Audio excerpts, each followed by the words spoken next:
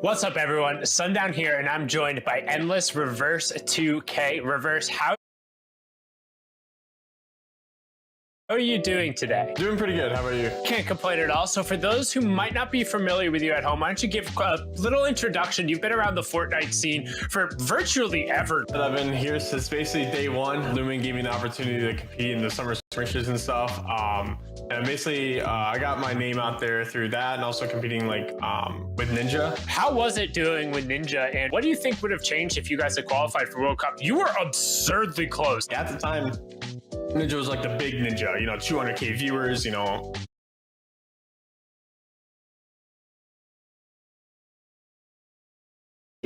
और बाइसेप्स दिखाने के तो मौके ही नहीं छोड़ते। एक और वो फोन और चार्जर पास करना। कौन सा?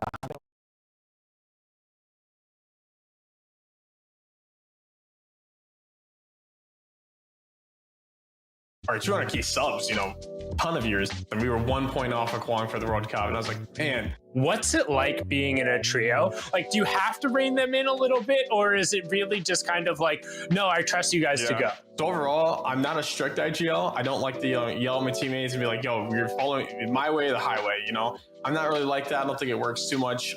If it does work, GG's to you, but I like to trust my teammates, or they eliminate anyone in their path. So I think overall, just trusting your teammates is definitely the strat. And now kind of looking forward to the future, do you consistently think that you guys are going to be able to keep winning these FNCSs? I think overall, in the future FNCSs, I still think we can win them. We got first, fourth, and first in the last 3 seasons. Obviously, totally different metas. So whatever meta throws at our way, I think we adapt pretty well in going into it. I think we're still a top 5 team. No matter what happens, I think we're gonna place top 5, let alone just win the thing. All right, thank you so much, Reverse, for taking the time and talking about it. That's all the questions for me. Thank you, Sundowns. Anyways, all my social medias, it's just Reverse 2K, YouTube, Instagram, Twitter, stuff like that. Also follow my teammates, Day and Mero. They're also on Twitter and Instagram and stuff. Overall, I just want to say thanks to the fans. Thanks for, staying up those late nights. So thank you to everyone, and I love you guys all. Awesome. Thank you so much, Reverse.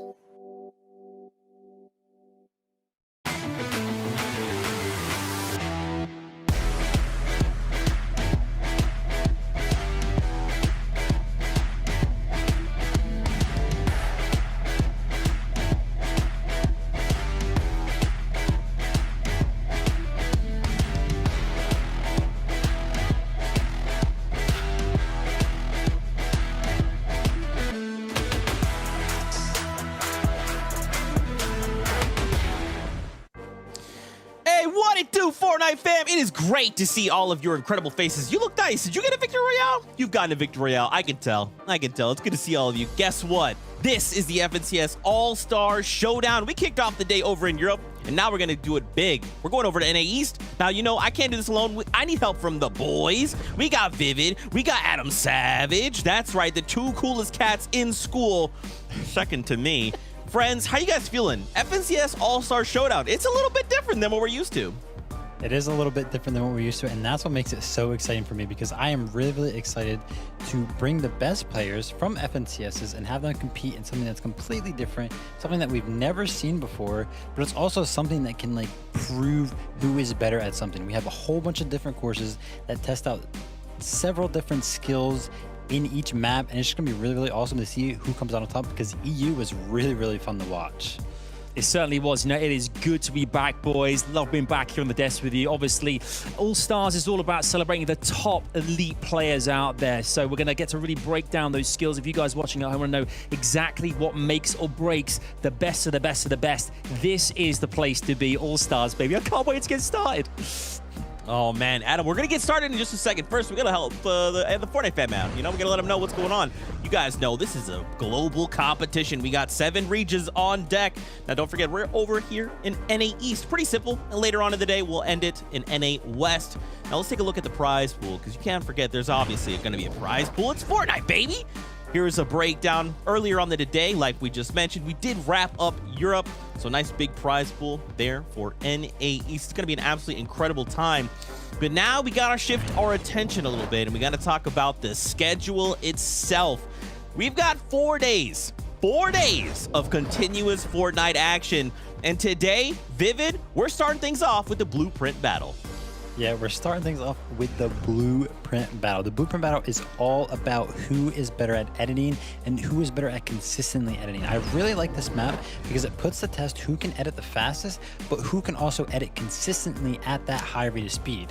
So you guys are probably wondering, how do we get the 8 players that are going to be competing today? We grabbed 3 players from Chapter 2 Season 5, whoever got top 3 from there, 1 player from each of those trios. And then Chapter 2 Season 6, the top 3 trios there, 1 player was grabbed from each of those trios. And then 2 invites were sent out to players for a total of 8 players. The way that this bracket is going to work is it's a best of 1. So each player will have 1 run through of the map, and whoever gets the best time wins and goes to the next part of the bracket, and it's double elimination. So there is an upper and a lower bracket.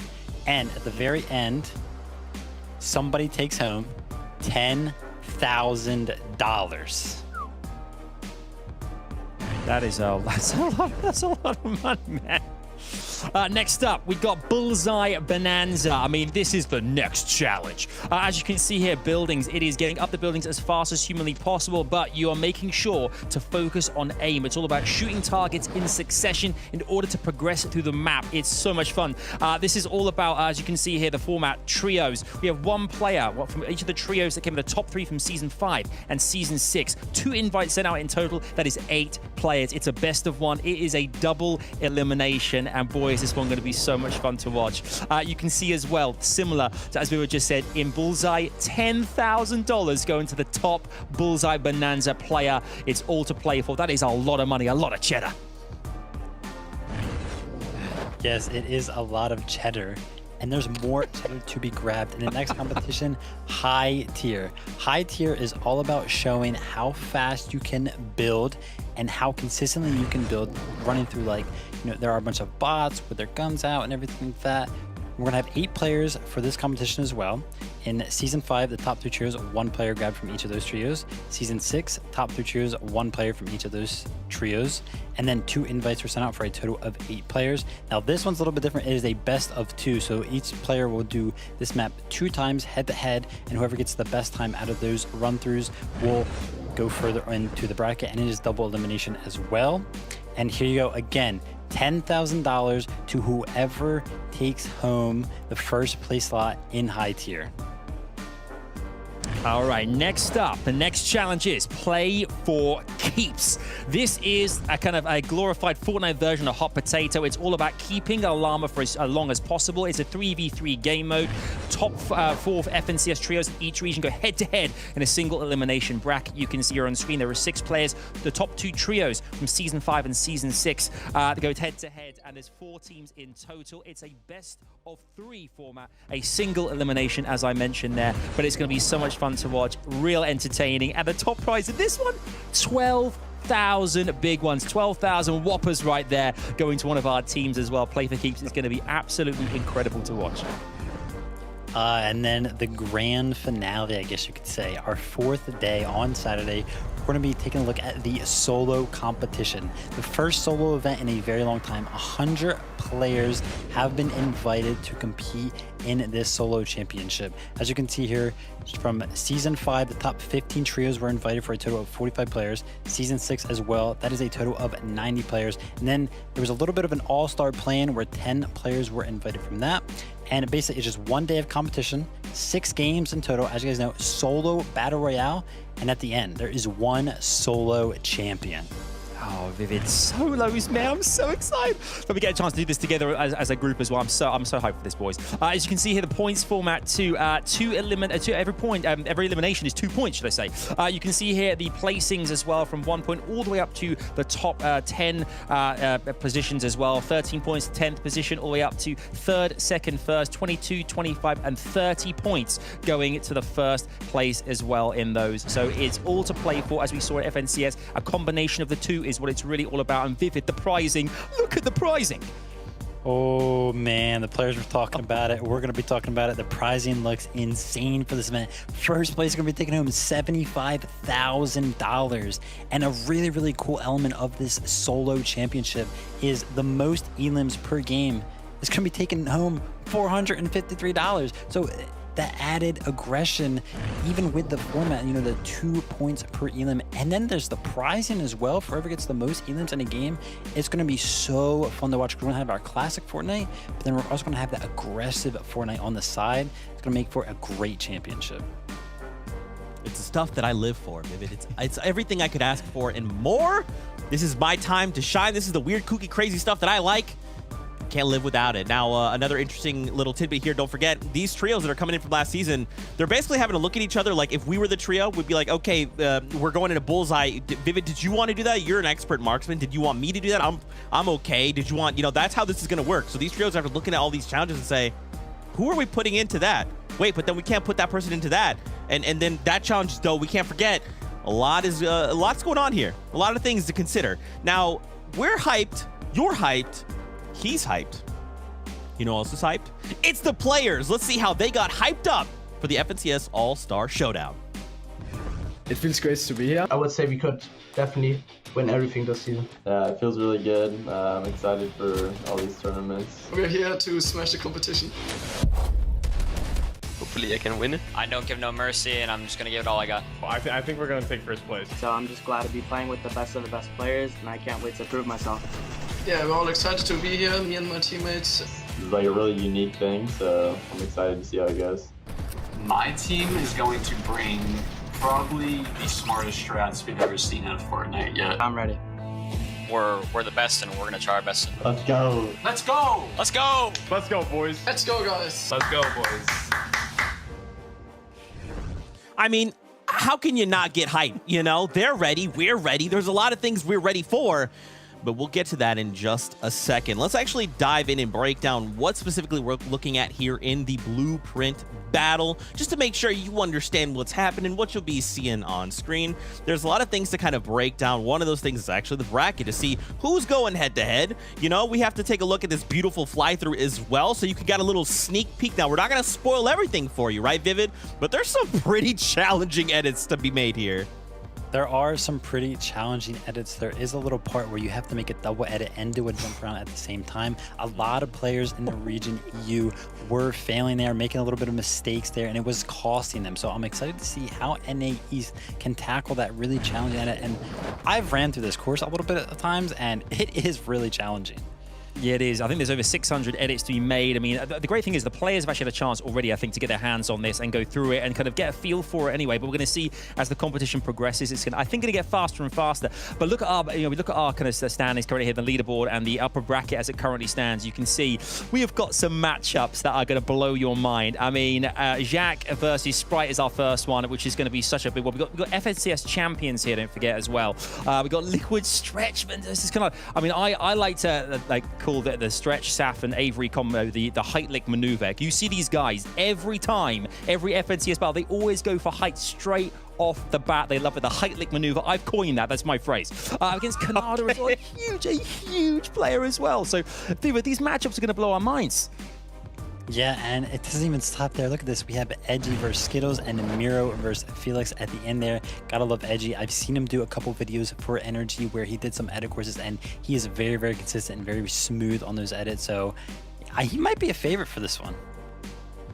Wow. Okay. All right. We already have a bias coming out from our favorite Vivid colored Vivid. You know, a little bit. Okay, that's fair. I mean, look, Edgy is pretty dang good. That's why he's here, right? These are some of the very best of the best. And as we watch in Europe, bro, these edit courses, like having to kind of go back to basics sometimes, back to basics rather, sometimes it's enough to kind of mess you up. It's enough to kind of make you trip up over an edit.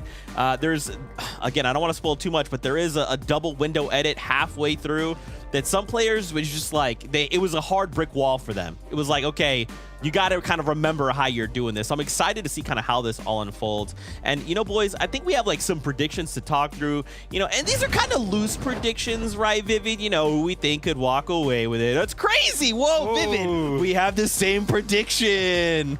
We have the same prediction, and Monster D-Face, wisely enough, went ahead and agreed with us. Like I said, Edgy, he's so consistent. He doesn't make a lot of mistakes, but as you mentioned, that little double window wall that's creeping in there somewhere, that messes with people's basically their memory, right? Because everybody has a spot where they like to edit, and that window throws in this corkscrew where they have to change that muscle memory up a little bit. So I don't know, it could catch him off guard, but he is a consistent player, and I know he'll be good at making these edits consistently. Certainly. Well, 3 of you have chosen Edgy. My goodness. Favoritism here, guys. I mean, stretching Canada from myself, Aussie here.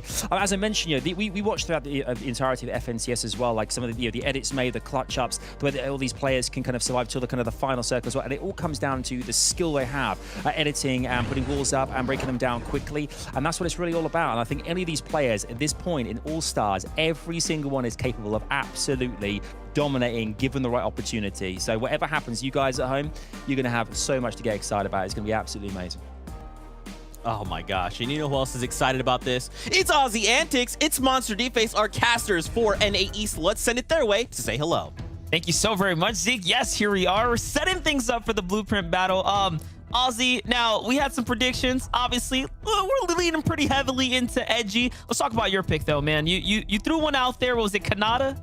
Yep, it's Canada. I mean, I like the Edgy pick. Edgy's ridiculous. I did want to go against the grain a little bit, but I don't know. There's something about Canada, I think, with the pressure. This is what happened in a lot of the other regions. We saw some players set better times overall in their trial runs and put them on social media, kind of saying, like, yeah, I got a 2:45, but it came down to who's the most consistent on the day, who can actually handle the pressure when the person's next to them, and if they mess up, everything's over. And for some reason, I just have a feeling Canada's got that.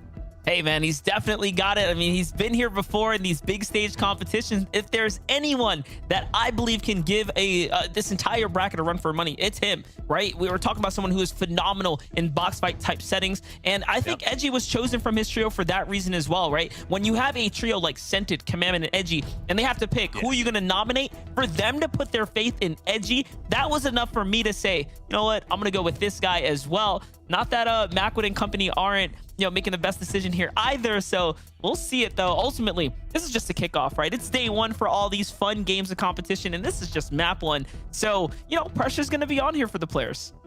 Yeah, pressure's going to be on. We already saw in EU this morning. We kind of had some of those rivalries come out. Noah Riley beat Benji Fishy. We had a fan favor against one of the, I don't want to say up-and-comers. Everyone knows Noah Riley's a beast, but it's answering those questions. Everyone always has these debates. Who's got the best aim in NA East? Who's the best editor? Who's got the best mechanics? Now we actually get to answer that, and there's big money on the line. I'm super excited for it. Yeah, but what better way to have competition and to have them go head-to-head and then throw some cash in the mix as well. For the first matchup, though, it is G2 Jack versus Sprite, also known as Abduct Me Please here. Of course, the name change for the new season. Just have some good fun with it. Gotta play into the season fun, but here it is. To kick things off, who can edit smooth? Oh, man, I saw a little mistake out the gate for Sprite there. Yeah, interesting already. It seems like Sprite's come out a little bit nervous. He's done a couple of weird flips here with the stairs. It looks like Jack's off to a run with this one. And it's interesting. You've seen some players have different strategies. I know you might be thinking, okay, it's just editing. It's the same course. They've all practiced. They're probably all doing the same thing. Definitely not. There are these players who've come up with some crazy strategies when it comes to these edits. As you can see, this is a head-to-head. If you guys kind of missed a pre-show, you don't know exactly what's going on, this is the simplest of any of the skill games to follow. It is just a pure head-to-head. Whoever gets to the end first right now will win. They will go through and stay in the winner's bracket. Whoever loses will go down into the loser's bracket, where they have to win every round to make it back to the finals at the very end. And we're already halfway through right now. We're pushing a good chunk of this course. They're going fast right now, but honestly, both are messing up a little bit, Monster. I'm not going to lie. These definitely are not flawless runs. Yeah, I mean, listen, to go first, all the pressure is quite literally on you. Not that they haven't experienced it before, but normally they're in the Battle Royale setting, right? Where the brain power can really take over the mechanical skill. But here, it's all mechanical skill. Mixed in with, of course, a little bit of a sweet surprise. This is the toughest part of the course, though. The part that Zeke and company were alluding to. This is, I'd say, the bane for most of the players, no matter how good they were. There wasn't a single pro player today that did not make at least one error on this map, I think, throughout the day, because this is the one that's really going to stump anyone. And, realistically, Jack and Sprite, they get through it relatively smooth here. So I guess slow and steady right now. They're doing very well. Yeah, it's a hard one. The side jump double edit feels weird because you really got to slow it down. Most of these guys are used to keeping momentum like this. This is your quad edits. A lot of people know these. A mechanic you actually use in the Battle Royale scenario a lot more than a double side jump. I mean, a double edit side jump. So some of these are weird. You guys can actually go in and try this map out for yourself if you like. If you think you can do better, because it's one of those things, right, Monster? You watch this, it's like sports, yeah? It's like, oh, I could do that. How do you mess that up? I'm so much better. Well, give it a go for yourself, because some of these edits, this one specifically, is a lot harder than what you'd think. That wall they're trying to edit, it's a double window edit. So to reset the wall, they have to make sure they're resetting it at a spot that's on the wall, not through the windows. Otherwise, you grab the stair on the other side. So there's a lot of tricks in this course that make it look, like you saw there, a lot harder than what you think. Yeah, definitely, but it looks like Sprite is in the lead right now. We might just be watching who's going to take it away here. And he looks off to the side. He's saying, hey, where are you, Jack? Are you nearby? Do I have the lead here? He couldn't see him just that close, so he is definitely starting to break away with the course here. Jack hitting a bit of a struggle in that previous, challenge there. He could not really figure it out quickly, and Sprite, all of a sudden, you're seeing him get into a groove here. He's getting into a nice groove, not messing up any edits, keeping up the momentum as you need to do it in these settings. But is this going to be enough to go against some of the other likes on the bracket? Remember, it is just a best of one here. So literally, this match determines whether or not you move on. And if you don't, you get fallen straight down into the loser's bracket, where you then have to fend for yourself and try to play your way out of it. And if you're confused on the map and how this all plays out, they're on the same exact map. So the courses that they're going through, they are at the same spot as well. This is exactly the same. That's why you love it. There is no RNG. It is pure head-to-head. Who is the better editor? I'm sure we'll get some excuses. Oh, I lagged a little bit. My controller, my mouse started messing up. But really, well and truly, there are no excuses today. If you get beaten, which it looks like Jack's about to do, going down to Sprite, that is it. I'm going to have to call it. Sprite is going through in the winner's bracket. Hits a bit of an emote right before the end. No, abduct me, please. The alien dance comes out. It looks like Sprite's going to win that one. Jack is going to stop. It does end as soon as one person crosses the line. Well done. But again, if you're a Jack fan, don't worry. Jack is still in this. He's going down as the loser's bracket, and Sprite is going to go through onto the winners. Yeah, and this is that moment. This is the part of the course that was the most difficult for Jack, getting up and over and then down those walls here. It was close up until about this point in the course. Here's that moment where Sprite just basically knew, hey, I've got a nice lead here. I'm one step closer. I'm going to be able to make it into that next bracket and be, again, a step closer to that $10,000. And of course, it wouldn't be Fortnite without a good old dance kind of tossed in the mix there. So Sprite's going to hit it up. He's going to put on the dancing shoes, and he's going to finish that course with 3 minutes and 31 seconds for the blueprint battle. And that's just the first of the day there. I mean, the same time as well, and this is no disrespect to either of these competitors, I mean, they're going to have to pick it up a little bit. Even Sprite, 3 minutes 30 when you look across the board at some of the times we've seen, that's actually not a ridiculous time. Around 3 minutes is a good time. Some players bringing it down to as low as 2 minutes and 30, but again, that's when they can record and they get to keep going again. 2 minutes 45 to 3 minutes is a phenomenal time. So it looks like we're going to potentially have Stretch go up against Kanata, which will be my pick against Adam. So I'm not really sure. I know these are two players who've interacted a lot in the past, and I actually don't know who's going to come out on top. I've picked Kanata, but after seeing that, some of these guys have clearly done more homework and more practice on this map, and some of them maybe come in a little bit underprepared. There was a few sections there that I honestly, no offense to Sprite and Jack, would have expected to see them do a little better. Yeah, that's the thing, right? You have to be on top of it here. You know, and if you didn't come in with the full prep game, that's okay. You have a couple rounds here. Hopefully your best first strike at this map will allow you to take the lead here in the creative blueprint battles. But again, ultimately it is going to come down to preparation, and we're going to see it here first. So now Stretch coming in probably against Kanata here with the intention to take this one home, but Kanata is just, he's ahead. He's a little bit faster, not losing any momentum, at least for the first stage so far. Well, Kanata's been practicing already off the bat there. I saw the strategy that a lot of players are using when they're doing this in recordings, because it's less consistent, but if you can pull it off, it's insane. It's actually using the ramp to phase you and boost you forward. You'll notice in that first part of the section there, when Kanata flipped the stair, instead of doing a half edit like Stretch is doing and just getting the stair out of the way, he was completely flipping it and resetting it at the exact point where he was halfway along the stair to give him that slight boost forward. And looks like Stretch has come back and taken the lead. Kanata's fallen behind a little bit here. This is going to be a close race. Yeah, that's the thing. The edit might be good, but it is still a little bit unorthodox, right? If you make one single mistake there or lose the momentum, it can actually work against you. For Stretch now, these errors here can definitely be the dropping point for him too. For every other wall there, it's a half wall. And now he kind of realized that, you see there, the muscle memory started to kick in. That gives the head-to-head race now. And again, the most difficult part of the course here. Stretch fails the first jump off the gate. So Kanata already in the lead here, just going back and forth right now.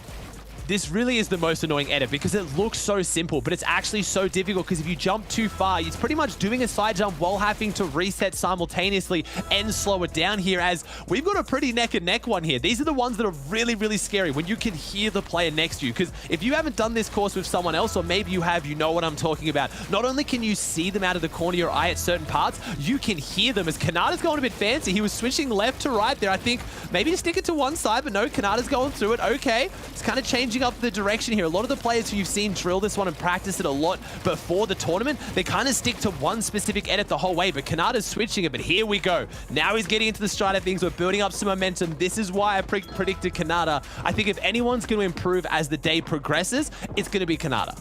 Yeah, definitely. As he starts to understand the map, get a better feel for it, figure out what's going to work better for him, that's going to be the difference maker here. And, you know, they're looking pretty good, man. You know, I've gotten a chance or two to run this map. I'll tell you this. I hit the brick wall. All right, I hit a brick wall, dude. It wasn't nice. No shot. 3-minute time for sure, maximum.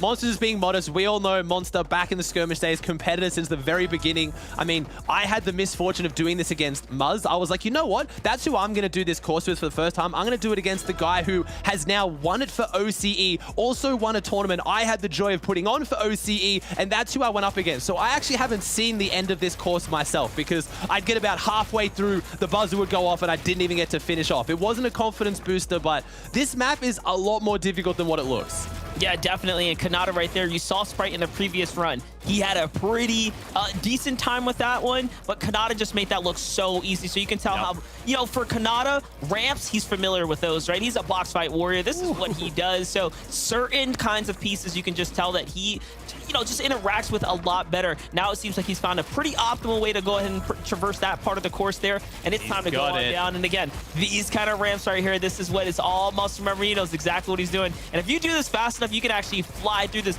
We saw Noah Riley take the lead on Benji Fishy right then and there in the course too, to make it super close and walk home with it. This time though, it's Kanata. Game 1 up against Stretch right there. Round number 1 for him. And he's going to take the W. He's going to take the W, and I do like that he didn't take the L, didn't do any emotes. He just went through, had the respect for Stretch to finish it off. Spry was a little bit more confident there, and yeah, as you can see here, at one point Stretch held the lead off the gate pretty much in the first start of this one, and then Kanata just brought it back. And as much as I'm going to give Adam a bit of a hard time, my prediction beating his, I did actually have Stretch predicted until I had a bit of a chat with him, and he wasn't as confident coming into this as what I would have liked on social media, so I actually switched it up and went for Kanata. So kind of happy I did now, and a good run, but again, not a flawless run by any means. I think we are going to see someone soon really pull ahead and become a favorite, because right now, as much as I've predicted Kanata, he won this round, he's looking good, I still think there's going to be someone in these opening rounds who might be better, because again, a 3-minute 20 time. Again, I don't want to sound like I'm insulting these guys. When the pressure's on, it's a lot more difficult, but I'm expecting as this day goes on, I want someone to get a 3-minute or below time, and I think they can do it. Yeah, whoever gets those kind of times, those really low times, that's going to be the players that are most likely going to be in the grand finals, no doubt about it. But for now, Sprite versus Kanata, when that match does come around, we know they are very much around the same time level, right? So which means they're going to be having a close head-to-head. Up next, though, Edgy versus Skittles. This is where my picks now starting to come in. Now, I didn't go and have a conversation with Edgy. Like I said, the premise of my decision here is just based off of the strength of their trio. When you have a trio like this, all of which that have that militant style, play style, right? They literally are drilling competition, drilling any kind of practice possible, right? These guys, they love and play Fortnite like hard, like true comp spirit. So for me, that was all I needed, right? So I want to see what Edgy can do. And clearly, I mean, Vivid and Seek thought the same thing.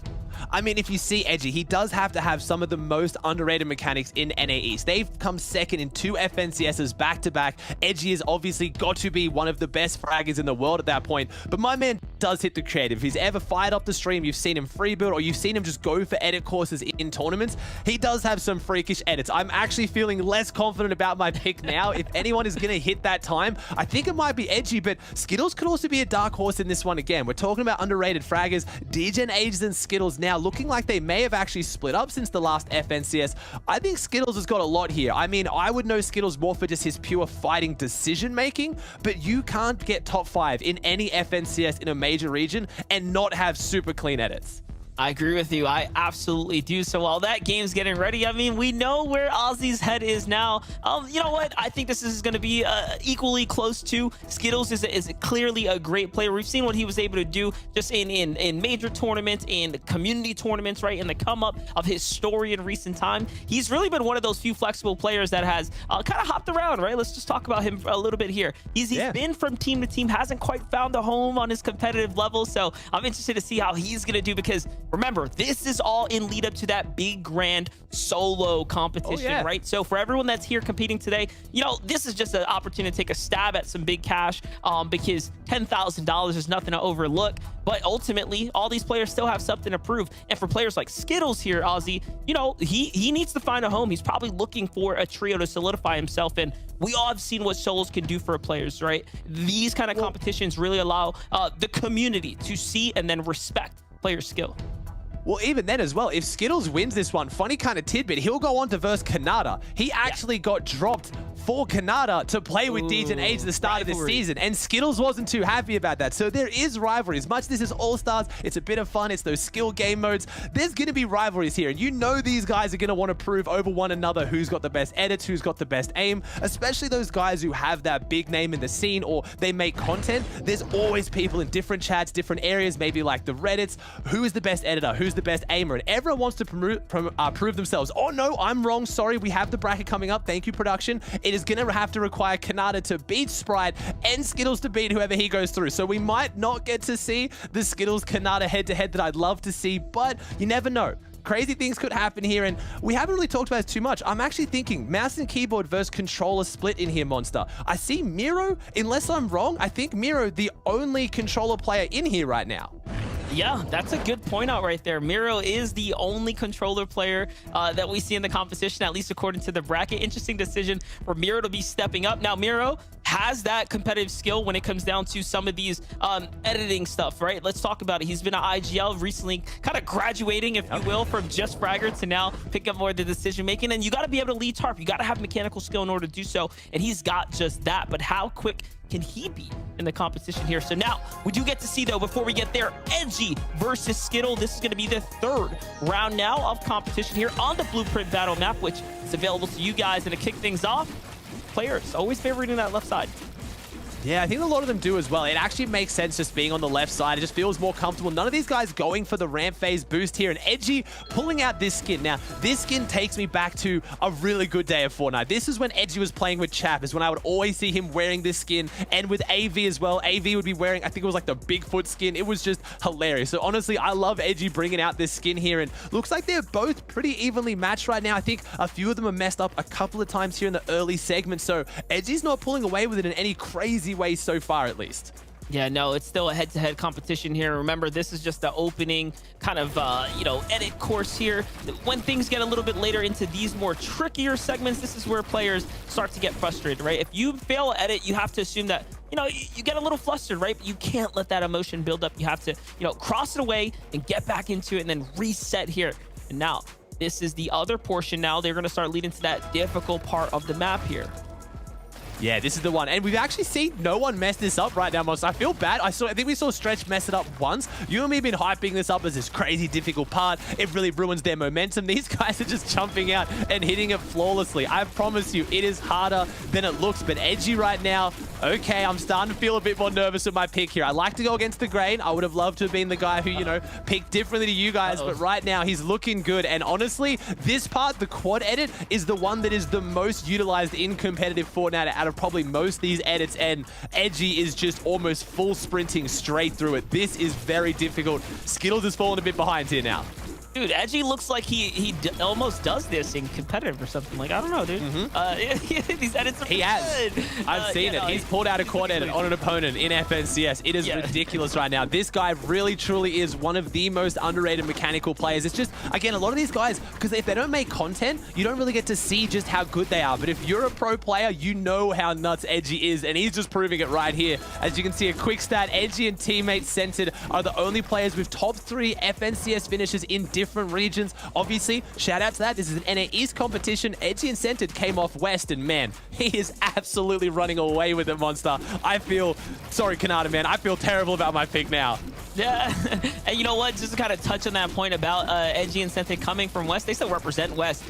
You know, I know that Sente for a fact says he's still a West player, so sticking true to his roots. That's what I kind of love most about him. And honestly, what they're doing right now in this space is they're coming over, they're dominating, they're showing that, you know, when you're really good at Fortnite, when you're at the top of the top, you are there for a reason, and they're always constantly proving that. And already, this is Edgy's map. Let's be honest here. He's quite substantially ahead right now. I think he's starting to kind of fire up here. You know, the engine is warm. He's going.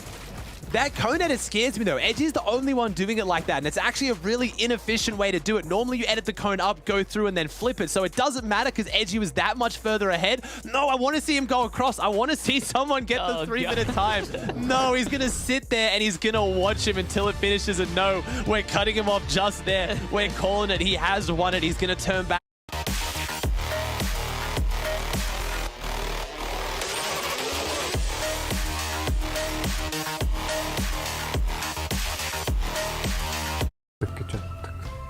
Би бинийгаа тэгэл шоглол хийсэн.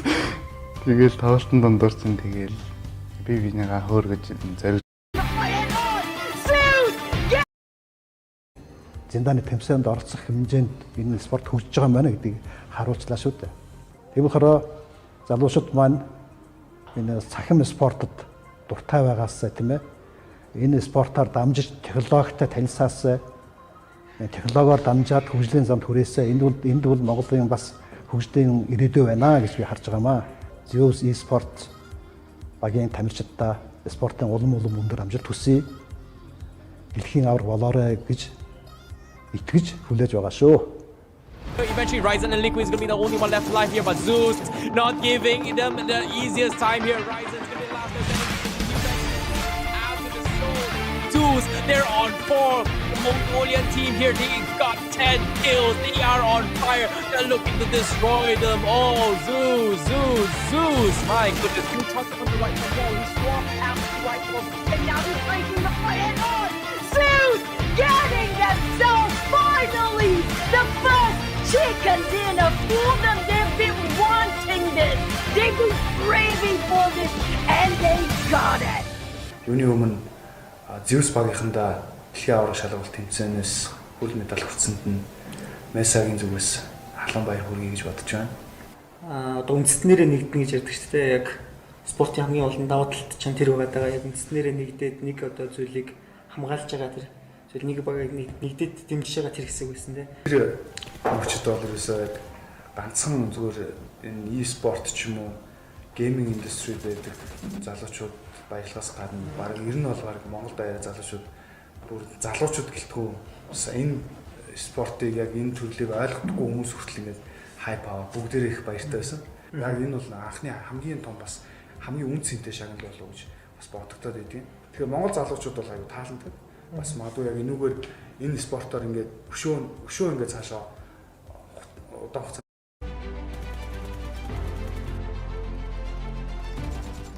Everybody called us in the Discord server. We were celebrating at that time. I was scrolling to Facebook. There are thousands of Instagram mentions. We were happy. There were a lot of posts about us that we qualified for PMPL South Asia Championship. Hi guys, my name is Sharpex and I'm the asserter of 1952. My day in the life is really simple. I just wake up, then I seek for practice. I have to spend some time in the training ground, and as well as as a student, I have to study too. I have to give time to my parents, and sometimes I may go out with my friends, may not. And then we have to play scrims, we have to play tournaments. All these things are actually at the end of the life. In the final match of PMPL final, yeah, we got the chicken dinner. We were very happy, but in the match, I actually remember that Magnet told that when they were like, we became top 3 and top 4, we just guessed we became top 3 and top 4.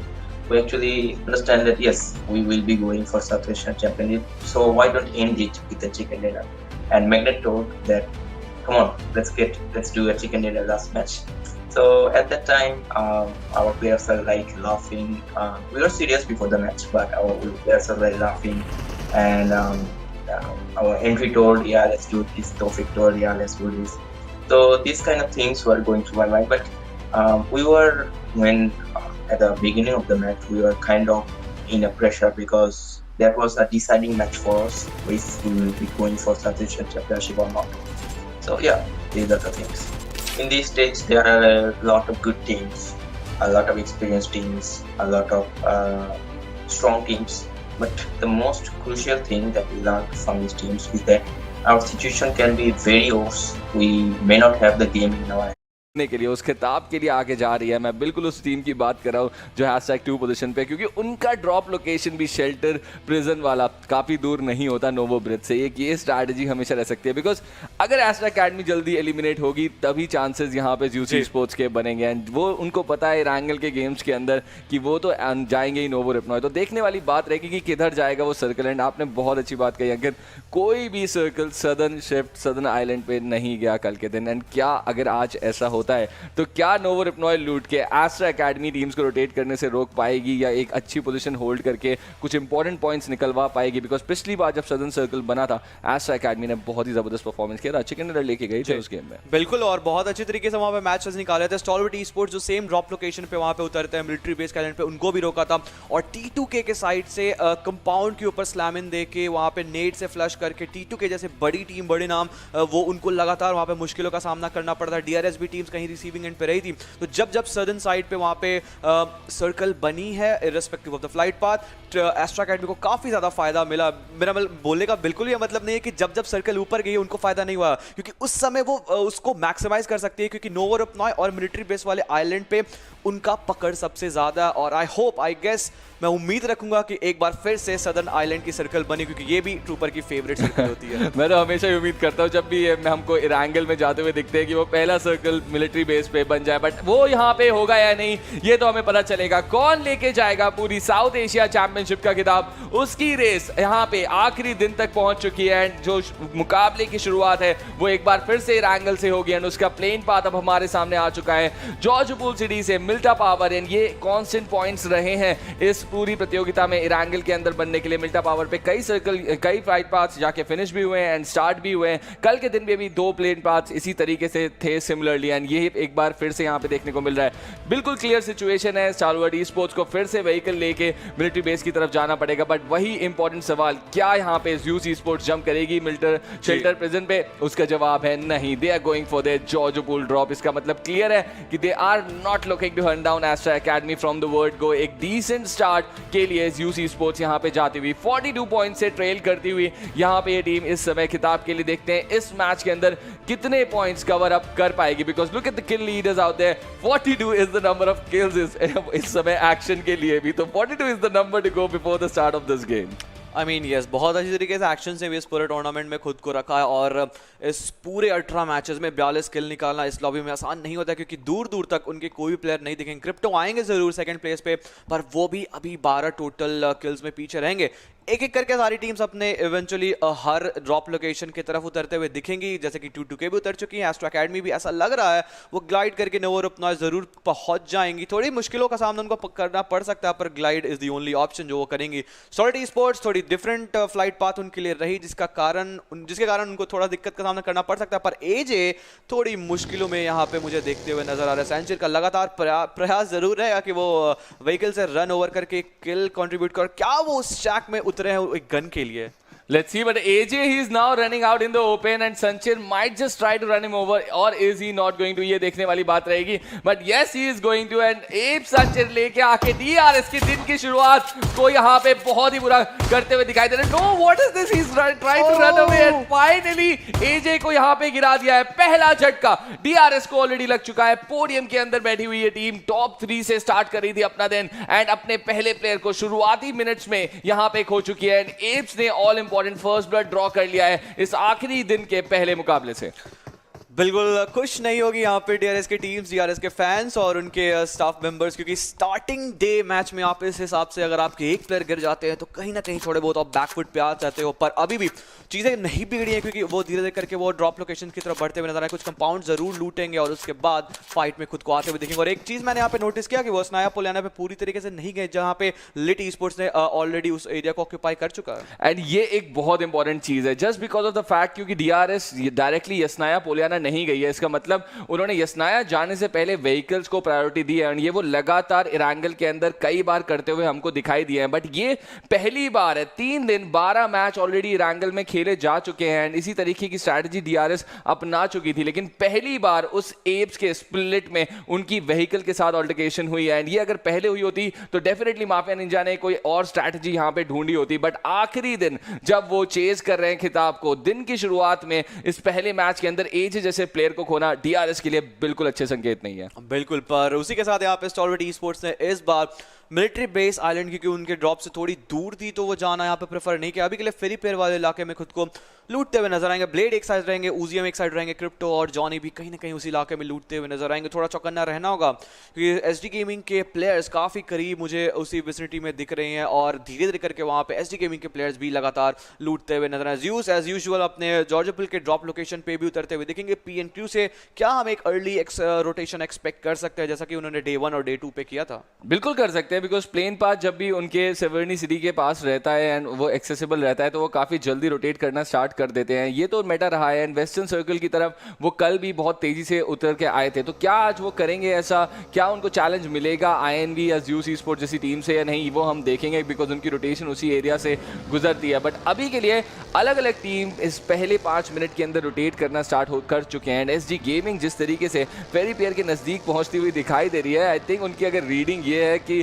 Circle plane path की वजह से 1952 गई होगी जर की, तो वो तो सही है। बट क्या उन्होंने ये रीड किया होगा कि स्टालवर्ड ई स्पोर्ट्स इस समय फेरी पेयर में सॉर्ट ऑफ जो ड्रॉप रहता है यहाँ पे हमारी 1952 की टीम का, वो यहाँ पे स्टालवर्ड ई स्पोर्ट्स एंजॉय कर रही है। वो गए ही नहीं मिलिट्री बेस, एक चेंज हमको देखने को मिलता हुआ आखिरी दिन के अंदर। आई मीन ये स्टॉलवर्ड ई स्पोर्ट्स एक बहुत अच्छा डिसीजन, क्योंकि हमने देखा थोड़ी दिक्कत में वो फंस जाते हैं अगर फ्लाइट पाथ उनको अलाउ नहीं करती है उस मिलिट्री बेस आइलैंड को एक्सेस करने के लिए। तो एक अच्छा डिसीजन सॉर्ट ऑफ मैं कहूँगा, क्योंकि इससे उनको कहीं ना कहीं ज़्यादा फायदा मिलेगा और वो ब्रिज कैंप से भी होने से बच सकते हैं, क्योंकि उन्हें पता है 1952 की टीम वहाँ उतरी नहीं है और क्योंकि और वो ब्रिज की तरफ गए भी नहीं है तो ईजिली वहाँ उस एरिया पे खुद को लूटते हुए नजर आएंगे। मीनवाइल यहाँ पे आसनाया पुलाना में काफ़ी शांति का माहौल बना हुआ है क्योंकि लिटी स्पोर्ट्स भी अपने इलाके में अच्छी तरीके से लूट कर रही है और डीआरएस गेमिंग के प्लेयर्स भी लूटते हुए नजर आ रहे हैं। पर जिस हिसाब से यहाँ पे 7 सीज के प्लेयर्स ने अर्ली पोचिंग की लूट करके यहाँ पे एक अर्जेंसी दिखाई है रोटेशन में, काफ़ी ज़बरदस्त तरीके से यहाँ पे स्ट्रैटेजी स्पैन आउट हो रही है और उस 10वें पायदान पे 124 पॉइंट के साथ वो जो होल्ड कर रहा है उससे वो संतुष्ट नहीं है और वो खुश भी नहीं है। आखिरी के दिन थोड़ा सा स्ट्रैटेजिकल चेंजेस देखने को मिले, जैसे आपने पॉइंट आउट किया 7 सीज के लिए कि पोचिंगी से लूट के काफी जल्दी उन्होंने सेंटर पकड़ा है। स्ट्रैटेजिकल चेंज स्टालवर्ड ई स्पोर्ट्स की तरफ से भी देखने को मिला and same for Nightmares as well. वो इस बार उन्होंने टारगेट नहीं किया T2K के उस सोलो प्लेयर को जो उनके काफी नजदीक मिल्टा सिटी के उतरते थे, वरना एक गन पकड़ के सीधे ये पूरी की पूरी टीम उत्सर्गा के उस ड्रॉप के ऊपर पहुंच जाती थी उसे एक किल को लेने एंड फाइट स्टार्ट करने के लिए। T2K ने जवाबी कार्रवाई जरूर करी थी कल के आखिरी मैच के अंदर एंड उसी वजह से यहां पे कोई शुरुआती फाइट नाइटमेयर्स ने इस गेम रैंगल गेम के अंदर नहीं लिया। But look at this, Nightmares तो रोटेट कर चुके हैं, T2K से आगे पहुंच चुके हैं, but where is Abs going? Look at the amount of split उनके प्लेयर्स के बीच में हमको दिखाई दे रहा है। पहला सर्कल क्लोज इन होता हुआ एंड अभी भी नोवो रिपनॉय के अंदर एस्ट्रा कार्ड भी। आई मीन यस, एप्स के वाइट यहाँ पे चार्ज कर लीड कर रहे हैं इस चार्ज को, जिस हिसाब से वो आगे बढ़ते हुए नजर आ रहा है। पर लिटी स्पोर्ट्स के भी काफ़ी ज़्यादा वहाँ मुझे देखने को मिल रहा है जिस हिसाब से वो प्लेयर्स स्प्लिट में है 1-1-1-1-1 चारों प्लेयर्स वहाँ पे स्प्लिट में देखने के लिए। कुछ प्लेयर्स अभी भी असनाया पुलान में फंसे हुए थे और कुछ प्लेयर्स काफ़ी रोजॉक के करीब आ चुके थे। तो इन सारी चीज़ों का उनको ध्यान रखना होगा क्योंकि अगर कुछ प्लेयर्स वहाँ आइसोलेटेड में पाए जाते हैं तो उनको इंस्टेंट नॉक फिनिश किया जा सकता है। और ये रोटेशन नाइटमेयर गेमिंग के साइड से मैं एक्सपेक्ट कर रहा था वहाँ पे डे 2 से ही, क्योंकि जिस हिसाब से वो अब तक अग्रेशन में आए हैं, बहुत अच्छी चीज़ है वहाँ पे अग्रेशन में रहो और आप किल्स भी निकालो, पर कहीं ना कहीं उन सारी चीज़ में अब तक उनको पनिश किया सकता है। पर नोबडी नोज यहाँ पे किस हिसाब से अगर आज नाइटमेयर गेमिंग एक अर्ली रोटेशन दी है तो कुछ टीम्स और दिक्कत में आ सकती हैं। मैं हैरान हूँ कंप्लीटली नाइटमेयर गेमिंग की तरफ से। जैसा आपने कहा ये रोटेशन उनकी सेकंड डे से होनी चाहिए थी, बट ऐसा हुआ नहीं बिल्कुल भी, बिकॉज 3 दिन लगे उन्हें ये चीज़ फिगर आउट करने में कि वो अर्ली फाइट T2K से उनके लिए हेल्दी नहीं हो रही है एंड वो प्लेयर लूज कर रहे हैं वहाँ पे एंड उसकी जगह वो रोटेट करके सेंटर पकड़ सकते हैं, बिकॉज ना ही उनके ड्रॉप बदले हैं, ना ही फ्लाइट पाथ बदला है। टू बी ऑनेस्ट पिछले कल के 2 एंगल में एकदम सेम फ्लाइट पाथ था एंड ना ही सर्कल बदला है। कल की ओपनिंग गेम के अंदर भी सर्कल फर्स्ट सर्कल सेम ही था। बिल्कुल सेम सर्कल सेम सब चीज़ होने के बाद भी उनको थोड़ा टाइम ज़रूर लग गया, पर अभी भी 6 गेम्स आ रहे हैं। वो कुछ पॉइंट्स तो ज़रूर एकत्रित करेंगे, पर इस चीज़ में कहीं ना कहीं कुछ और टीम्स के लिए वो गेम स्पॉइल करते हुए दिख सकते हैं, क्योंकि अगर नाइटमेयर गेमिंग उस पोजीशन पे आ चुके हैं, हमने इनको देखा है HTM रीजन से जो खेलते हुए काफ़ी ज़्यादा अग्रेसिव खेलती है, लगातार पुशेस करते हैं, लगातार प्लेयर से बिल्कुल भी कोई भी इनके प्लेयर कतराते नहीं है अगर कोई फाइट अगर इनके सामने आती है। और अब वो टाइम है यहाँ पे पोचिंकी के पीछे वाली साइड पे, यहाँ पे एप्स के ऊपर जो वो अपने ठिकाना को लगा चुके हैं, उनको एक जबरदस्त चैलेंज देने की कोशिश कर 952 के एंट्री काफी हीरोइक एंट्री तो जरूर कर रहे थे, अभी के लिए थोड़ी मुश्किल में रहेंगे और ऐसा लग रहा है कुछ प्लेयर्स को आइसोलेट जरूर कर दिया गया है। लुक एट दिस, ये जॉर्जो पूल का लॉन्ग ब्रिज है जो सिटी और जॉर्जो पूल नॉर्दर्न अपार्टमेंट्स को कनेक्ट करता है। वहां पे यहाँ पे अलाउड नहीं कर रही है ज़्यूस की टीम, बट इस समय एप्स यहाँ पे नाइटमेयर्स को ढूंढ चुके हैं रिजेस पे, पुचिंकी के जस्ट सदर्न साइड की तरफ। यहाँ पे इन ओपन रिजेस पे फाइट होती हुई जहाँ पे एप्स इस पोजीशन इस टीम के ऊपर कैपिटलाइज करना चाहेगी, वो भी ग्रास्प करना चाह रहे हैं, चेस करना चाह रहे हैं उस टॉप पोडियम फिनिश के लिए, एंड उसके लिए एक बहुत ही बढ़िया शुरुआती फाइट उनको यहाँ पे मिल चुकी है। जिस तरीके से वो डोमिनेट करते हुए दिखाई दे रहे हैं, हॉन्ग की फ्लैंक पोजीशन कोई ज्यादा कारगर मुझे साबित होती हुई लग नहीं रही है इस फाइट के अंदर। रोज एंड कोको को ये रियलाइज होता हुआ एंड दोनों अपने व्हीकल्स को पकड़ के रिट्रीट मोड में निकलना तो चाह रहे हैं, बट क्या ये रीडिंग एप्स ने कर लिया एंड वो शॉट्स लेंगे इस रिट्रीट के ऊपर। गाड़ी लेके निकलते हुए नाइटमेयर्स के 2 प्लेयर्स एंड अब वाइट अपने स्प्रे के साथ पूरी कोशिश करेंगे इस AK-M66 के साथ कोशिश करते हुए। डैमेज लगातार पड़ रहा है, संचिर काफी आगे, लुक एट दैट, अपनी बगी की बैक सीट पे पैर रख के वो स्प्रे लगाने की कोशिश करते हुए, बट समहाउ नाइटमेयर सिर्फ एक ही प्लेयर लूज करके they get away from this situation. बहुत अच्छा स्केप रहा है यहाँ पे नाइटमेयर गेमिंग की साइड से, क्योंकि ऐसा लग रहा था जिस हिसाब से वहाँ पे एक एक करके प्लेयर लूज करते हुए दिख रहे थे, थोड़ी ही देर में वो और बैकफुट पे जा सकते हैं, पर उसी सब फाइट के बीच यहाँ पे सर्कल एक शिफ्ट ले चुका है प्रिमॉस्क और फेरी पेयर वाले इलाके पे सर्कल एक शिफ्ट ले चुका है। और मैं एक्सपेक्ट करूंगा कि मैक्सिमम ऑफ द टीम उस वेस्टर्न शोर लाइन पे खेली, जैसे कि PN क्रू हुई, यूसी स्पोर्ट्स हुई, और थोड़ी देर पहले हमने देखा था 1952 के साथ वो एक फाइट में इंडल्ज कर रहे थे, वो जॉर्जो पुल वाली जो ब्रिज थी। तो इस मैच में उन्होंने काफी अच्छे तरीके से गेम रीड किया और लगातार उस ब्रिज का वो 1952 यूज कर रही थी, और इस मोमेंट में थोड़ा खामियाजा भुगतना पड़ा है। पर अभी के लिए थोड़ी व्हीकल मिस हैपनिंग भी मुझे देखने को मिला हाई वोल्टेज की साइड से। तो सारी टीम्स यहाँ पे देख परख के यहाँ पे रोटेशंस करते हुए दिख रही हैं। बट मुझे ऐसा क्यों दिखा वहाँ पे कि फ्यूचर स्टेशन 1952 3-man स्क्वाड खेल रही है इस गेम को? अगर ऐसा है तो मैं बहुत ज़्यादा डिसअपॉइंटेड होने वाला हूँ इस टीम से, but let's see, will find that out soon. Because मैं भी कैलकुलेट कर रहा था कि सिर्फ एजे एलिमिनेट हुए हैं, लॉबी साइज 62 क्यों दिख रही थी, अब एक प्लेयर यहाँ पे एलिमिनेट हुआ और हमारा नाइटमेयर्स का तब लॉबी साइज 61 हो गया है। Let's see if future station 1952 have all the 4 players और नॉट। बट अभी के लिए हम बढ़ेंगे सीधे क्वारी रीजन की तरफ, जहाँ पे SD गेमिंग यहाँ पे आ चुकी है and they are looking to head into high voltage. And look at high voltage का स्प्लिट, एक्सट्रीम एंड असैसिन 2 ही प्लेयर्स है यहाँ पे। SD गेमिंग के मल्टीपल प्लेयर्स पहुंचते हुए और जिन्हें एक ओपनिंग जरूर किया, K88 को यहाँ पे डाउन किया गया, बट अभी भी SD गेमिंग नंबर्स में है। जिमी के गिरते के साथ ही अब यहाँ पे SD गेमिंग थोड़ी सी प्रेशर में जाएगी, बट क्या यहाँ पे ऑजी एक और प्लेयर को गिरा पाते हैं? नहीं, बाय ने काफी डैमेज जरूर दिया, कैपिटलाइज नहीं किया, बट लुक एट असैसिन एक एक करके यहाँ पे प्लेयर्स को गिराते हुए। ये 2 प्लेयर्स ही काफी रहे SD गेमिंग के 3 प्लेयर्स के लिए, बट अब आखिरी Keya he is trying to enter the situation. Extreme की फर्स्ट एड लग चुकी है, बट वो वहां पे किसी तरीके से मॉली के डैमेज से भी बचने की कोशिश करेंगे। पूरी हाई वोल्टेज की टीम इस समय क्वारी की हाइट्स को कंट्रोल करती हुई SD गेमिंग को पूरी तरीके से उन्होंने यहां से खदेड़ दिया है। बिल्कुल, यहाँ पे असैसिन बहुत अच्छी तरीके से सारे फाइट्स निकलते हुए नजर आ रहे हैं, और अब केया के पास कोई ज्यादा ऑप्शन है नहीं, बचा नहीं है यहाँ पे, और रिट्रीट करना होगा। पर उनको ध्यान भी रखना होगा कि हाई वोल्टेज के प्लेयर्स उन्हें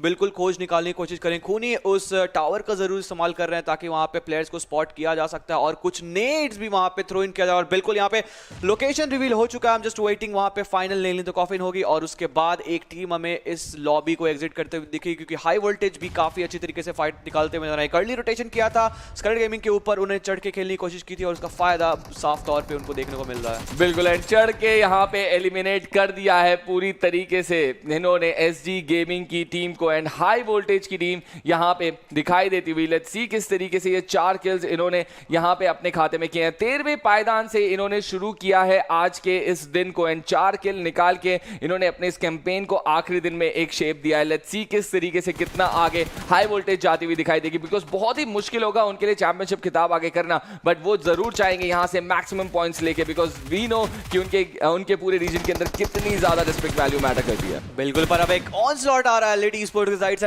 52 के ऊपर। वहां पे चाक्सिन और लिटविज एक लीड करते हुए नजर आ रहे हैं, चार्ज को लीड कर रहे हैं, और होशुआन बहुत अच्छी तरीके से वहां पे फाइट निकालने की कोशिश कर रहे हैं। तौफीक एक अलग एंगल पे वहां पे प्रोन डाउन है, पर यहां पे माइनर पूरी तरीके से आइसोलेट हो गए, और मुझे बाकी सारे 1952 के प्लेयर्स कहीं भी विजिट नहीं दिख रहे। इसका मतलब हो सकता है इस बार 1952 शायद कुछ लो एडवांटेज मेन एडवांटेज पे खेलते हुए नजर आ रहे हैं। इसी बीच यहाँ पे होजुआन एक नॉक जरूर निकालेंगे, किल कंफर्म करेंगे, माइनर गोज डाउन और 1952 काफी मुश्किल में दिख रही है क्योंकि तौफीक को भी जिस तरीके से थोड़ी देर पहले हाई वोल्टेज ने एसडी गेमिंग के लास्ट प्लेयर को एलिमिनेट किया था, तौफीक भी एलिमिनेट हो सकते हैं और उसी प्रॉक्सिमिटी में डीआरएस भी रोटेट कर रही है। बिल्कुल, अभी अंदाजा नहीं है एलआईडी ई स्पोर्ट्स के प्लेयर्स को कि तौफीक यहाँ पे इस पत्थर के पीछे छिपे हुए हैं, डीआरएस गेमिंग भी काफी दूर से है, तो अभी के लिए तो तौफीक किसी तरीके से यहाँ पे सरवाइव कर जाएंगे। बट लुक एट दिस, एक एयर ड्रॉप नंबर 2 के अंदर AWM लेवल 3 गेस के साथ, बट काफी दूर पानी में आई डोंट थिंक कोई टीम यहाँ पे पहुंचेगी। बट अभी के लिए look at Taufiq, he is here in front of us. Sun का पीओवी के ऊपर मैं जाके देखना चाहता हूँ कि क्या वाकई मैन डिसएडवांटेज के साथ उतरी है 1952 की टीम। फाइनली इस पत्थर को चेक करने के लिए जैक्सन आएंगे, तौफीक यहाँ पे डैमेज देने की कोशिश करेंगे, बट तौफीक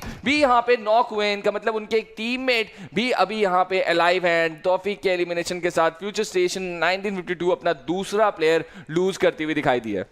बिल्कुल, एक टीम बहुत अच्छी तरीके से अभी तक खेलते हुए नजर आई, वो थी हाई वोल्टेज की टीम, पर एक टीम 1952 जो कि बांग्लादेश रीजन से इकलौती उम्मीद बनते हुए नजर आएंगे, उनको काफी ज्यादा यहाँ पे डेंट का सामना करना पड़ा है। पर अब वो टाइम है यहाँ पे ज़्यूस ई स्पोर्ट्स के ज़ियोल काफी अच्छी तरीके से यहाँ पे फाइट निकालने की कोशिश करे। बोरो को बहुत अच्छे तरीके से स्पॉट भी किया था, वो कवर जरूर लिए हुए थे, ज़ियोल ने उनको मिनी के टैप शॉट से डाउन किया है और वो भी देखने वाली बात रही क्योंकि ये दोनों टीम उस सेकंड और थर्ड पोजीशन के लिए कोलाइड करते हुए दिख रही है और इस फाइट में कहीं ना कहीं दोनों टीम मैक्सिमाइज करने की कोशिश करेगी। पर इस फाइट के बीच यहाँ पे एस्ट्रा अकेडमी टॉप यहाँ पे लगातार नॉक निकालने की कोशिश करी, ऑन टॉप को भी गिरा दिया है और ये सारी फाइट यहाँ पे सेंट्रल ऑफ द मैप पे होते हुए दिख रही है क्योंकि ये फाइट जब जा चुकी है, ये सर्कल जब जा चुकी है वहां पे वेस्टर्न साइड पे, इसका मतलब वो सारी टीम जो कि सदर्न साइड उतरती है, वेस्टर्न साइड उतरती है, उसको सबसे ज्यादा फायदा उठाना पड़ रहा है और एक बार फिर से वो टीम जो रोजॉक से आ रही है जैसे कि डेड आई गाइस, उसको काफी मुश्किल का सामना करना पड़ा है। बिल्कुल, एस्ट्रा एकेडमी अपने रंग में कुछ किल्स निकालते हुए अपने लिए, बट इंपॉर्टेंट चीज ये है कि डी के बाकी प्लेयर्स इस समय रोटेशन में निकल चुके हैं। बट आपका ध्यान में लेके जाऊंगा right hand side, look at that, AJ पहले एलिमिनेट हुए थे, नीमा उनके बाद एंड फिर मिस्टर बोरो आखिरी प्लेयर माफिया निंजा इस समय अकेले बचे हुए डीआरएस की टीम से। This is not looking good for them and look at that, बिल्कुल जोन के बीचों बीच जरूर है माफिया निंजा, बट अब उनके ऊपर इस ऑल इंपॉर्टेंट ओपनर से कुछ इंपॉर्टेंट पॉइंट्स निकालने की जिम्मेदारी, बिकॉज अगर ज़्यूस एंड एस्ट्रा एकेडमी उनसे काफी आगे निकल गई, डीआरएस के लिए बहुत ही सिचुएशन डिफिकल्ट हो सकती है। सर्किल की तरफ अगर मैं आपका ध्यान लेके जाना चाहूं तो ज़्यूस के पास बहुत अच्छा कवर रहेगा और वहां पे बहुत अच्छी तरीके से ग्राउंड होल्ड एडवांटेज किया, पर थोड़ी बहुत वहां पे डैमेज फेस कर रहे थे एस्ट्रा एकेडमी के स्क्री जो जोन के अभी भी बाहर है। धीरे धीरे करके वो लेट रोटेशन सॉर्ट ऑफ जिनकी सेम स्ट्रैटेजीज रही है उसको भी फॉलो करते हुए नजर आएंगे और ये रीप्ले वो मोमेंट था जहां पे डीआरएस के प्लेयर कॉट इन दो पे रोटेशन में फंस गए, लगातार अच्छा स्प्रे वहां पे ज़्यूल के साइड से एक के बाद एक नॉक निकालने की कोशिश और ज़्यूस के प्लेयर्स को आप इस लॉबी में इस मोमेंट पे अगर आप ऑप्शन दोगे, चॉइस दोगे, वो किल सिक्योर भी करेंगे और उसी का सामना कहीं ना कहीं करना पड़ा और जिसका सीधा फायदा वहां पे ज़्यूस ई स्पोर्ट्स को मिलेगा। बिल्कुल मिलने वाला है ज़्यूस ई स्पोर्ट्स को इस चीज का फायदा। गेटिंग किल्स ऑन डीआरएस जो कि ऑलरेडी उनको चेस करना चाहते हैं is exactly what Zeus wants, but एक और टीम जिसको वो इस समय हर्ट करना चाहेंगे वो है उन्हीं के रीजन की आती हुई एस्ट्रा एकेडमी। एक और AWM यहाँ पे गिरती हुई, लेट्स सी क्या इंपैक्ट पड़ने वाला है इन स्नाइपर गन्स का इस फाइनल सर्कल के अंदर। But look at the Stalwart e sports, बिल्कुल जोन के बीचों बीच, यूजीएम के पास एक फ्लैंक पोजीशन है, टीम्स उनकी तरफ मूव इन करती हुई दिखाई दे रही है एंड वो रेस जो है सर्कल को पकड़ने के लिए, सेंटर को पकड़ने के लिए वो चालू हो चुकी है। 7 सीज ने फिर से एक कंपाउंड के ऊपर अपना हक जमा लिया है, मेमो बैठे हुए बिल्कुल उस कंपाउंड पे पहुंच के उनके टीममेट्स उनको ज्वाइन करते हुए दिखाई देंगे एंड शोर लाइन की तरफ अगर मैं आपका ध्यान लेके जाऊं तो वहां पे ज़्यूस की टीम रोटेट करके पहुंच चुकी है। बैक लाइंस को क्लियर करने की स्ट्रैटेजी यहां पे ज़्यूस की तरफ से रहने वाली है इस गेम के अंदर। लेट्स सी कितना कारगर वो साबित होती है। बिल्कुल, पर अभी के लिए स्टालवर्ड ई स्पोर्ट्स के ऊपर एक चार्ज आते हुए देखने को मिला। कोको बहुत अच्छी तरीके से यहाँ पे गेम्स निकाल के लेके गए, हमने उनको MVP में बार बार फीचर करते हुए दिखा है, 1-2 बार वो फीचर जरूर किया है, तो इस मैच में अगर नाइटमेयर गेमिंग को ऊपर आना है उनको काफी चमकदार प्रदर्शन दिखाना होगा। लगातार ग्रेनेड्स और यूटिलिटीज यूज से यहाँ पे सामने वाले प्लेयर को पीछे ढकेलने की कोशिश जरूर की जा रही है, पर कोई भी प्लेयर यहाँ पे अग्रेस करने की कोशिश नहीं कर रही है। पर उसी के साथ यहाँ पे हमने थोड़ी देर पहले एक सेंट्रलाइज पोजीशन के साथ वहां पे ज़्यूस ई स्पोर्ट्स एक बढ़िया रोटेशन उन्होंने दिया था और कहीं ना कहीं उनकी निगाहें इन सारी फाइट्स पे जरूर रहेंगी। बिल्कुल मजा आने वाला है बिकॉज ये लोग अगर इस तरीके से पूरे एरिया को स्काउट कर लेंगे पहले से तो इनके पास इंफॉर्मेशन अच्छी रहेगी एंड इनको एग्जैक्टली पता है कि कौन से एरिया से इनको हर्ट किया जाता है। मैप नॉलेज बहुत इंपॉर्टेंट होती है एंड इस लेवल पे इन सारे प्लेयर्स के लिए मैप नॉलेज, इनकी जो मैप नॉलेज है वो बहुत अच्छी है। But look at that, mafia Ninja ने भी एक स्ट्रैटेजी अपनाई है, बैकलाइन क्लियर जरूर की है ज़्यूस ने, बट क्या नोटिस किया कि माफिया निंजा ऑलरेडी उस पानी के अंदर जाके सर्वाइव करने की कोशिश कर रहे हैं एंड जिस भी मोमेंट पे वो बाहर निकलेंगे ज़्यूस ज़्यूस की टीम बिल्कुल उनके सामने खड़ी होगी, कोशिश तो ज़रूर करेंगे वो एक आधा पॉइंट अपने हिस्से में यहाँ से लेने के लिए, तो इससे थोड़ा सा बच के रहना पड़ेगा ज़्यूस की टीम को, एंड ये एक चैलेंज है जो आगे उनके लिए बढ़ के दिखाई दे सकता है। बट लेफ्ट हैंड साइड से स्काईलाइट गेमिंग भी अप्रोच करती हुई दिखाई दे रही है शोर लाइन्स के ऊपर, एंड क्या ही शानदार मिनी के टैप शॉट से वो नॉक निकालते हुए आईसी को हमने देखा, जो इस समय पूरी प्रतियोगिता के अंदर 18 मैच बाद सबसे ज्यादा डैमेज देने वाले प्लेयर हैं। आई मीन यस, आईसी आज रुकने का नाम नहीं ले रहा, लगातार वहां पे स्टारवर्ड ई-स्पोर्ट्स के ऊपर प्रेशर बनाया था अपने मिनी के कुछ टैप शॉट से। अब जब उनके लेफ्ट हैंड साइड से वहां पे स्काईलाइट गेमिंग के प्लेयर्स प्रेशर बनाने की कोशिश कर रहे हैं, उनको भी रोकने में काफी ज्यादा सफल रहे, और इस मोमेंट पे ज़्यूस के पास काफी अच्छे तरीके से फाइट निकालने का काफी एक बेहतरीन अपॉर्चुनिटी था। पर राइट हैंड साइड पे हम थोड़ी पहले देखा था डीआरएस के लास्ट प्लेयर जो सर्वाइव कर रहे थे माफिया निंजा। सबसे इंपॉर्टेंट बात ये रहेगी किस हिसाब से वो एक लौता प्लेयर उस पॉइंट्स को प्लेसमेंट पॉइंट्स में कन्वर्ट कर पाए, वो भी एक देखने में बात रहेगी। पर आईएनवी ई-स्पोर्ट्स के प्लेयर भी coming from the eastern side, Astra Academy जो कि एक सेंट्रल एजेस पे खेलने की कोशिश कर रहे थे, उनको बैक हैंड साइड से काफी अच्छे तरीके से पिन डाउन करने की कोशिश में है। और स्काईलाइट गेमिंग के प्लेयर्स थोड़ी देर पहले उन्होंने ज़्यूस के साथ फाइट लिया था, आई गेस उस रोटेशन से उन्होंने दूसरी तरीके से ऑल्टर किया अपने रूट को, और अब वो फिर से रिसीविंग एंड पे रहेंगे। बिल्कुल, ये वेस्टर्न एजेस वेस्टर्न लाइन की तरफ से ये रिजेस हैं जो एक्स्ट्रा एकेडमी कंट्रोल करने की कोशिश कर रही है, आईएनवी उनको डैमेज दे रही है। हमने देखा ईस्टर्न साइड पे किस तरीके से एलआईडी गेमिंग स्काईलाइट गेमिंग के प्लेयर्स को गिराते हुए दिखाई दिया। प्रेशर में आएंगे डेमन, लेट्स सी किस तरीके से वो आगे मूव करेंगे, because he is the solo player. हमने देखा लास्ट गेम के अंदर उन्होंने एक चिकन डिनर निकाला था इरांगल में कल के, बट जिस तरीके से वो इस गेम में उनकी शुरुआत हुई है, ये थोड़ी सी दिक्कतें बनती हुई आएंगी। क्या आंसर्स रहेंगे स्काईलाइट गेमिंग के पास, वो देखेंगे हम आज के बाकी दिन से। But look at the shift of the zone, बिल्कुल उस साउथ वेस्ट साइड पे जो रेज एस्ट्रा एकेडमी की तरफ थी, पीएन क्रू के पास थी, वहां पे ये शिफ्ट आ चुका है जोन का। बहुत ही इंपॉर्टेंट होने वाला है, बिकॉज शोर लाइन से ज़्यूस ई-स्पोर्ट्स खेल रही थी, जिनसे दूर निकल चुका है ये अब ये जोन, तो जो एडवांटेज उनके लिए थोड़ी सी बन सकती थी, वही अब उनके लिए एक डिसएडवांटेज सिचुएशन है। डेफिनेटली ये सबसे बड़ी चैलेंज रहने वाली है, क्योंकि एस्ट्रा एकेडमी लेट रोटेशन किए हैं अब तक, इस मैच में भी किया है, पर कहीं ना कहीं उस जोन के एज पे होल्ड करते हुए मुझे नजर आ रहा है। बैक हैंड साइड पे एएफ्स के प्लेयर्स जरूर रहेंगे, पर जिस हिसाब से पीएन क्रू के प्लेयर्स को उन्होंने एक के बाद एक पिन डाउन करने की कोशिश की थी, वो जबरदस्त रहा था। रिजेस उनके पास है, वो ये सारी चीज खेल सकते हैं, और सबसे बड़ा चैलेंज रहने वाला है। मैं इंटरेस्टेड रहूंगा ज़्यूस ई-स्पोर्ट्स किस तरीके से जोन के अंदर आती है। बिल्कुल, बहुत ही मुश्किल होने वाला है उनके लिए, बट आईसी के पास हमेशा जवाब रहता है इस तरीके की चीजों का। मजेदार बात यह है कि डीआरएस भी माफिया निंजा के रूप में अभी भी वहां पे सर्वाइव करी। हमने देखा था उनको उसी शोर लाइन की तरफ पानी में जाके सर्वाइवल स्ट्रैटेजी यूज करते हुए, किस तरीके से वो भी वहां से निकलेंगे एंड कितना आगे जा पाएंगे, ये भी देखने वाली बात रहेगी। बट अभी के लिए Astra academy, look at these shots also coming in star from Stalwart esports as well. Lit को वो डैमेज देने की कोशिश कर रहे हैं, एंड पीएन क्रू लगातार दे नो द इंपॉर्टेंस, ये जो रिज का कवर है जितनी देर वो होल्ड कर सकते हैं उतने ज्यादा एरिया उनके पास बाद में खेलने के लिए रहेगा। Coming back to the north west edge, जिसके जस्ट बाहर ज़्यूस ई-स्पोर्ट्स की टीम शोर लाइन पे है, यहाँ पे Stalwart LID esports and Nightmares काफी देर से इस 3-वे फाइट के अंदर है। बिल्कुल, ये फाइट अब एक डेडलॉक पे जा चुके हैं कि हम पास पे, पर नहीं, यहाँ पे कुछ ग्रेनेड्स के यूज से बेहतरीन तरीके से प्लेयर डाउन हो चुके हैं। यहाँ पे वान्यू का एक नेट गया, जॉनी डाउन हो जाएंगे, और अब इस मोमेंट पे यहाँ पे 7C's के प्लेयर्स आ चुके हैं, और अब इस मोमेंट पे ऐसा जरूर लग रहा है ज़्यूस ई-स्पोर्ट्स भी कहीं ना कहीं थर्ड पार्टी सिचुएशन और इस पार्टी को एंजॉय करने की कोशिश करेंगे। मैक्सिमाइज करने की किल इनकी सबसे बड़ी प्रायोरिटी रहेगी। आईसी का एक नेट जरूर जाएगा यहाँ पे ज़्यूल के ऊपर, पर नो वो स्मोक ज्यादा बिल्कुल बच जाएंगे। पर जिस हिसाब से यहाँ पे प्लेयर्स एक के बाद एक चढ़ने की कोशिश कर रहे हैं, ज़्यूस के प्लेयर्स राइट मोमेंट पे चार्जिंग तो जरूर किए थे,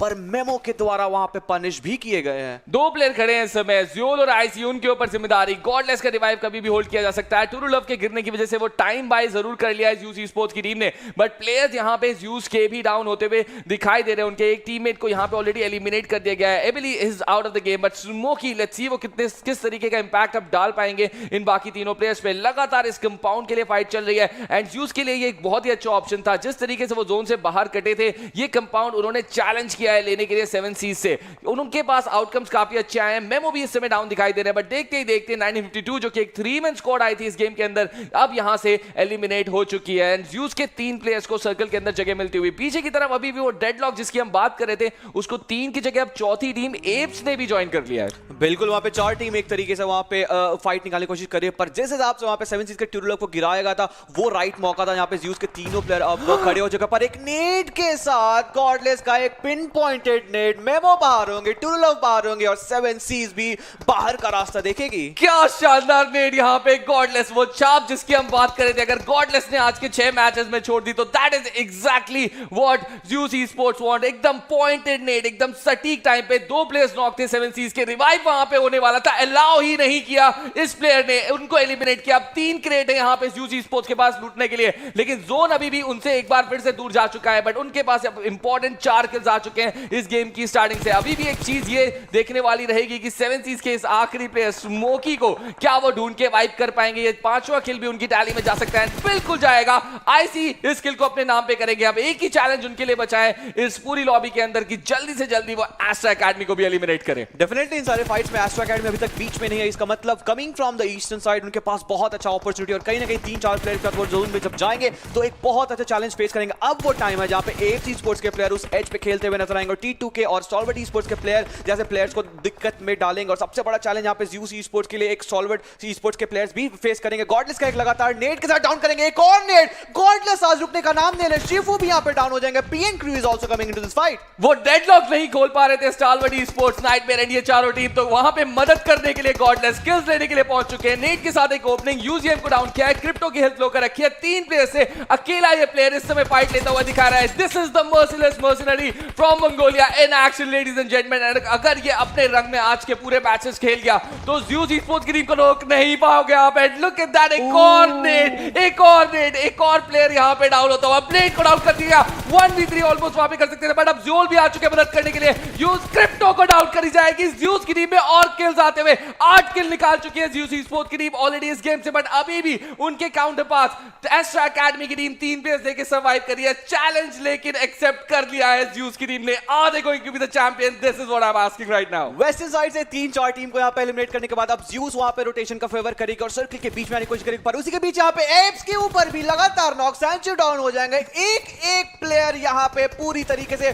पूरी टीम के ऊपर चढ़ बैठी है। Sancho goes down, white goes down. ये क्या हो रहा है? एप्स भी बाहर जा चुकी है। सुना भी आ गए यहाँ पे ज़्यूस स्पोर्ट्स के नाम से। जिस तरीके से जो भी टीम उसके रास्ते में आ रही है उनको यहाँ पे गिरा रहे हैं। जिस तरीके से पुश किया, 7 सीज को डाउन किया।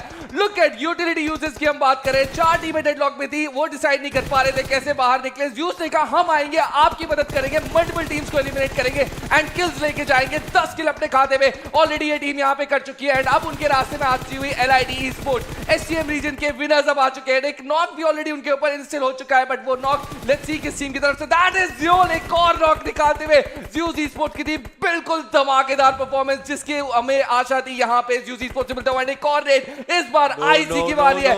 LID sports are you going to be hit? Eliminated और बच गया। एक तरफ मुझे लगा कि एलिमिनेट ही कर दिया। क्या कमाल करते हुए दिखाई दे रही है इस समय यहाँ पे ज़्यूस स्पोर्ट्स की टीम। पर अब ऐसा लग रहा है यहाँ पे वॉन्यू के साइड से एक बहुत अच्छी तरीके से लिटरलिटी फायर आता है और अब ज़्योल को डाउन किया गया। क्या वो टाइम है जहाँ पे ज़्यूस स्पोर्ट्स को अब रीग्रुप करना चाहिए, क्योंकि बहुत अच्छी तरीके से यहाँ पे 12 किल जरूर निकाले। LIT स्पोर्ट्स के ऊपर भी पूरी तरीके से एलिमिनेट करने की कोशिश की थी, पर अभी भी एक प्लेयर सर्वाइव करे। Coming from the western side 4-5 team को एलिमिनेट किया, पर इसी सब फाइट्स के बीच में हमें ये बिल्कुल भी नहीं भूलना चाहिए एस्ट्रा एकेडमी के 2 प्लेयर अभी भी सर्वाइव कर रहे हैं और सेंटर ऑफ द सर्कल वहां पे डेड आई गाइस के शिफू और हंग्री बॉस अभी भी कवर के पीछे खुद को पाएंगे। बिल्कुल T2K के 4 प्लेयर्स यहाँ पे अभी भी लाइव है, लेकिन look at that, Astra Academy अभी भी सिचुएशन के अंदर है। थोड़ा सा रीग्रुपिंग कर रही है इस समय ज़्यूस स्पोर्ट्स की टीम। उनके अभी भी तीनों प्लेयर्स अलाइव है जब वो खड़े होंगे, लेकिन दैट मैन यहाँ पे डैमेज देंगे। आईसी को जरूर डाउन करेंगे, शायद आईसी को यहाँ पे एलिमिनेट करेंगे पूरी तरीके से। गॉडलेस को भी डाउन किया, बट ज़्योल ने वहां पे बिल्कुल सही टाइम पे वैन्यू को एलिमिनेट किया। एक प्लेयर तो डेफिनेटली वो उठा लेंगे, बट उससे पहले स्मोक डिप्लॉय करने की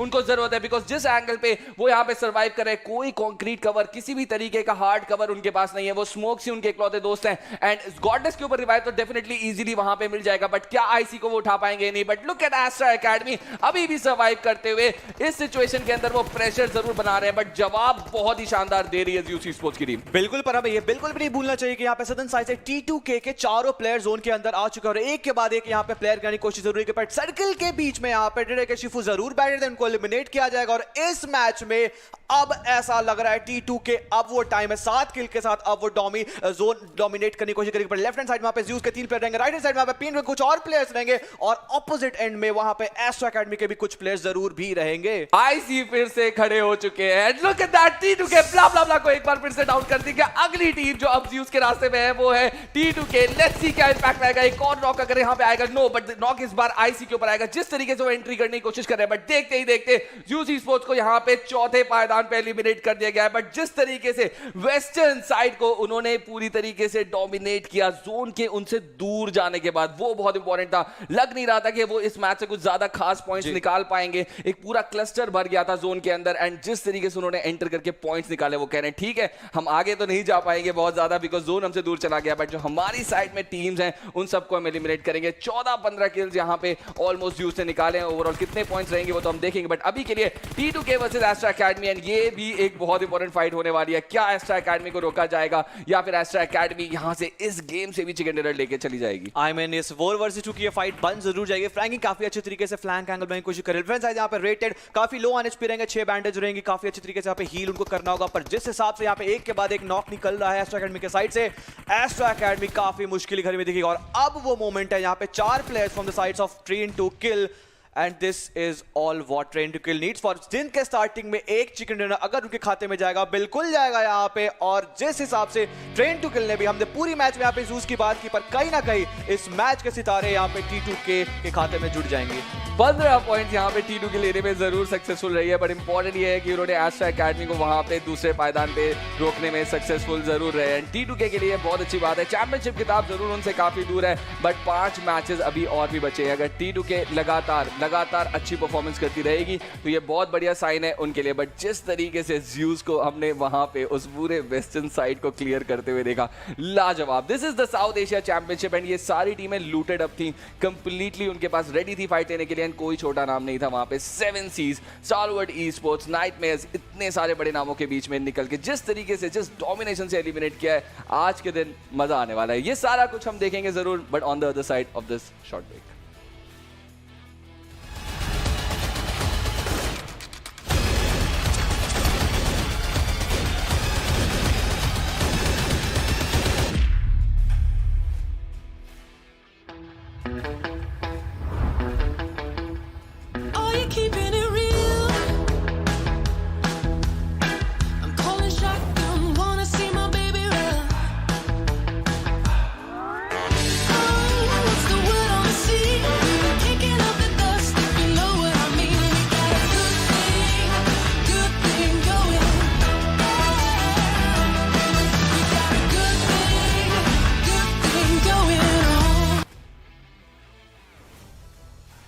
Hello guys and welcome back once again. This is PUBG Mobile Pro League South Asia Championship 2021 sponsored by the Oppo F19 Pro.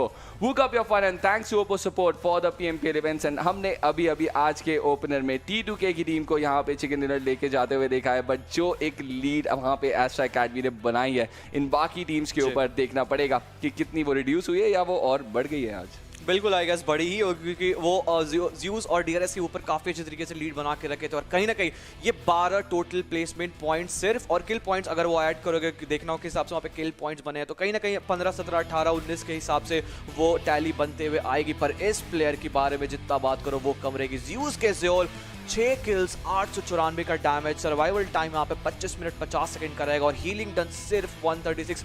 ये दर्शाता है, ये दिखाता है ये टीम पूरी तरीके से लॉबी को डोमिनेट की, एनालाइट की, और बहुत कम टाइम खुद पे दी जहाँ पे वहाँ पे उनको हील करना पड़े। बिल्कुल, एंड कहाँ हील कर रहे थे, वो तो एक अलग ही रैम्पेज मोड पे जा चुके थे।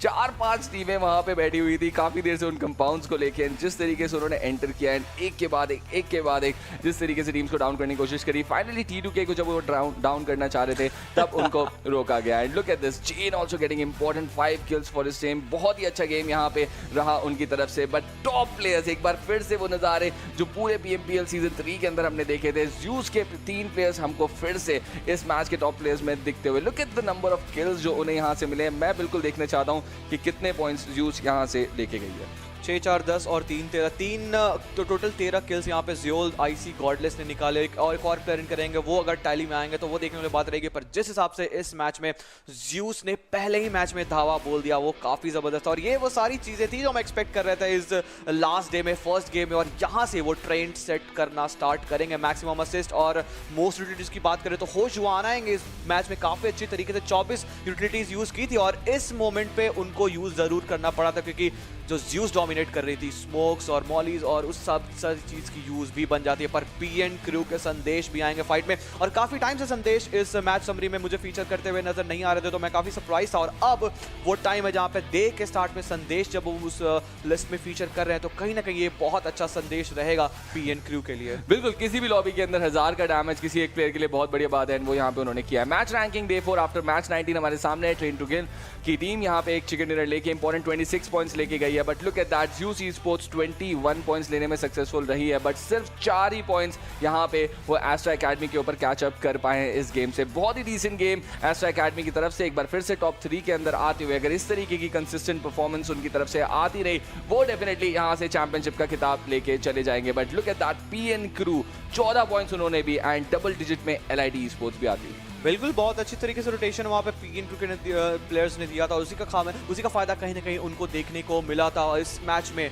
स्टॉलवर्ट ई-स्पोर्ट्स, डीआरएस गेमिंग और स्कारलेट गेमिंग, एसडी गेमिंग जैसी टीम्स कहीं ना कहीं थोड़ी बहुत फॉल्टर करेगी, और जिसका फायदा सीधे तौर पे वहाँ पे डीआरएस गेमिंग की 0 पॉइंट्स के फायदा सीधे तौर पे वहाँ पे ज़्यूस ई-स्पोर्ट्स और एस्ट्रा एकेडमी को तो ज़रूर मिलने वाला है। पर कहीं ना कहीं आईएनवी ई-स्पोर्ट्स ने इस मैच में काफ़ी अच्छे तरीके से इंटेंट लिया, किल निकाला, 3 टोटल किल पॉइंट्स था उनका और 0 प्लेसमेंट्स पॉइंट था, उसका फायदा कहीं ना कहीं उनको मिलेगा। पर Zeus esports eight the start of the day जिस हिसाब से उन्होंने अपना पेस पिकअप किया, एक नैरेटिव बनाया और कहानी बनाना यहाँ से स्टार्ट किया है, वो आज के दिन पे कहीं ना कहीं ऊपर जाते हुए देखेंगे। और इस मैच में डीआरएस को रोका गया, इसका मतलब अब वो फाइट कहीं ना कहीं ज़्यूस वर्सेस एस्ट्रा एकेडमी बनते हुए दिखेगी। बिल्कुल, एंड जोन एनालिसिस की तरफ हम यहाँ पे बढ़ेंगे एक बार फिर से। थोड़ा सा वेस्टर्न शोर को लेके जोन हमारा पहला भी था, एंड सेकंड सर्कुलर शिफ्ट पूरी तरीके से प्रिमॉस्क एंड उस वेस्टर्न बीचेस को लेके यहाँ पे बनता हुआ दिखाई दिया। एंड जिस तरफ हमने कई सारी टीम्स को एकत्रित होते हुए दिखाई दिया, ये वो नीचे का क्लस्टर है जिसकी मैं बात करना चाहता हूँ, जहाँ पे वो कंपाउंड, जहाँ पे इस समय 7 सीज की टीम को आप देख सकते हैं। Look at the way these teams are going to get into that deadlock. जिस तरीके से वो सारी टीम्स वहाँ जाके बैठ गई थी, कोई किसी से फाइट नहीं ले रहा था,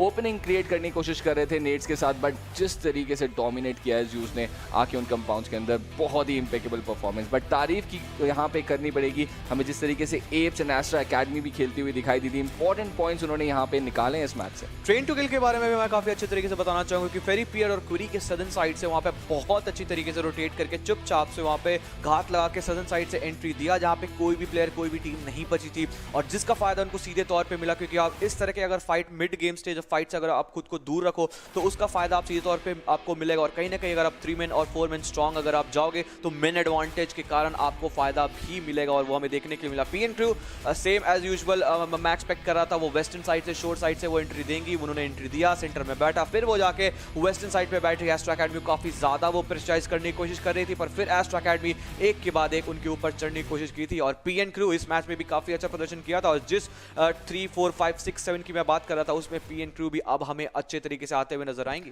बट एक प्लेयर जिसकी हमने तारीफ करी थी दिन की शुरुआत में, 1952 के मैग्नेट, वो यहाँ पे आज इस गेम के अंदर दिखे ही नहीं। अपनी उनकी टीम में 3 यहाँ पे दिखाई दिए, थोड़े से डिसअपॉइंटेड। आई रियली होप कि कुछ टेक्निकल रीजन की वजह से वो ना आ पाए हो, but otherwise when he is going to get in वो 5 मैच जो अब अगर मैग्नेट खेलेंगे अपनी टीम के साथ, रियली होपिंग फॉर 1952 कि वो कुछ अच्छे पॉइंट्स यहाँ से निकाल सके। एंड 4 मैन तो डेफिनेटली आए ही आए कम से कम इस अगले गेम से। आई मीन यस, मैन डिसएडवांटेज के साथ आप इस लॉबी में तो बिल्कुल भी नहीं उतरना चाहोगे, क्योंकि सामने वाली टीम्स हमने देखा पिछले मैच में गुजरात से गॉडलेस और आईसी, एक प्लेयर वहाँ पे 2 प्लेयर के बराबर वहाँ पे साबित होते हुए नजर आ रहा है। फिर से इस कॉन्वर्सेशन के ऊपर आएंगे, पर अभी के लिए इसी तौर पे रुक करेंगे ओप्पो F19 प्रो मोमेंट्स, और ये कुछ मोमेंट्स है जो कि रिफ्रेश करेंगे, हमें बताएंगे और जरूर भी बताएंगे, क्योंकि हाई वोल्टेज के प्लेयर्स एसडी गेमिंग के ऊपर जिस तरीके से प्रेशर बनाया, ऐसा लग ही नहीं रहा था कि ये वही हाई वोल्टेज है जो कि पहले और दूसरे दिन पे खेल रही थी। बिल्कुल, हाई वोल्टेज ने आज के इस मैच की शुरुआत बहुत ही पॉजिटिव माइंडसेट के साथ करी थी, एंड वो बहुत ही बढ़िया आउटकम्स निकालते हुए दिखाई दे रहे थे। एसडी गेमिंग को वाइप आउट करना उनके ड्रॉप लोकेशन से क्वारी पे पहुंच के, वो ये एक दर्शाता है जिस तरीके का रिदम उन्होंने कल भी पकड़ा था। पहले 3 मैच के बाद जिस तरीके से हाई वोल्टेज के बारे में हम बात कर रहे थे, बट कल के आखिरी 3 गेम्स उनके उतने अच्छे गए नहीं। और भी किल्स हमने देखे यहाँ पे निकालते हुए इन टीम्स को। गॉडलेस लगातार यहाँ पे एक्शन में रहे, 3 किल्स अपने नाम पे किए, खूब सारे असिस्ट उनके यहाँ पे हमको देखने को मिले। बट एज अ होल जो यहाँ पे ज़्यूस ई-स्पोर्ट्स ने कमाल दिखाया है, बहुत ही मुझे तो मजा आ गया पूरी तरीके से। बट T2K की भी तारीफ, जैसे कि आप बता रहे थे, उन्होंने साउथ की तरफ से बहुत ही साइलेंटली जोन के अंदर अपनी जगह बनाई, यानी एक बहुत ही इंपॉर्टेंट एस्पेक्ट रहता है। एंड कुछ इंपॉर्टेंट प्लेयर्स को उन्होंने डाउन भी किया जिस मोमेंट पे वो किल्स निकालने चाहते थे अपने लिए। तो एक decent game all in all T2K के लिए यहाँ पे मिलता हुआ। But in the context of the South Asia championship, Zeus के वो 21 पॉइंट्स बहुत ही इंपॉर्टेंट है, बिकॉज उन्होंने 4 पॉइंट से एस्ट्रा एकेडमी की लीड को यहाँ पे कम किया।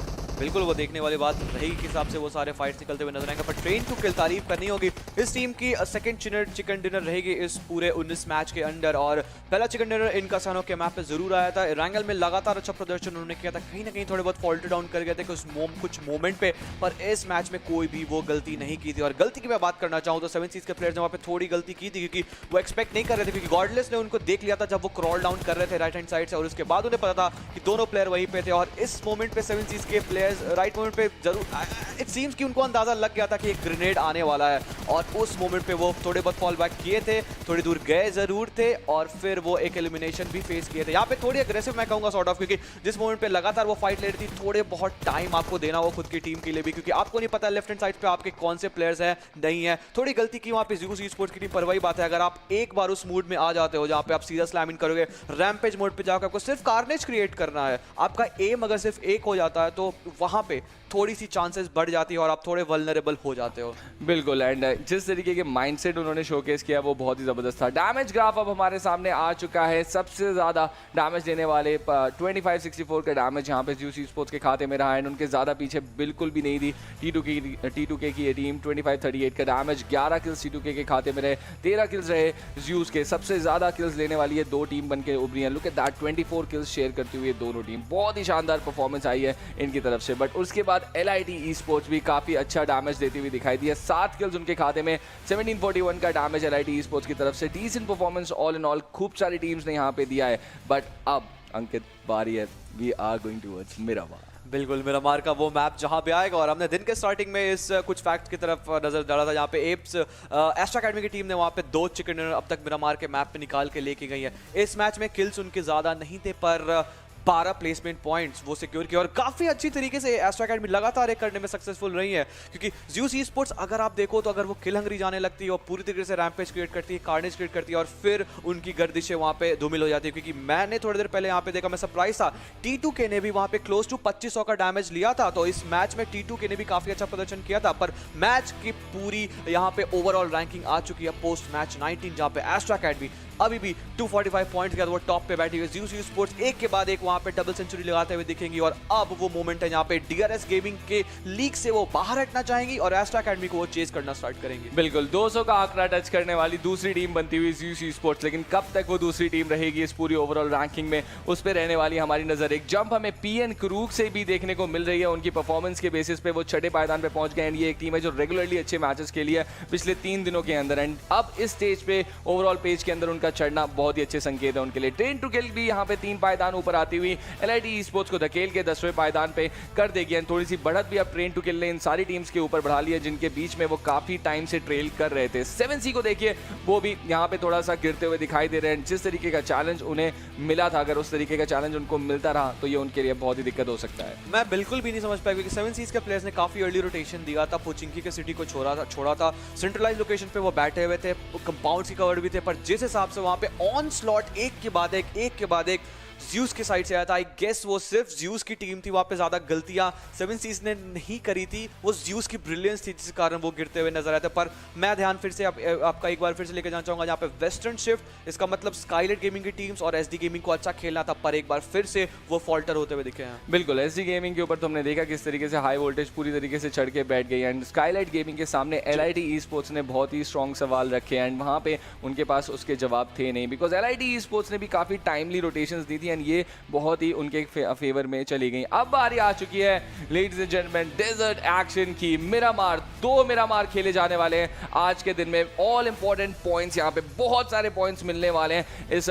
2 गेम से। तो पहला मिरामार, कौन सी टीम इस गेम के अंदर चिकन डिनर लेके जाएगी, बिकॉज हम जानते हैं कितना इंपॉर्टेंट हो जाएगा वो सेकेंड लास्ट पेनल्टीमेट गेम भी। तो बहुत ही ज्यादा इंपैक्टफुल गेम रहने वाला है ये दूसरा मिरामार, जो अभी अगला मैच है। तो जस्ट बी एक्साइटेड, बहुत मजा आने वाला है इसमें। बिल्कुल, बहुत मजा जरूर आएगा। और कल के दिन पे जब ज़्यूस ई-स्पोर्ट्स ने मिरामार का वो मैच खेला था, वो टोटल 15 पॉइंट्स लेके गए थे, उनके किल पॉइंट्स भी उसी हिसाब से वहाँ पे बढ़ते हुए नजर आए थे, प्लेसमेंट पॉइंट्स भी ज़्यादा थे, और इसी कारण कहीं ना कहीं जो टोटल पॉइंट्स बनी थी मिरामार के मैप से वो 15 थी, और उसका फायदा आज के दिन पे वो कहीं ना कहीं उठाना चाहेंगे। मिरामार अब तक इस चैंपियनशिप टूर में पूरी की पूरे उनकी स्ट्रॉन्ग सूट नहीं रही है, पर कल के दिन पे एक अच्छा प्रदर्शन, आज के दिन पे स्टार्टिंग में इस तरह का गर्दिश उनके साइड से, इसका मतलब वो पूरी तरीके से पम्प्ड अप है। तो तैयार रहना होगा एस्ट्रा अकेडमी की टीम्स के लिए, क्योंकि कल के दिन पे उन्होंने चिकन डिनर जरूर निकाला था मिरामार के डे पे, पर आज ज्यूस कुछ अलग ही रंग में दिख रही है। PN Crew, 7 Seas, DRS, DE, ये 4 ऐसी टीम है जो कि हमेशा मिरामार के अंदर कुछ ना कुछ इंप्रेसिव परफॉर्मेंसेस करके दिखाती हैं। अगर वो चिकन डिनर भी नहीं ले पा रहे होते तो कुछ ना कुछ अच्छे पॉइंट जरूर लेके जाते हैं उस मैच से। एंड ये चारों टीम इस समय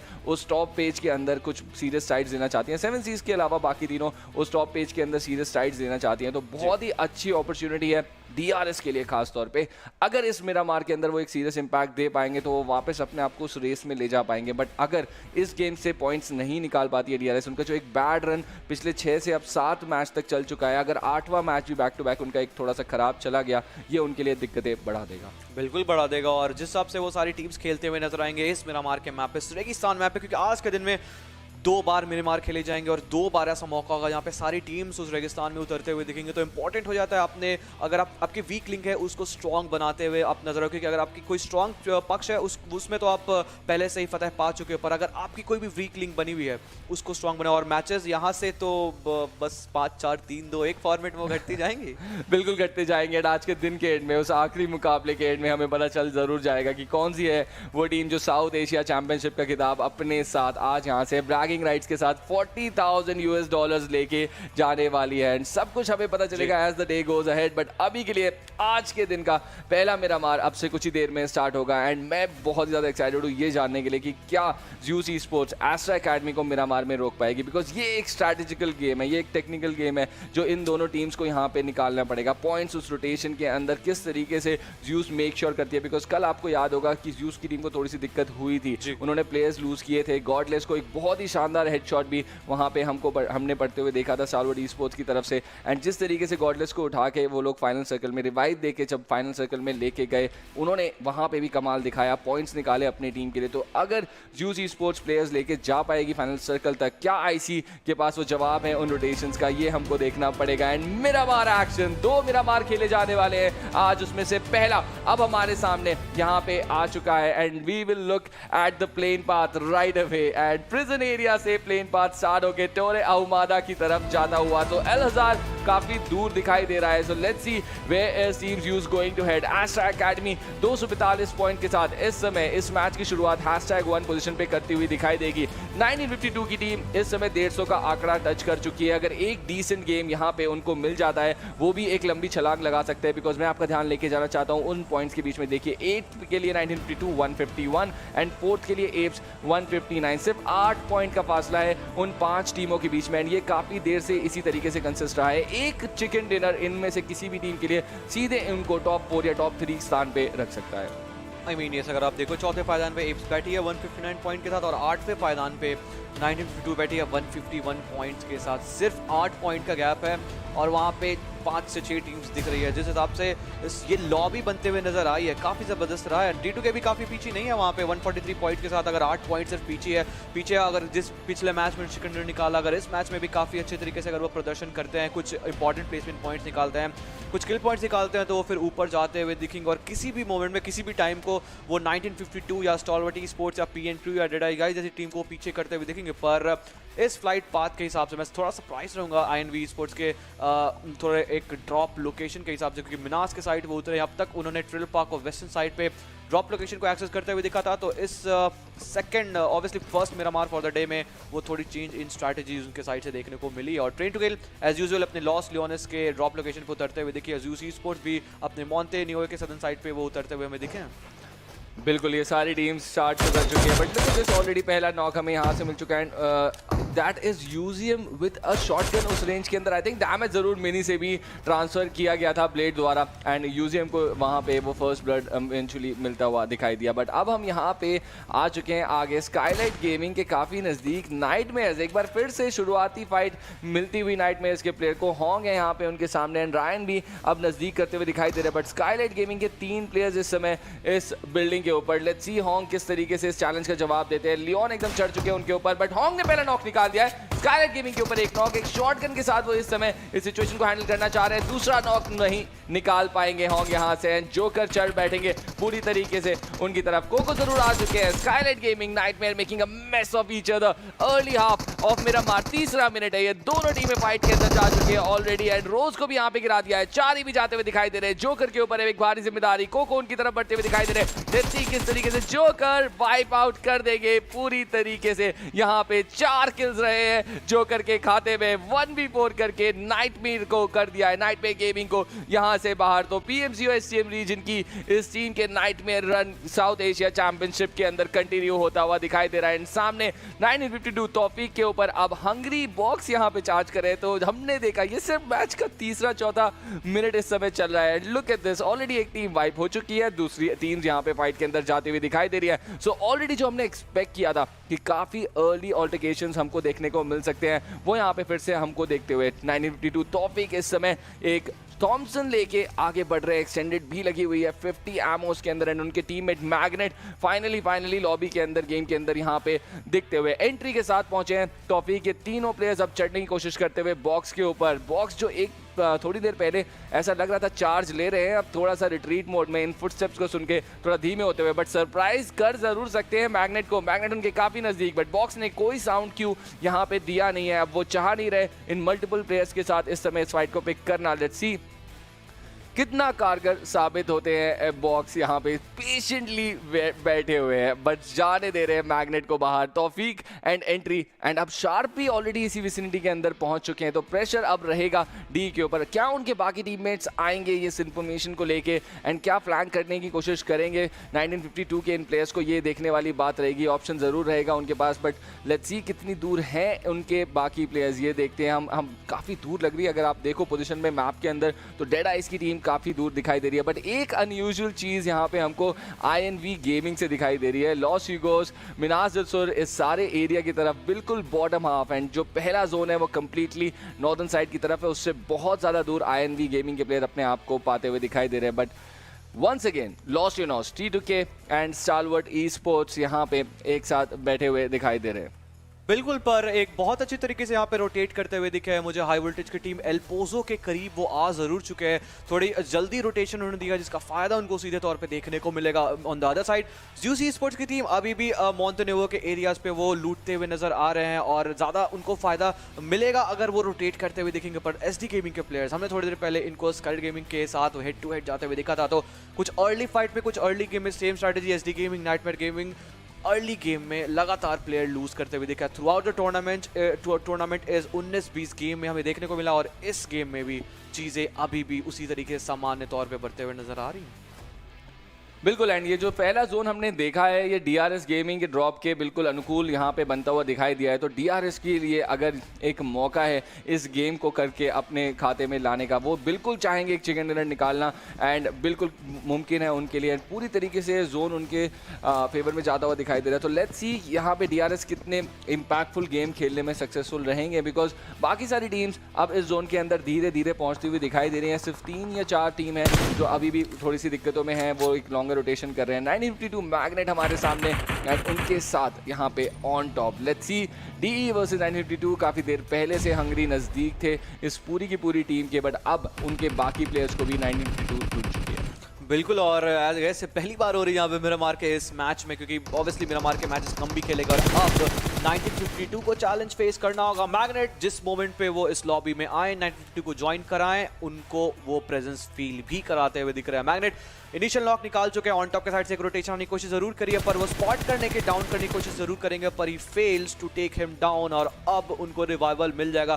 कुछ और भी प्लेयर्स रिग्रुप करने की कोशिश जरूर करेंगे, पर ये वो मोमेंट आएगा जहाँ पे 1952 को बिना समय गवाए अगर उनको कुछ किल्स जरूर मिल जाएगा तो वो काफी खुश रहेंगे। एंड इसी सब के बीच DRS अपने IGL को खो चुके हैं, एंड रोड को क्रॉस करते हुए तौफीक को कैच कर लिया गया है ऑफ गार्ड। ऑन टॉप यहाँ पे डैमेज देने की कोशिश करते हुए बॉक्स के साथ लगातार प्रेशर बना रहे हैं 1952 के प्लेयर्स के ऊपर। ये अच्छे संकेत नहीं है। एंट्री कोशिश कर रहे थे तौफीक के साथ एक ओपनिंग क्रिएट करने की, बट अब 1952 की टीम 2 प्लेयर पे रिड्यूस हो चुकी है, magnet and sharpest. And look at this, already ज़्यूसी स्पोर्ट्स पहुंच चुकी है, थर्ड पार्टी शॉट स्टार्ट हो चुके हैं, तो लूट कंप्लीट हो चुकी है। Now they are getting into the game. Match के 8वें मिनट के अंदर अंदर ज्यूस एक्शन के अंदर आना स्टार्ट करती हुई दिखाई दे रही है। एंड ये जोन का एक सेंट्रलाइज्ड एरिया है जिसके अंदर जोन ने ज्यूस स्पोर्ट्स ने एक इंपॉर्टेंट रिच होल्ड कर लिया। डीआरएस इन 7 सीज एक दूसरे के साथ फाइट के अंदर ये एक बहुत ही इंटरेस्टिंग फाइट होने वाली है एंड बहुत ही इंपॉर्टेंस रहेगा उस फाइट का कि अगर डीआरएस वहां से कुछ इंपॉर्टेंट किल्स लेके आगे बढ़ सके तो, because they really need some points अगर इस पूरी चैंपियनशिप को अपने नाम करना चाहते हैं तो। बिल्कुल, पर शार्प अभी के लिए ऐसा लग रहा है कुछ मॉली थ्रो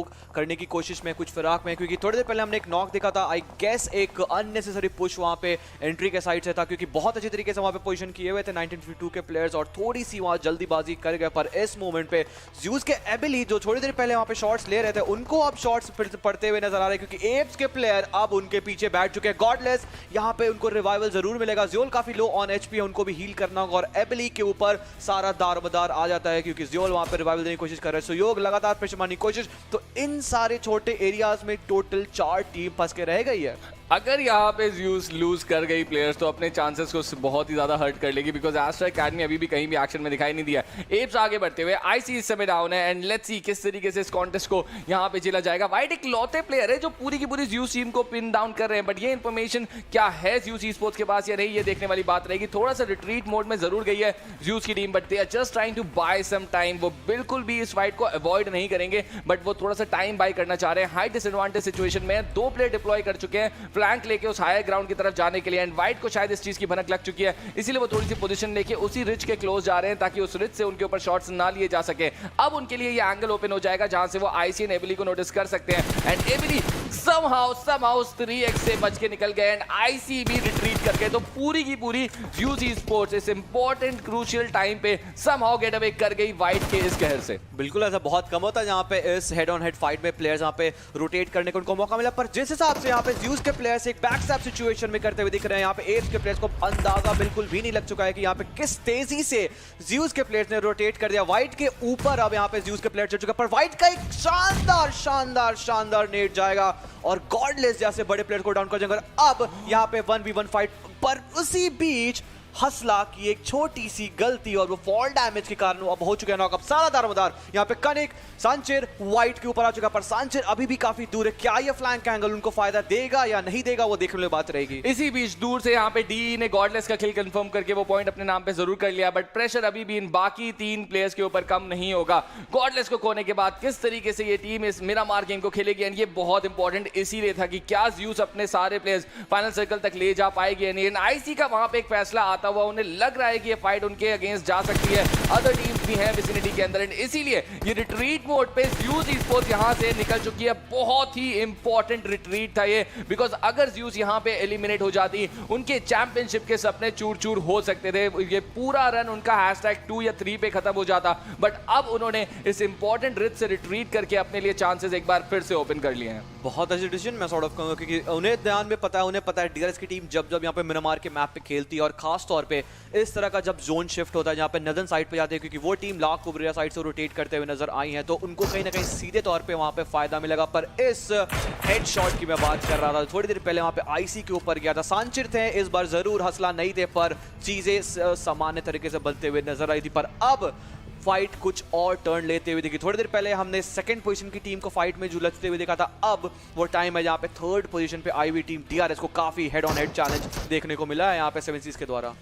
बिल्कुल, एंड कहाँ है एस्ट्रा एकेडमी सवाल ये रहेगा। इसी बीच सुरुलव एक और नॉक निकालते हुए नीमा के ऊपर, बट कोई खासा इससे प्रभाव पड़ेगा नहीं बिकॉज एजे एक बार फिर से उनको रिवाइव दे देंगे एंड वो फिर से गेम का हिस्सा बनते हुए दिखाई देंगे। लुक एट दैट, सुरुलव लगातार उस मिनी 6x के साथ ध्यान लगा के बैठे हुए हैं एंड एक बगी लेके मेमो भी उनके साथ रेडी निकलने के लिए तैयार जब भी जरूरत पड़े, बट एजे को भी डैमेज दिया। अगर दूसरे प्लेयर भी नॉक हो जाते हैं ना ऐसी सिचुएशन के अंदर तो बहुत प्रेशर पड़ जाएगा डीआरएस के ऊपर, बट वो इस तरीके की गलती तो डेफिनेटली यहाँ पे नहीं करने वाले। 7 सीज एंड डीआरएस एक दूसरे को डैमेज देते हुए एंड टुरुलव का तो हेलमेट भी इस समय यहाँ से गायब है। मिस्टर बोरो भी अब क्लोज इन कर चुके हैं। हमने ऑलरेडी देखा था माफिया निंजा को थोड़ी देर पहले एलिमिनेट होते हुए। 12वें मिनट का खेल ऑलरेडी यहाँ पे हो चुका है। ज़्यूस स्पोर्ट्स अपने एक इंपॉर्टेंट प्लेयर को ऑलरेडी लूज कर चुकी है, बट कहाँ है एस्ट्रा एकेडमी, कब दिखेंगे वो एक्शन के अंदर, ये हमको पता चलेगा। बिल्कुल, एस्ट्रा एकेडमी अब तक किसी भी तरीके से इस फाइट में नहीं आई, इसका मतलब कहीं ना कहीं इनको सीधे तौर पे फायदा मिलेगा। 2 टीम 2 बड़े नाम जो इस early stage of the game में हेड ऑन हेड गई थी, कुछ इनिशियल इनिशियल नॉक्स निकालने की कोशिश की थी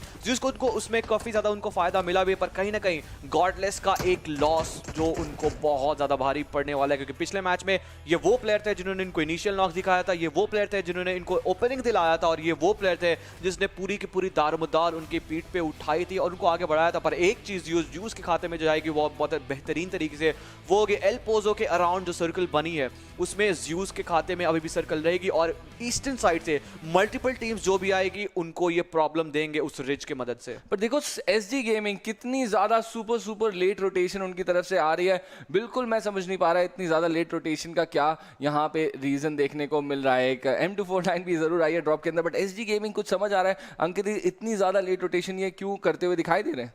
एसडी गेमिंग लगातार हमें देखने के लिए मिला है सेम स्ट्रैटेजी उनके साइड से लेट रोटेट करते हैं। पिछले दिन पे कुछ उन्होंने इनिशियली रोटेट किया था, उनको फायदा मिला था कहीं ना कहीं, पर इस गेम में आई गेस कुछ डिफरेंट स्ट्रैटेजी से वो आए, देखना होगा किस हिसाब से उनको फायदा मिलता है ना, क्योंकि कुछ टीम्स को जरूर फायदा मिला, जबकि एस्ट्रो एकेडमी वो लेट रोटेट किए भी हैं, उनको फायदा मिला भी है, पर एज़ स्पोर्ट्स रुकने का नाम नहीं ले रही, एक के बाद एक प्लेयर किल निकाल रही है, बहुत अच्छी तरीके से इस रिज का यूज कर रही है। और मैंने थोड़ी देर पहले मेंशन किया था जो भी टीम उस एरिया से रोटेट करेगी उसका तौर पर उनको फायदा मिलेगा। उन्होंने प्लेयर को स्पॉट किया, डाउन किया, नॉक निकाला और किल भी सिक्योर किया, तो यहां से आई गेस अब ज़्यूस को थोड़ा सा पैसिव खेलना चाहिए, क्योंकि यहां से अगर वो अग्रेसिव जाएंगे तो फिर कहीं ना कहीं वो प्लेयर लूज करेंगे और वो 12-15 प्लेसमेंट पॉइंट से वो चूक सकते हैं। बिल्कुल 3 पॉइंट्स ऑलरेडी किल के रूप में यहाँ पे ज़्यूस की टीम निकाल चुकी है, अपने एक प्लेयर को उन्होंने खोया है अब तक, बट लेट्स सी। एंड ये व्हीकल डैमेज, पहले एक आगे व्हीकल से एक प्लेयर को उतारा, अगर उसी रोड से गुजरते हुए आपकी टीम को ऑलरेडी डैमेज पड़ चुका है तो आप कैसे इतना ज्यादा ऑप्टिमिस्टिक हो सकते हो कि आप उस रोटेशन को एग्जीक्यूट कर जाओगे एंड आपको डैमेज नहीं पड़ेगा।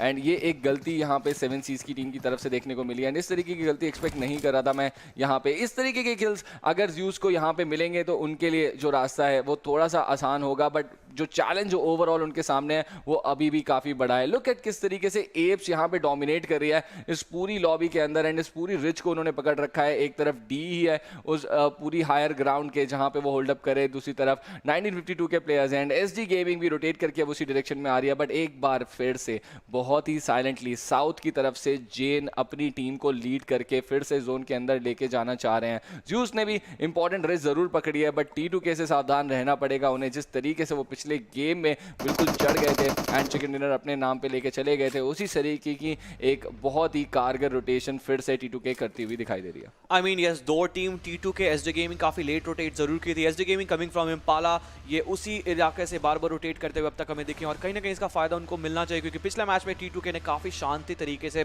वहाँ टीम को रोटेट किया था, जिसका फायदा उनको सीधे तौर पर मिला। थोड़ी देर पहले उन्होंने DRS के प्लेयर्स ने देखा था कि एस्ट्रो एकेडमी के ऊपर कुछ नॉक्स निकालने का कोशिश की थी और उसका फायदा भी उनको मिला था, पर जिस हिसाब से यहाँ पे डेडाई गाइस ने भी 2 प्लेयर्स को भी बचा के रखा है वो भी काफी जबरदस्त है, क्योंकि एक टाइम पे वहाँ पे 1952 चढ़ रहे थे, एक टाइम पे वहाँ पे एप्स के प्लेयर्स वहाँ पे नॉक निकाल रहे थे ज़्यूस स्पोर्ट्स की, तो उसी बीच कहीं ना कहीं 2 प्लेयर यहाँ पे प्लेसमेंट पॉइंट तक खेलने की कोशिश करेंगे। और अब उस रिच पे जहाँ पे थोड़ी देर पहले 7 सीज के प्लेयर थे वहाँ अब एस्ट्रो एकेडमी आ चुके हैं। बिल्कुल, and look at that, play zone से मैग्नेट डाउन होते हुए आई थिंक उनको थोड़ा सा डैमेज पड़ा होगा बुलेट से, एंड प्ले जोन का भी वहाँ पे डैमेज उनको फाइनली वो आखिरी चिप डैमेज देने में सक्सेसफुल रहा होगा, वरना वो लगातार एप्स के ऊपर फाइट देने की कोशिश करते हुए दिखाई दे रहे थे। वाइट और भी किल्स ले रहे हैं, तो बिल्कुल सही माइंडसेट से यहाँ पे एप्स की टीम भी खेलती हुई दिखाई दे रही है। मिरामार में अगर एप्स यहाँ पे इस तरीके से चढ़ गई तो फिर ये बहुत ही इंपॉर्टेंट रहेगा उनके लिए। Look at the number of kills, D he already 3 kills निकाल चुकी है, 1952 ऑलरेडी 2 किल्स निकाल चुकी है, स्काईलाइट गेमिंग भी 5 किल्स यहाँ पे ऑलरेडी अपने खाते में कर चुकी है।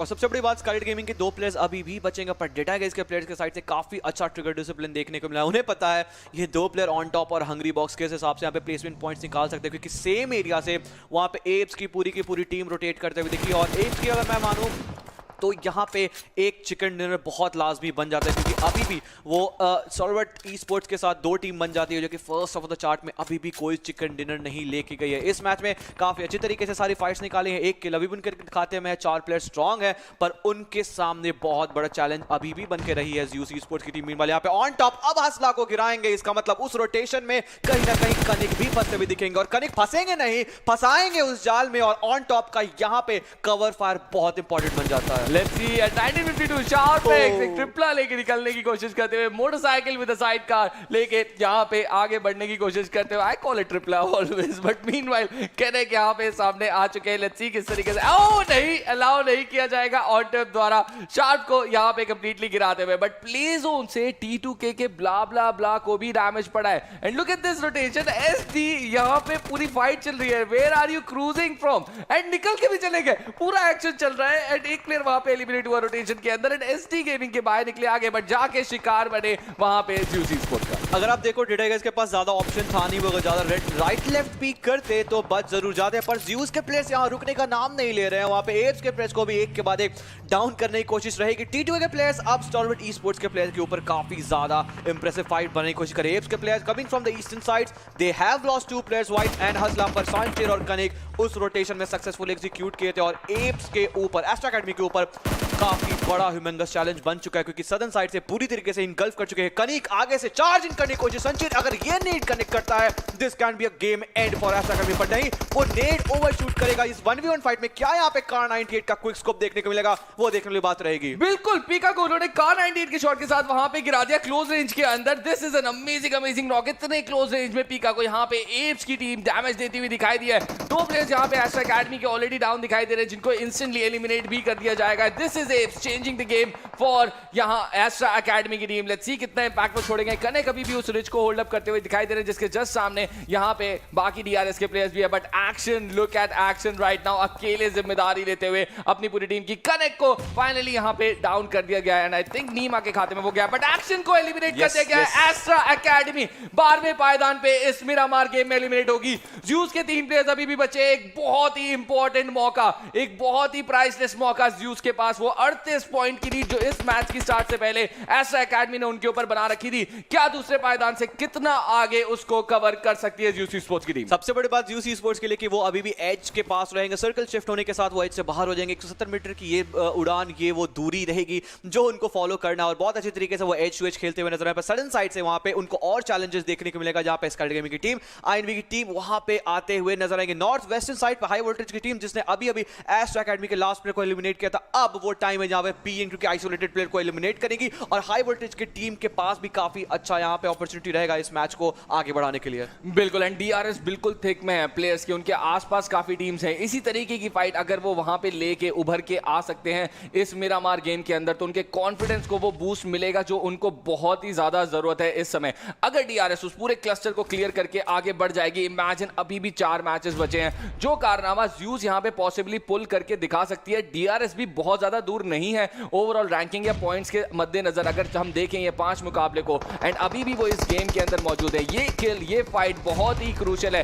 एजे काबिल है, पूरी तरीके से जानते हैं, सीजन 3 विनर्स है PMPL के, एंड अब यहां पे फाइट करते हुए दिखाई दे रहे हैं। उनको ये फाइट अपनी टीम के लिए, अपने पूरे रीजन के लिए निकालनी पड़ेगी। बिल्कुल, coming from the eastern side एक चैलेंज उनके लेफ्ट हैंड साइड में जरूर रहेगा, वो भी ज़्यूस स्पोर्ट्स की टीम पर। 1-1 फाइट में यहां पे टीआरएस के प्लेयर्स के द्वारा गिराए जरूर जाएंगे। जैक्सन पीछे से आएंगे, टीआरएस के प्लेयर्स को, मिस्टर बोरो को गिराएंगे। टू बी मोर प्लेयर्स, अब एजे के ऊपर सारा दारमदार पर no is the answer. LID sports इस बड़े मुकाबले में DRS को एक बार जिसका सीधा सीधा असर, सीधा सीधा फायदा यहां पे ज़्यूस स्पोर्ट्स को मिलने वाला है। बिल्कुल, एंड ज़्यूस स्पोर्ट्स की टीम अभी भी यहां पे फाइट के अंदर। DRS के दोनों प्लेयर्स यहां पे गिरते हुए दिखाई दिए हमको। ये एक सीरियस इंपैक्ट बनेगा, बिकॉज ना ही सिर्फ तीसरे पायदान की टीम से ज़्यूस की टीम अब लीड बढ़ाएगी, बल्कि एस्ट्रा एकेडमी के एलिमिनेट होने की वजह से अब वो कुछ इंपॉर्टेंट पॉइंट्स यहां से निकालने की कोशिश करेगी। उनके सामने INV गेमिंग है। ये एक ऐसी फाइट है जो ज़्यूस एंड उनके फैंस चाहेंगे कि उनके हाथ में जाए बहुत आसानी से, बट ऐसा करना ऑन फील्ड हमेशा आसान नहीं होता। ये एक फाइनल का स्टेज है, चीजें अब ज़्यूस के शिफ्ट में जाती हुई दिखाई दे रही है। ये ही वो मौके हैं जिनको अगर वो सही तरीके से बुना सके, कैपिटलाइज करे, तो वो उस चैंपियनशिप खिताब के, उस ड्रीम के नजदीक पहुंच सकते हैं। बिल्कुल, सबसे बड़ा चैलेंज यहाँ पे INV गेमिंग बन के रह गया। अभी क्वाड XPZ काफी अच्छे तरीके से प्लेयर स्पॉट करने की कोशिश, पर ज़्यूस स्पोर्ट्स की स्ट्रेटजी देखो, पीछे एबिली को भी डिप्लॉय किया, उनको पता है राइट हैंड साइड में लिटी स्पोर्ट्स की टीम और 2 प्लेयर, उनके 2 चार्जिंग प्लेयर आगे की तरफ से फाइट निकालने की कोशिश कर रहे हैं। पर इस फाइट के पीछे INV के प्लेयर्स लेफ्ट हैंड साइड से PN क्रू के ऊपर काफी अच्छा ध्यान दिया, तो यहाँ पे मल्टीपल टीम्स यहाँ पे ईस्टर्न साइड से अंदर आने की कोशिश उनकी जरूर रहेगी, जहाँ पे ज़्यूस के एबिली पैर पहला नॉक निकालेंगे। हमेशा हमेशा हमेशा ये प्लेयर ज्यूसी स्पोर्ट्स को ओपनिंग जरूर दिला के लेके जाता है। बिल्कुल, बहुत ही शानदार प्लेयर है यहाँ पे एबिली, एंड एक और बार उन्होंने एक बहुत इंपॉर्टेंट नॉक निकाला है। बट लुक एट दैट,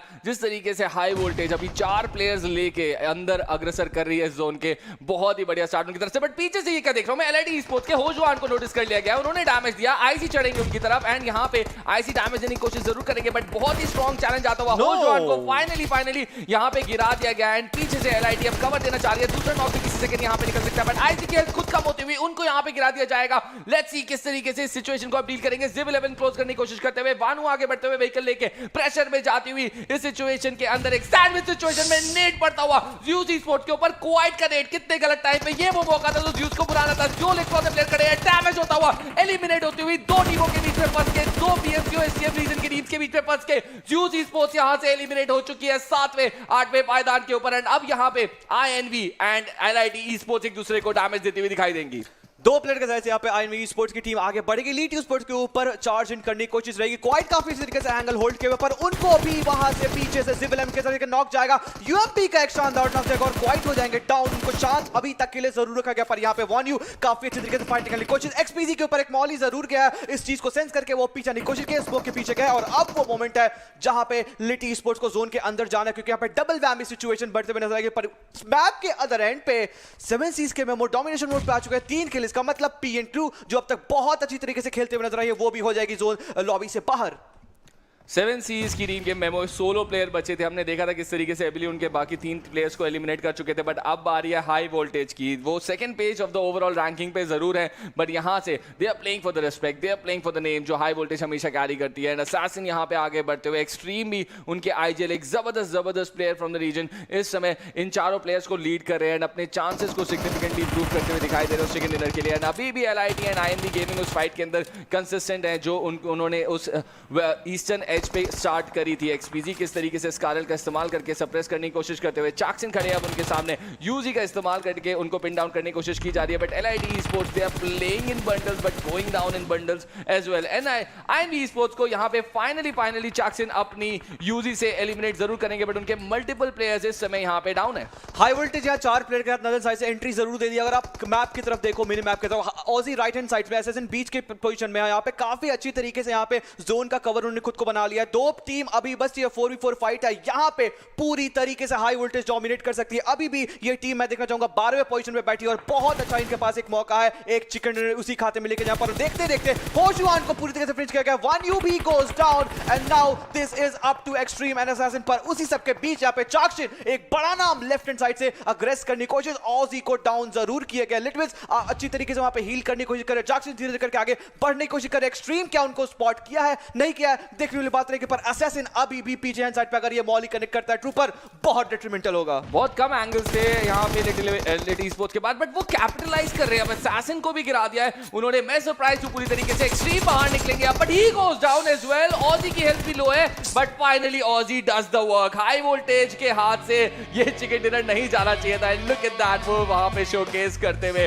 अपने एचपी के साइन को, क्यों ना करे, बिल्कुल खुश यहाँ पे हाई वोल्टेज की टीम। एंड कुछ सेकंड्स के लिए प्रेशर जरूर बन गया था, मुझे तो लग ही रहा था कि हाई वोल्टेज की टीम इजीली क्रूज करके आगे बढ़ जाएगी, बिकॉज एक शैक के पीछे वहां पे चाक्सिन एंड अपने टीममेट्स के साथ लग नहीं रहा था कि किसी भी तरीके का प्रेशर हाई वोल्टेज पे ले पाएंगे, जो कि मैन एडवांटेज के साथ उस समय फाइनल सर्कल के अंदर पहुंचे थे। बट जिस तरीके से एलआईडी स्पोर्ट्स ने प्रेशर बनाया वो भी काबिल तारीफ था। बट सारे सवाल जो हाई वोल्टेज से इस फाइनल सर्कल में पूछे गए, उनका जवाब उनके पास था, एंड जिसके वजह से उनको रिवॉर्डिंग में वो इंपॉर्टेंट 15 पॉइंट मिलेंगे, वो रिस्पेक्ट मिलेगी। हाई वोल्टेज आखिरी दिन के अंदर एक चिकन डिनर, प्रेशर गेम्स के अंदर एक चिकन डिनर अपने नाम पे करती हुई। पहला चिकन डिनर हाई वोल्टेज के लिए यहाँ पे आते हुए दिखेगा। और अब वो टाइम आप जस्ट इमेजिन करो, पिछले मैच में T2 के लेके गई, कोई भी टॉप 10 टीम नहीं थी जो चिकन डिनर लेके गई। अब टाइम है जहाँ पे हाई वोल्टेज वो भी टॉप 10 में नहीं, और अब वो चिकन डिनर लेके गई। तो ये वो सारी मोमेंट्स है जहाँ पे ऊपर वाली टीम को रोका जा रहा है। इस मैच में भी यहाँ पे TRS को एलिमिनेट किया गया बहुत अर्ली स्टेज पे, और बहुत जबरदस्त तरीके से यहाँ पे गेम प्ले बनते हुए नजर आ रहा है। बिल्कुल, एंड ये चीज कंटिन्यू रहेगी या नहीं, इसका जवाब हमें जरूर मिलेगा, but on the other side of this very short break.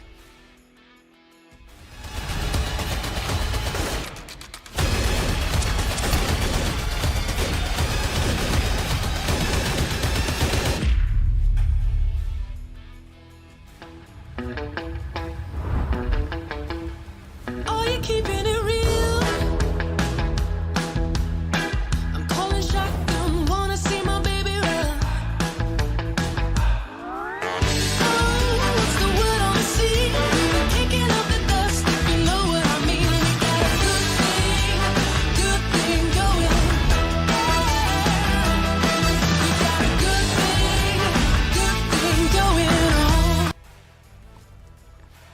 Welcome back guys once again to PUBG Mobile Pro League South Asia Championship 2021 sponsored by the Oppo F19 Pro. Wook up your fun and thanks to Oppo's support for the PMPL event. And इस समय wooked up है completely the Nepal region, all the fans. जिस तरीके से T2K and High Voltage ने यहाँ पे chicken dinners आखिरी दिन चैंपियनशिप के निकालने स्टार्ट किए हैं, एक बहुत ही वाकई काबिल तारीफ परफॉर्मेंस उनकी तरफ से आती हुई. बट लुक एट दिस, इस समय के the MVP of this game is LID Esports Chaksin, एक इम्पॉर्टेंट पुराना नाम इस पूरे PUBG मोबाइल के सीन का. एंड जिस तरीके से 5 किल 766 का डैमेज उन्होंने यहाँ पे निकाला है, बिल्कुल रिस्पेक्ट लेके जाते हुए LID Esports PMGO STM region की विनर टीम फाइनली परफॉर्म करती हुई आखिरी दिन के अंदर. एकदम से चाक्षिन एक मोमेंट पे जज्बात पलट दिए थे. जिस हिसाब से लिट Esports की साइड से लेफ्ट हैंड साइड से वो कवर देने की कोशिश कर रहे थे, लगातार प्लेयर गिरा रहे थे और हाई वोल्टेज एक समय पे बैक एंड पे आ गए थे. लगातार वहां पे प्रेशर बनाने की कोशिश थी और उसके बाद कहीं ना कहीं हाई वोल्टेज बैकफुट पे गई थी, पर फाइनली उनके हाथ से चिकन डिनर भी कोई नहीं लेके जा पाई. स्कारलेट गेमिंग के लियोन भी आएंगे, टॉप प्लेयर्स के लिस्ट में लियोन रहेंगे जरूर. 701 का डैमेज जरूरी था इस मैच में स्कारलेट गेमिंग को ऊपर आना और लियोन इस चीज में उन्होंने करके दिखाया. एक समय पे टूपर आपने बताया था अर्ली स्टेज ऑफ गेम में 5 किल्स वो निकाल के लेके गई थी और फिर कहीं ना कहीं थोड़ा बहुत फॉल्टर डाउन करते हुए नजर आए. ज्यूस के एबिली भी आएंगे इस टॉप प्लेयर के लिस्ट में, 529 का डैमेज, 4 किल उनके खाते में और कहीं ना कहीं एप्स के प्लेयर भी उस फ्रेम में खुद को ज्वाइन करेंगे. बिल्कुल, एप्स ने बहुत ही प्यारा गेम खेला है ये मिरामार के अंदर. जिस तरीके से उन्होंने कितनी सारी टीम्स को परेशान किया, ज़्यूस ई-स्पोर्ट्स को परेशान किया, डी को परेशान किया, 1952 को परेशान किया, एसडी गेमिंग को परेशान किया, कितनी सारी टीम्स के ऊपर चढ़ बैठी थी एप्स की टीम. बट इस समय डैमेज सबसे ज्यादा चाक्सिन का जरूर था. ऑन टॉप लॉन्गेस्ट स्किल निकालेंगे चाक्सिन, फिर से फीचर करेंगे हाईएस्ट स्किल्स में. उन्हीं के टीममेट यहाँ पे वैन्यू मैक्सिमम असिस्ट भी दे के गए हैं, तो जिस बताता है कि किस तरीके से LID ई-स्पोर्ट्स ने डोमिनेट किया. इन्होंने चढ़ के पूरी तरीके से एलिमिनेट किया वहां पे ज़्यूस ई-स्पोर्ट्स की टीम को. जरूर वहां पे INV गेमिंग भी मौजूद थी, बट जिस तरीके से हेड ऑन चैलेंज वो ले रहे थे ज़्यूस के अगेंस्ट, वो बाकी देखने लायक बात थी. Look at this, 20 points for LID esports on the last day. But all important, look at that, Zeus esports एक मौका था उनके पास इस गेम के अंदर, बहुत सीरियस मौका था. लीड को रिड्यूस करने का, उसका फायदा नहीं भुना पाए. एंड कहीं ना कहीं अगर वो #2 पे खत्म किए ज़्यूस ई-स्पोर्ट्स की टीम इस पूरे चैंपियनशिप को, तो ये मौका मिस करना एक रीजन हो सकता है. 9 ही पॉइंट्स लेके गए हैं वो इस गेम से. But look eight Skylight gaming, वो भी डबल डिजिट लेके गए हैं इस मैच से. तो स्काईलाइट गेमिंग, हाई वोल्टेज जैसी टीम्स, कितनी शानदार परफॉर्मेंस यहाँ पे हमको नेपाल रीजन से देखने को मिल रही है आखिरी के दिन. 10 में से 9 टोटल पॉइंट्स उनके किल्स आए थे स्कारलेट गेमिंग की तरफ से. इसका मतलब स्कारलेट गेमिंग अगर इतना हिसाब से इस बल्क में किल निकाल रही है, तो कहीं ना कहीं ये टीम बहुत ज्यादा कॉम्पिटेंट एनफ है कि उस फाइट को खुद को निकाल के लेके जाएगा. सेकंड ऑफ द चार्ट में आपका ध्यान जल्दी से लेकर जाना चाहूंगा. ट्रेन टू किल 4 पॉइंट करते रहेंगे और PN2 ने भी काफी अच्छे तरीके से फाइट निकाला था. एक समय पे हाई वोल्टेज को काफी ज्यादा प्रेशराइज कर रहे थे, पर हाई वोल्टेज ने उस चीज को क्लियर किया और फिर सदर्न साइड से लिट ई-स्पोर्ट्स जैसी बड़ी नाम उसको लगातार वहां पे प्रेशराइज करते, क्योंकि लिट ई-स्पोर्ट्स ने कहीं ना कहीं बहुत बुरी तरीके से वहां पे गड्ढा खोदा था ज़्यूस ई-स्पोर्ट्स के लिए और कहीं ना कहीं ज़्यूस ई-स्पोर्ट्स ने भी वो गॉडलेस को मिस किया था उस मोमेंट पे. बिल्कुल, DRS एंड एस्ट्रा एकेडमी दोनों एक ही पॉइंट लेने से सक्सेसफुल रही हैं इस ओपनिंग मिरामार गेम से आज के. तो ये बताता है कि अब वो जो कुछ लीड बना रखी थी ज़्यूस ई-स्पोर्ट्स के ऊपर एस्ट्रा एकेडमी ने, वो कुछ तो कम यहाँ पे जरूर होगी. बट वो सब हम देखेंगे जब आएगी ओवरऑल रैंकिंग. अभी के लिए हम बढ़ेंगे सीधे जोन एनालिसिस की तरफ, जहाँ पे एक नॉर्दर्न सर्कल हमको देखने को मिल रहा था. एंड ये एक सर्कल था जो मैं बात कर रहा था शुरू से कि DRS देखिए कितनी शुरुआती दौर से अपने आप को सेंटर ऑफ द सर्कल पा रही थी. ये इंपॉर्टेंट था ये गेम इनके लिए, यहाँ से कैपिटलाइज करना. एंड जिस तरीके की डिसीजन मेकिंग वहाँ पे हमको ज़्यूस की तरफ से देखने को मिली, IC की तरफ से, वो भी एलिमिनेट हो सकते थे 1 पॉइंट के साथ. एप्स उनके ऊपर जिस तरीके से चढ़ रही थी, वो फाइट उनके अगेंस्ट जा सकती थी.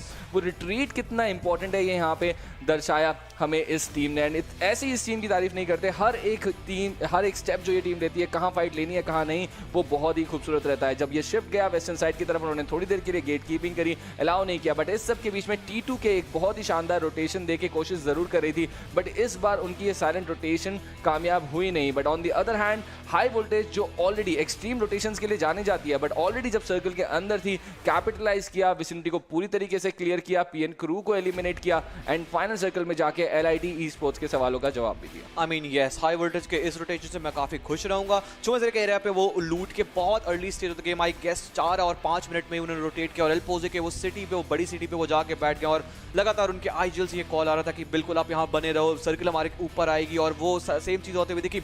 और जब एप्स के प्लेयर्स और PN2 के प्लेयर्स एक के बाद एक चढ़ते हुए उन पे नजर आए तो उनको भी एलिमिनेट किया। And mind you Astra Academy के जो लास्ट प्लेयर थे वो एक आइसोलेटेड प्लेयर थे, वो जाके बैठ गए थे हाई वोल्टेज की गोद में और वो भी कहीं ना कहीं एलिमिनेट होते हुए हमें दिखे थे और उसका फायदा सीधे तौर पे कहीं ना कहीं बाकी सारी टीम्स को भी मिला था। सदर्न साइड पे यहाँ पे स्कलेट गेमिंग के जो लियोन दिख रहे हैं अभी भी इन्होंने भी काफी ज्यादा डैमेज दिया था और इसी लेट रोटेशन में तो मैं बात करना चाहूंगा इस लेट रोटेशन के बारे में।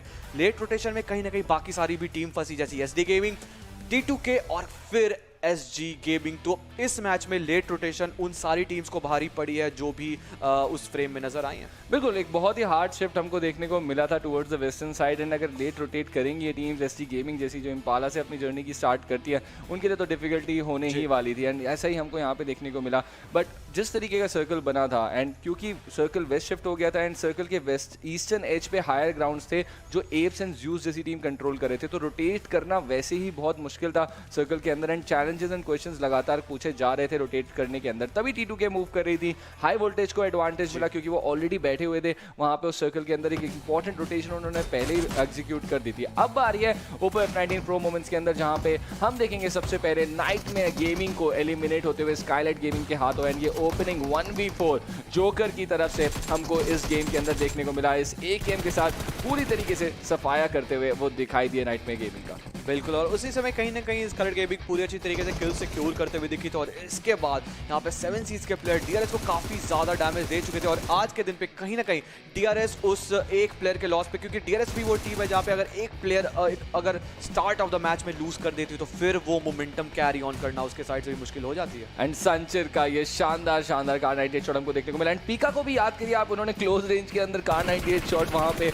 मार के गिराया था। इतना आसान नहीं होता इतने क्लोज रेंज में कार 98 से शॉट कनेक्ट करना, बट ये थोड़ी सी एक मिस्टेक मैं कहूँगा 7 सीज की टीम की तरफ से। 2 रोटेशन के अंदर आपको इन्फॉर्मेशन एग्जैक्टली पास ऑन करनी होती है कि कहाँ से शॉट पड़ रहा है या तो रोटेशन रोक दो। अगर वो रिच के पास गाड़ी रोक भी लेते तो शायद ज्योल को एक बेटर वो चैलेंज दे सकते थे, बट जिस तरीके से ज्योल ने कैपिटलाइज किया वाकई देखने लायक नज़ारे थे। एंड यहाँ पे वो मोमेंट था जहाँ मैं कहूँगा कि अगर ज्यूस रह गई ना सेकंड पोजीशन पे तो वो इस मेरा मार गेम की तरफ लोग वापस देखेंगे, कहेंगे कि DRS एलिमिनेट हो चुकी थी, एस्ट्रा अकेडमी एलिमिनेट हो चुकी थी। यहाँ पे अगर एक चिकन डिनर ले जाती ना ज्यूस तो डेफिनेटली अपने चांसेस बहुत सिग्निफिकेंटली इंप्रूव कर देती। पर वही बात है ना, उन्होंने एक्सपेक्ट नहीं करा था लिट स्पोर्ट्स की टीम इतनी जल्दी उनके ऊपर पुश कर जाएगी। चाक्षिन वो चार्ज लीड कर रहे थे, गिराए जरूर गए थे, पर आईसी को थोड़ी सी गलती मैं कहूंगा सॉर्ट ऑफ, क्योंकि 40 HP पे अगर आप फाइट ले रहे हो, 2 प्लेयर पहले से ही क्रॉस एयर लाइन है और एक्सपेक्टेड पिक था उनके हेड पे, 2 शॉट्स कनेक्ट हुए, एक के बाद एक प्लेयर गिरते हुए नजर आया और कहीं ना कहीं लेफ्ट हैंड साइड से वहां पे भी वो INV के प्लेयर्स उनको पिन डाउन करके रखे थे और सबसे बड़ी बात वहाँ मेन डिसएडवांटेज में जूसी स्पोर्ट्स खेल रही थी। आई थिंक आपकी बात बिल्कुल सही है कि आईसी को उस समय कवर के लिए जाना चाहिए था, बट उन्होंने शायद भाप लिया था जिस तरीके से यहाँ पे LIT esports आगे बढ़ रही थी, वो ऑल इन आने वाली है एंड पीछे से उन्हें पता था कि INV भी प्रेजेंट है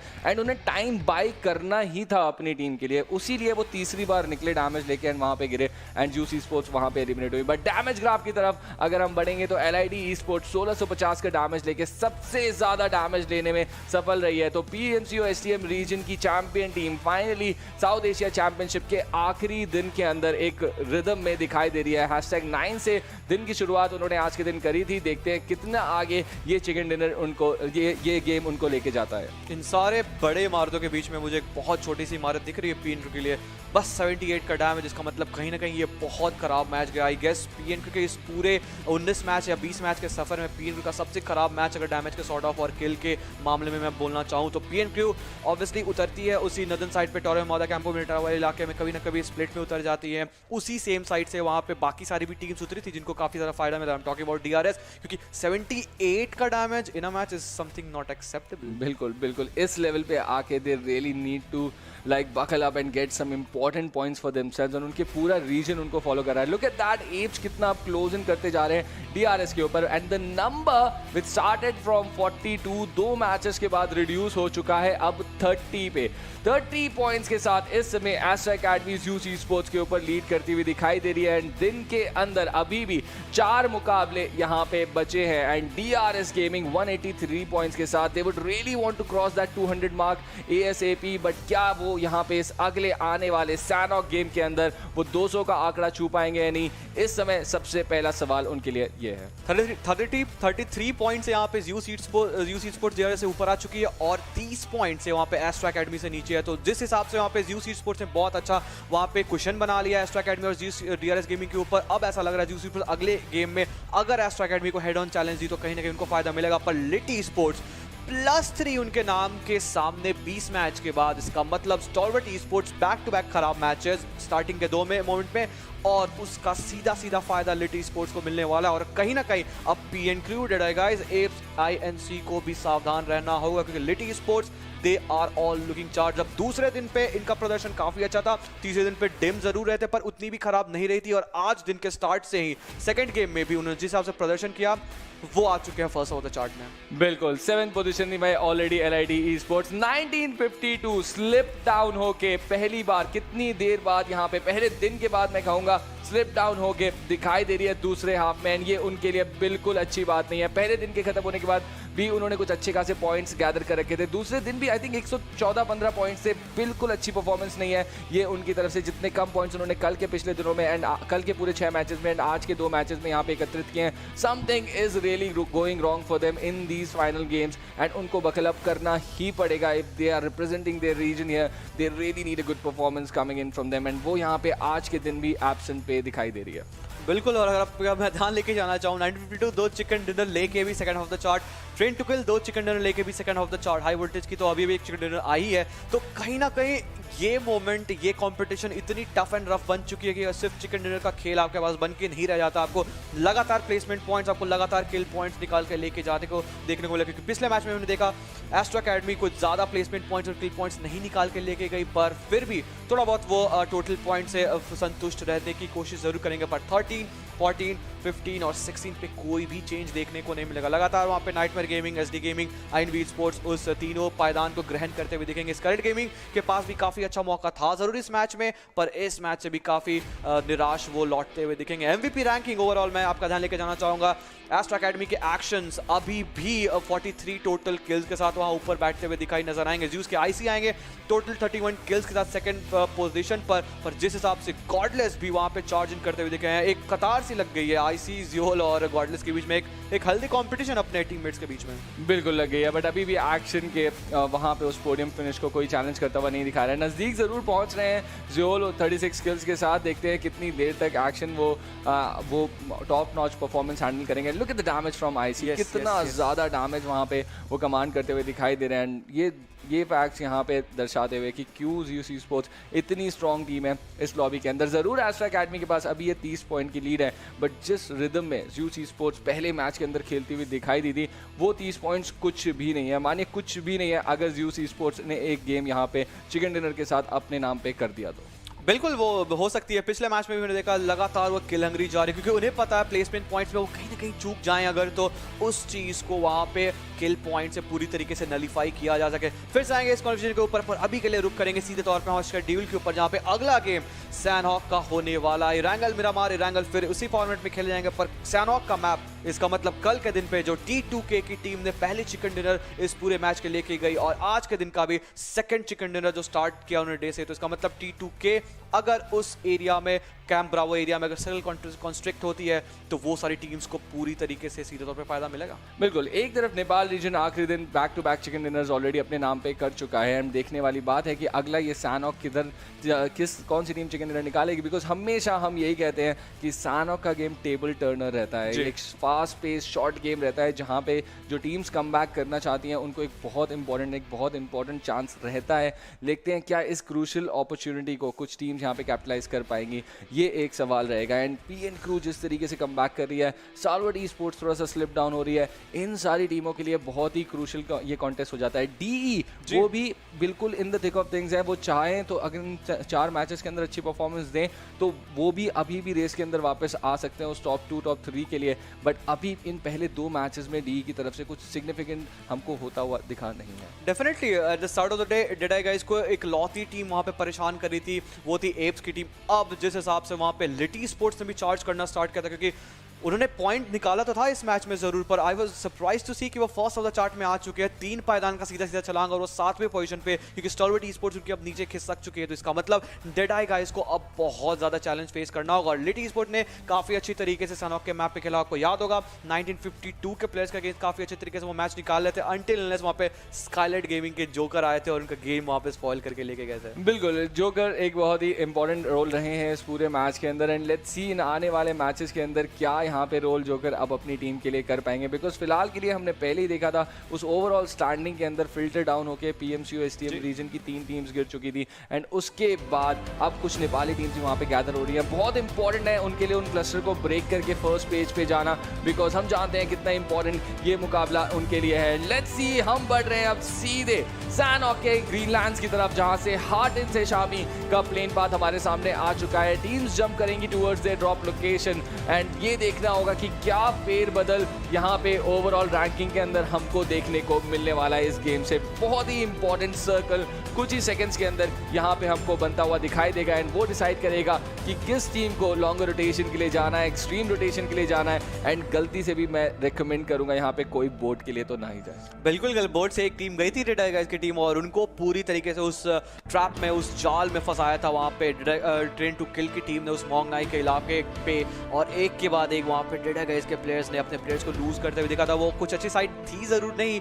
उन सारी टीम्स के लिए, और कुछ और भी प्लेयर्स वहाँ पे एक्सट्रीम रोटेशन दिए थे। आई गेस हाई वोल्टेज की टीम वहाँ पे केव साइड से एंट्री दी थी, पर वहाँ पे फिर वो फंस गए थे जब वहाँ पे एप्स के प्लेयर्स लगातार वहाँ पे बैठ के उनको एक के बाद एक गिराने की कोशिश की थी। पर अभी के लिए ऐसा लग रहा है सारी टीम, सारे प्लेयर्स अपने ड्रॉप लोकेशन के हिसाब से उतरते हुए दिखेंगे। पाइन इलाके पे इंटरेस्टेड रहूंगा, क्या फिर से एक बार फाइट देखने को मिलेगी, पर नहीं, किसी और इलाके पे फाइट देखने को मिले जहाँ पे SD गेमिंग के ऊपर काफी अच्छी तरीके से स्काईलाइट गेमिंग चढ़ते हुए दिख रहे हैं। यहाँ पे टीमन को इनिशियल फाइट में गिरा दिया गया जरूर है, पर 1952 के प्लेयर्स भी SD गेमिंग को बैकस्टैप करने की कोशिश, का मतलब इस इलाके में 3 टीम्स ऑलरेडी उतर चुकी है। बिल्कुल, इसी जगह ये तीनों टीम्स काफी नजदीक उतरती हुई, बट SD गेमिंग यहाँ नहीं उतरती है रेगुलरली, वो अपने उस ट्राई जंक्शन के आसपास उतरते हुए दिखाई दिए हैं पहले सैनॉक गेम्स के अंदर। तो ये एक नया एडिशन है, और ऑलरेडी ये कैंप ब्रावो आइलैंड के नॉर्दर्न हाफ की तरफ, टाटमॉक सिटी की तरफ ये जो टीम्स उतरती हैं उनके लिए एक नया एडिशन। SD गेमिंग कुछ चेंजेस अब करती हुई दिखाई देगी। Let's see 1952 and Skylight gaming इस नई टीम का स्वागत किस तरीके से यहाँ पे करते हुए दिखाई देंगे। डेफिनेटली SD गेमिंग अब तक मुझे बूट कैंप के लेफ्ट हैंड साइड पे और पाइन के अपर वाले साइड पे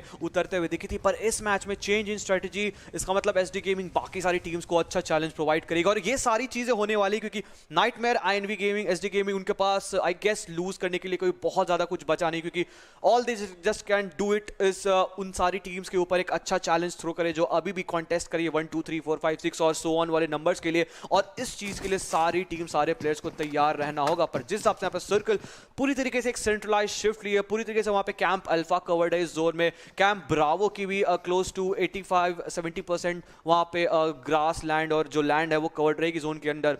और मैं इंटरेस्टेड रहूंगा इस बार देखने के लिए किस हिसाब से यहाँ पे 7 सीज के प्लेयर्स चेस करते हैं नाइटमेयर, क्योंकि लगातार वहां पे पाइनान के ऊपर एक संघर्ष बनते हुए नजर आया है इस गेम में।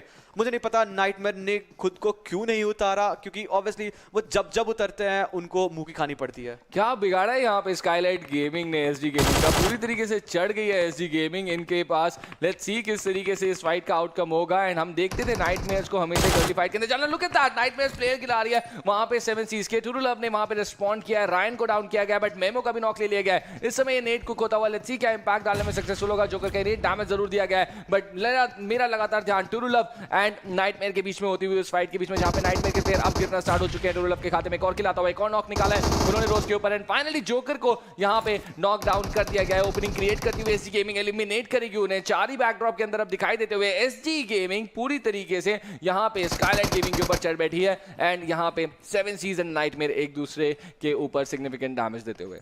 आई mean yes, as usual Sanhok का मैप है, यहाँ पे 3 मिनट 33 सेकंड में भी नहीं हुआ, यहाँ पे एक के बाद एक प्लेयर गिरते हुए देखने को मिलेगा, और मेमो भी एक के बाद एक ब्लीड आउट करने की कोशिश में जरूर रहेंगे। आउट इन द ओपन यहाँ पे ब्ला ब्ला ब्ला इन्होंने स्पॉट किया, इसका मतलब स्काईलाइट गेमिंग काफी ज्यादा बैकफुट पे ढकेल दी गई है। ये हमने कल एक्सपेक्ट किया था कि पहले दूसरे मिनट से ही हमें एक्शन मिलेगा क्या, उसका जवाब हमें यहाँ पे हाँ मिलता हुआ दिखाई दे रहा है। एसजी गेमिंग एक तरफ स्काईलाइट गेमिंग को पिन डाउन करती हुई दिखाई दे रही है, दूसरी तरफ से जल्दी से लूट के उस स्प्लिट सिचुएशन से T2K की टीम भी यहाँ पे प्रेशर अप्लाई करती हुई दिखाई दे रही है स्काईलाइट गेमिंग के ऊपर। लियोन को एलिमिनेट करने के बाद स्काईलाइट गेमिंग के 4 ही इस समय इकलौते प्लेयर हमको दिखाई देते हुए। आई डोंट थिंक उनके कोई भी टीममेट इस सिचुएशन के अंदर अब बचे हैं, but look at that, paradise resort से लूट अप करके INV गेमिंग भी बूट कैंप की तरफ बढ़ती हुई दिखाई दे रही है। T2K के सेम स्प्लिट हमें देखने को मिला मोंगनाई और उन 4 कंपाउंड्स के इलाके में, पर इस बार क्योंकि SD गेमिंग काफी करीब आ चुकी थी स्काईलाइट गेमिंग के बीच में और उस साउंड क्यू को बहुत अच्छी तरीके T2K प्लेयर्स ने सोचा और पढ़ा। इसका मतलब है वो बहुत अच्छी तरीके से गेम निकालने उनको पता, और इस मौके को किस हिसाब से फायदा निकालना है, किस हिसाब से फायदा उठाना है, उससे ज्यादा उनको नहीं पता, क्योंकि बैक टू बैक उन्होंने अच्छा चिकन डिनर निकाला भी है। डे का स्टार्ट भी उन्होंने चिकन डिनर से किया था, पिछले डे में भी उन्होंने चिकन डिनर निकाला था। तो इस मैच में भी कहीं ना कहीं अगर कुछ इनिशियल किल्स अगर उनके खाते में चल जाती है तो वो काफी अच्छी बात रहेगी। अभी के लिए एक किल उनके खाते में रहेगा, पर राइट हैंड साइड शारी को स्पॉट किया जाएगा।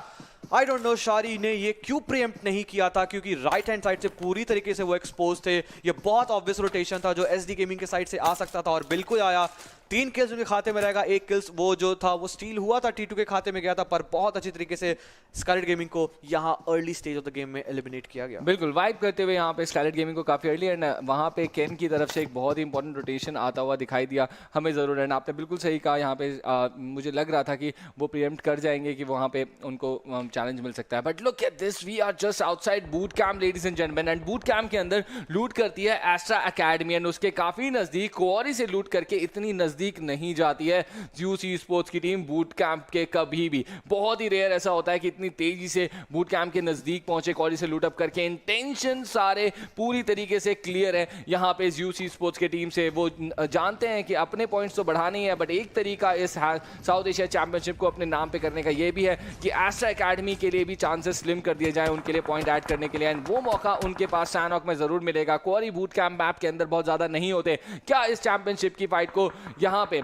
ज़्यूस स्पोर्ट्स की टीम बूट कैंप के अंदर लड़के एस्ट्रा एकेडमी को जल्दी बाहर करके अपने नाम पे करने की कोशिश करती हुई दिखाई देगी या नहीं, ये हमें कुछ ही सेकंड्स में अब यहाँ पता चलेगा। आई मीन यस, बस जिस हिसाब से यहाँ पे 7 सीज के ऊपर एक चार्ज इन मुझे देखने को मिला, ऐसा लग रहा है सारे प्लेयर सारी टीम सेंट्रलाइज पोजीशन की तरफ यहाँ एक के बाद एक बढ़ने की होड़ में कहीं ना कहीं खुद को स्पॉट करने की कोशिश कर रहे हैं। मेमो काफी अच्छे तरीके से यूजीएम को स्पॉट जरूर कर चुके हैं, पर अभी भी क्योंकि वो मेन डिसएडवांटेज में, नंबर्स उनके पास नहीं है, वो किसी भी तरीके से खुद के साउंड क्यू और खुद को रिवील नहीं करने की कोशिश कर रहे, किसी भी तरीके से चाह रहे हैं जो ऑन स्लॉट आ रहा है ये पास कर जाए। पर यहाँ पे 4 प्लेयर्स, यहाँ पे स्टॉलवर्ट ई स्पोर्ट्स के 4 अच्छे प्लेयर्स देखने को मिलेंगे। एक नेट ओवरशूट जरूर किया गया। मेमो अभी खुद को पेन किलर और ड्रिंक लगा के हील करने की कोशिश कर रहे हैं, पर कितने देर तक सर्वाइव कर सकते हैं वो देखने की बात रही, क्योंकि इनके बाकी 2 प्लेयर रिग और टूरलब उसी विसिनिटी में है, पर बहुत ज्यादा पीछे आना। गेस मेमो यहाँ पे लर्क कर सकते हैं इन सारे प्लेयर्स को और पीछे से एक शानदार कवर फायर आ सकता है। बहुत ही मुश्किल है 7 सीज के लिए यहाँ पे इस तरीके से सर्वाइव करना, बट स्टॉलवर्ट ई स्पोर्ट्स जो अभी 8वें पायदान पे कायम है, वो चाहते हैं इन एक कुछ किल्स को अपने टैली में ऐड करने के लिए। एंड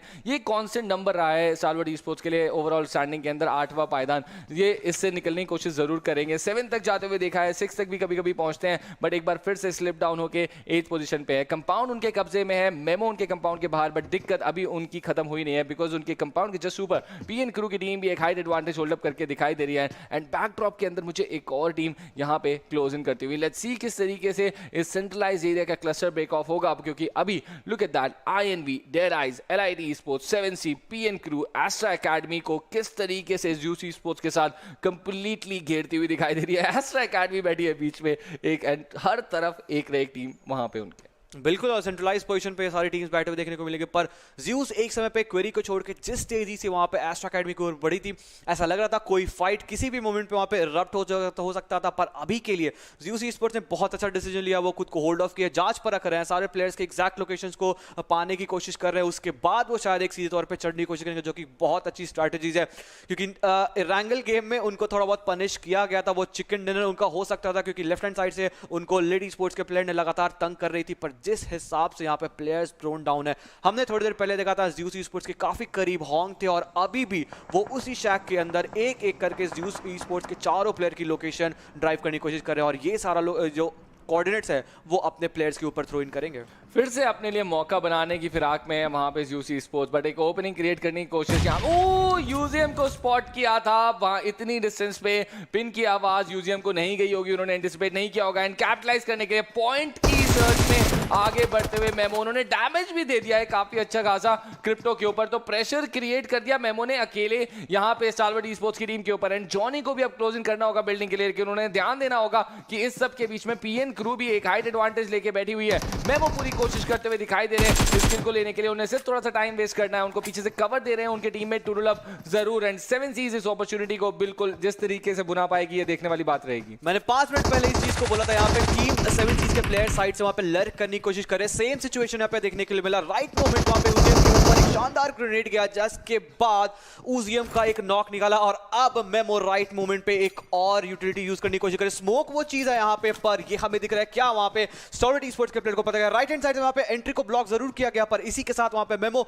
खुद को हील ऑफ करने की कोशिश करेंगे। And I am just waiting वहां पे 7 सीज के प्लेयर किस मोमेंट पे वहां पे पीछे से कवर फायर प्रोवाइड कर सकते हैं, क्योंकि मेमो लेफ्ट हैंड साइड से एक अच्छा फ्लैंक एंगल जरूर बना लिए, पर वो पेड़ की थिकनेस बहुत कम है, बहुत कम है, बहुत कम है, और जॉनी उनको नॉक कर देंगे। और इस मोमेंट पे टूरुलव और फियर जो 2 प्लेयर सर्वाइव कर रहे हैं यहाँ, उनको बचाना बहुत मुश्किल है। इस मोमेंट पे आई गेस स्टारवर्ड ई स्पोर्ट्स ने बहुत अच्छी तरीके से खुद के प्लेयर्स को रिवाइव भी किया और फाइट भी निकाला। बिल्कुल। एंड लेट्स सी किस तरीके से ये मैच अब यहाँ से आगे बढ़ता हुआ दिखाई देगा। स्टारवर्ड ई स्पोर्ट्स के लिए एक बहुत ही क्रूशियल फाइट थी है जो कि उनके फेवर में जाती हुई दिखाई दी है। कितने ज़्यादा वो एडवांटेज क्रिएट कर पाएंगे इसके ऊपर देखते हैं हम। मेमो यहाँ पे इस समय डाउन है, टूरुलव के ऊपर प्रेशर है जो कि पीछे कंपाउंड की तरफ है। यूजियम का रिवाइव भी यहाँ पे कंप्लीट हो चुका है। एंड इस पूरे एरिया के अंदर ये एक इंपॉर्टेंट चीज़ है कि स्टारवर्ड ई स्पोर्ट्स अगर निकल के आती है ऊपर तो वो किस तरीके से कैपिटलाइज करेंगे। तो आगे बढ़ेंगे गेम पे जरूर, बट लुक एट दिस, टूरुलव अभी भी परेशान करने की कोशिश कर रहे हैं उस M4 के साथ। डेफिनेटली, पर सेंट्रलाइज पोजीशन पे हमने थोड़ी देर पहले देखा था एस्ट्रा एकेडमी बैठी थी, ज़्यूज़ी स्पोर्ट्स बैठी थी, 7 सीज बैठी थी, लिट ई स्पोर्ट्स बैठी थी, और कहीं ना कहीं 1952 और डेड आइज जैसी की भी टीम्स की वहां पे इन्फ्लुएंस आते हुए देखने को मिलेगा। और अभी भी सेंट्रलाइज पोजीशन से मुझे कोई भी न्यूज आते हुए देखने को नहीं मिल रहा, और किसी भी मोमेंट पे वो किल फिट डांस करते हुए देखने को मिल सकता है। पर इस मोमेंट पे स्टारवर्ड ई स्पोर्ट्स ने ये रियलाइज किया कि लेफ्ट हैंड साइड से वहां पे पीएन क्रू के प्लेयर्स वो रोटेट कर रहे हैं, उनके ऊपर कुछ शॉट्स कनेक्ट करने की जरूर कोशिश की, पर पीएन क्रू बहुत अच्छा रोटेशन ये हो सकता है अगर उनके साइड से, क्योंकि इस फाइट को उन्होंने पूरी तरीके से सेंस किया, क्योंकि काफी देर से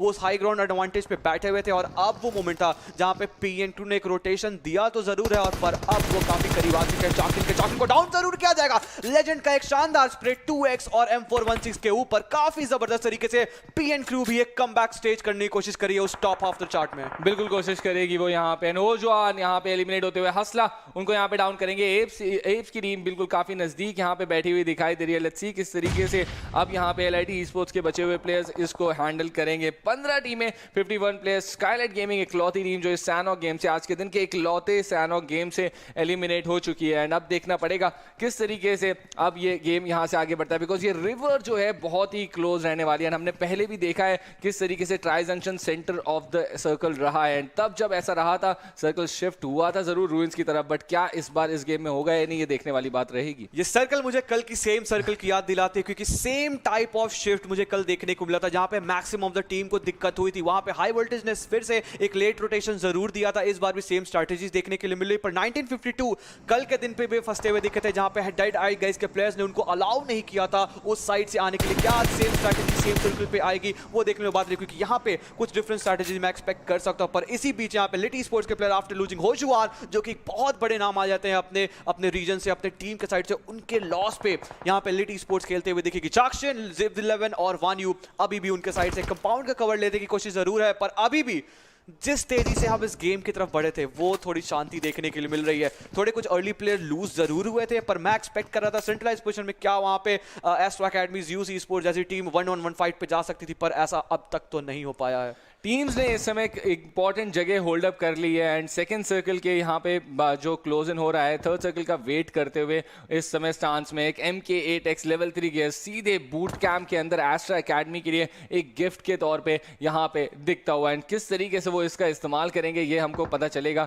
जरूर कुछ टाइम में। एंड लेट्स सी, वानू ध्यान लगाते हुए वहाँ पे 7 सीज के रिक के ऊपर, उस रिच पे उनको ढूंढने की कोशिश करते हुए उस 6x के साथ। तो जिस तरीके से LIT esports ने यहाँ पे आज के दिन में एक रिदम पकड़ी है, अभी वो 7वें पायदान पे है एंड अगर वो बढ़िया खेलते गए तो बहुत आगे भी जा सकते हैं। लुक एट दिस एक्शन के नजदीक यहाँ पे उनको एक नेट के साथ, नेट की मदद से इस ड्रॉप को गिराना पड़ेगा, तो this is not a ideal situation for him, but luckily it's going to fall down now. बिल्कुल, बूट कैंप के इलाके पे ये रेड एशेस हमें देखने के लिए मिले, रेड स्मोक्स देखने के लिए मिले, इसका मतलब एस्ट्रा एकेडमी के पास वो ड्रॉप रहेगा। बूट कैंप के इलाके को एस्ट्रा एकेडमी लगातार से लूटते हुए दिखे हैं और अभी के लिए उन्होंने गिली सूट जरूर उठाया, इसका मतलब कुछ गन्स जो है वो अपने टीममेट्स के लिए छोड़ दिया। नहीं, एस्ट्रा एकेडमी के एक्शन ने इस MK14 को यूज करते हुए हमें जरूर देखते हुए नजर आएंगे, क्योंकि एक्शन अपने पीक पे अभी है और MVP रैंक में भी कहीं ना कहीं बहुत अच्छी तरीके से ऊपर है। सर्कल एक शिफ्ट ले चुकी है, इस बार उस ट्राइलैटरल जंक्शन से थोड़ी दूर जरूर गई है और बूट कैंप का वो इलाका है, इसका मतलब एस्ट्रा एकेडमी सीधे सीधे फायदे में रहेगी, यूसी स्पोर्ट्स सीधे फायदे में रहेगी और क्या हमें घमासान देखने के लिए मिलेगा। और सबसे बड़ी सवाल,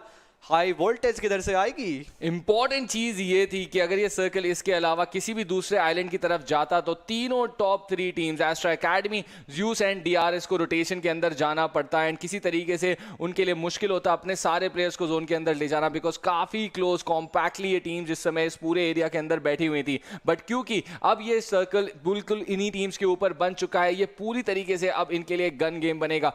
क्या स्ट्रैटेजी करके वो इनको रोक सकते हैं, टीम्स को गेट कीप कर सकती हैं, उसके ऊपर पूरी तरीके से अब ये सिचुएशन बनेगी एंड काफी सारी टीम्स को साउथ की तरफ से रोटेट करना है। आप देख सकते हो वो लॉन्गर ईस्टर्न साइड में जाने की कोशिश करते हुए यहाँ पे दिखाई दे रहे हैं एंड जब वो ऐसा करेंगे उनको ज़्यूस स्पोर्ट्स, DRS जैसी टीम्स यहाँ पे मिलेंगी एंड ये एक अपॉर्चुनिटी बनेगी इन टीम्स के लिए एस्ट्रा एकेडमी के ऊपर प्रेशर क्रिएट करने के लिए। बट जिस तरीके का सर्कल यहाँ पे बन गया है, एस्ट्रा एकेडमी बिल्कुल भी नहीं छोड़ेगी बूट कैंप को, वो उसको पूरी तरीके से एक फोर्ट की तरह होल्ड ऑन करेंगे। तो उनके पास ये इंपॉर्टेंट है कि एक कॉन्क्रीट कवर है, किस तरीके से वो अब उसका इस्तेमाल करते हैं, कितनी देर तक उस कवर को होल्ड अप करके किल्स निकालते हैं, ये भी देखने वाली बात रहेगी।